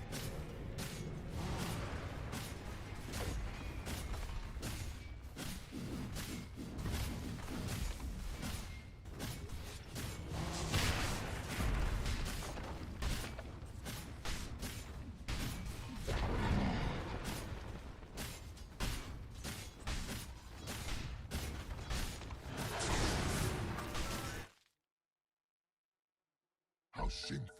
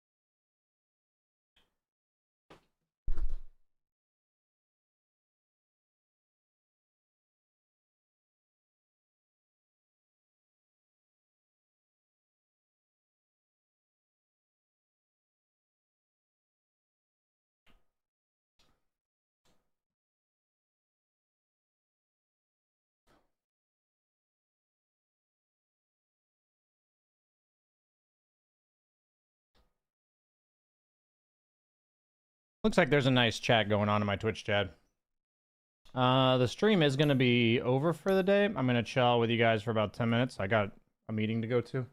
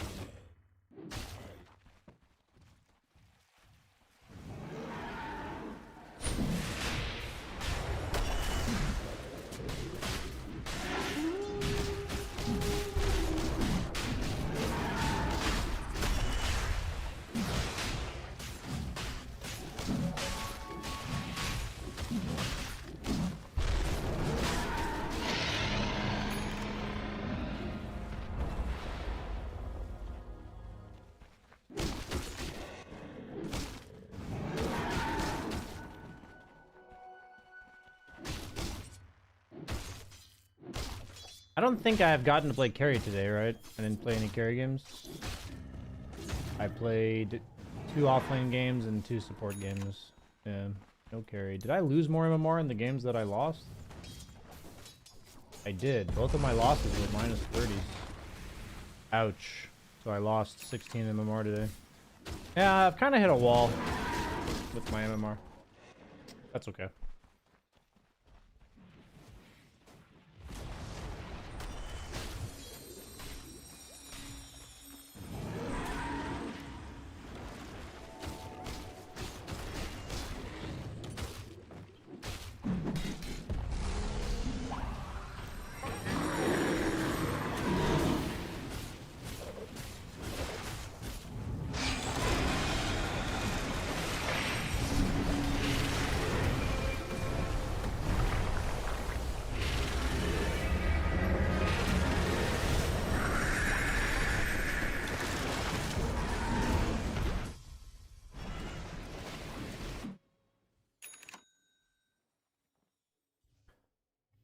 Yeah, I find it fascinating. It's an interesting discussion to have.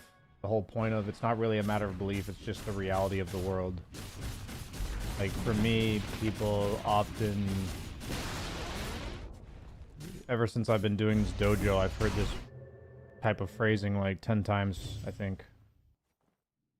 And for me, it's just...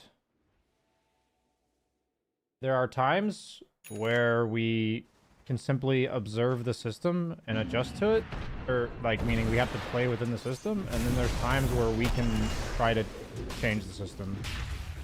And you know, where we choose to take that fight is up to us and the priorities that we have. Like, for instance, the dojo, the whole point is that we don't like the system that Dota has, and that we would like to work towards a new one. And so it just boils down to what fight are you wanting to have. And I think that a lot of people don't think like they don't really have something that's worth fighting for, in my opinion.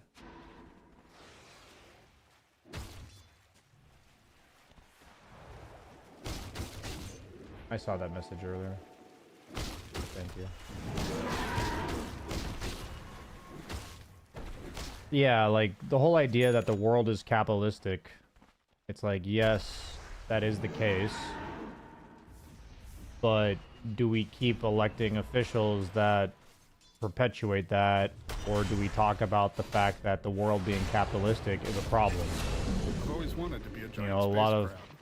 Seems like a common sentiment still is that capitalism is not the problem. But for me, I think it is the problem. I believe that when people are driven to compete with each other and are forced to live to work rather than work to live, then naturally we will end up where we are now. With some people's lives being amazing because they, quote-unquote, won the system, and then the rest of people's lives going down in quality because they lost, quote-unquote. Competition moves the world forward. That's where we disagree, right? I disagree with you that competition is the optimal way to move the game forward.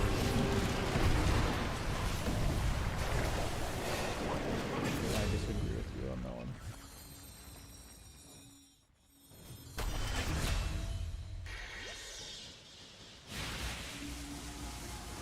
I've never had voice comms in Dota. Some people roast me for it. I think it's great because I just removed that system from my gameplay and has a positive mental effect on me. Yeah, that's you effectively choosing to not fight that fight, which is fine. I will say that, you know, if everybody did that, then Dota would be a shittier experience, I think. Like, I'm not judging your action, but Dota is a team game, and I think it is meant to have communication, and it's sad that people find it necessary to remove that aspect of the game in order to enjoy it. Like, if Dota was like that from the very get-go, Dota wouldn't be here, right? Like, Dota just wouldn't be the game it is.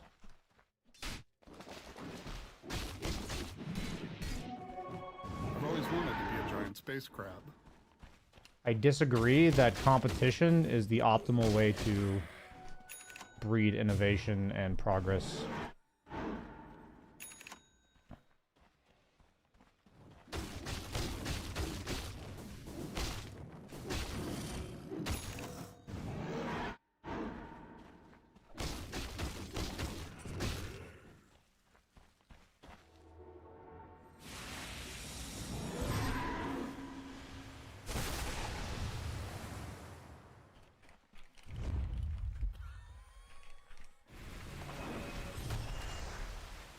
I've always wanted to be a giant space crab.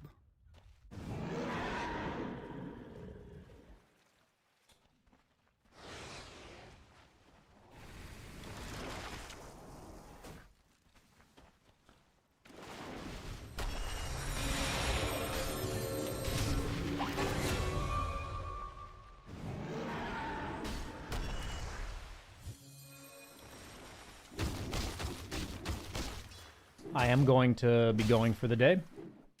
That's it for today's stream. Thank you so much for watching, everybody. I hope you enjoyed the stream. I enjoyed my discussions. The Dota games themselves were okay. I think I had okay Dota games. I forgot to journal for the last 2 games. I'll do that off stream. Trying to get in the habit of journaling my games. Basically just trying to increase my mindfulness of my Dota experience. But yeah, guys, thanks for watching. I'll be back online tomorrow. And I wanted to give an announcement just in general. I'll kind of be calling this out every now and then, that on the dojo, I am trying to encourage people to join the game nights. We do game nights for EU on Wednesdays and Fridays, and we do game nights on Saturdays.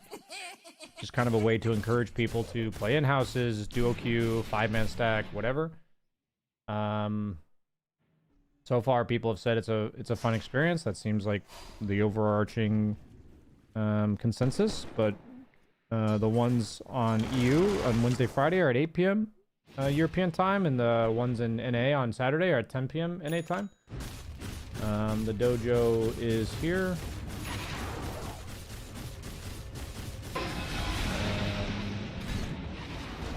But yeah, guys, thank you so much for watching. Hope you enjoyed the stream. I'll see you guys hopefully tomorrow.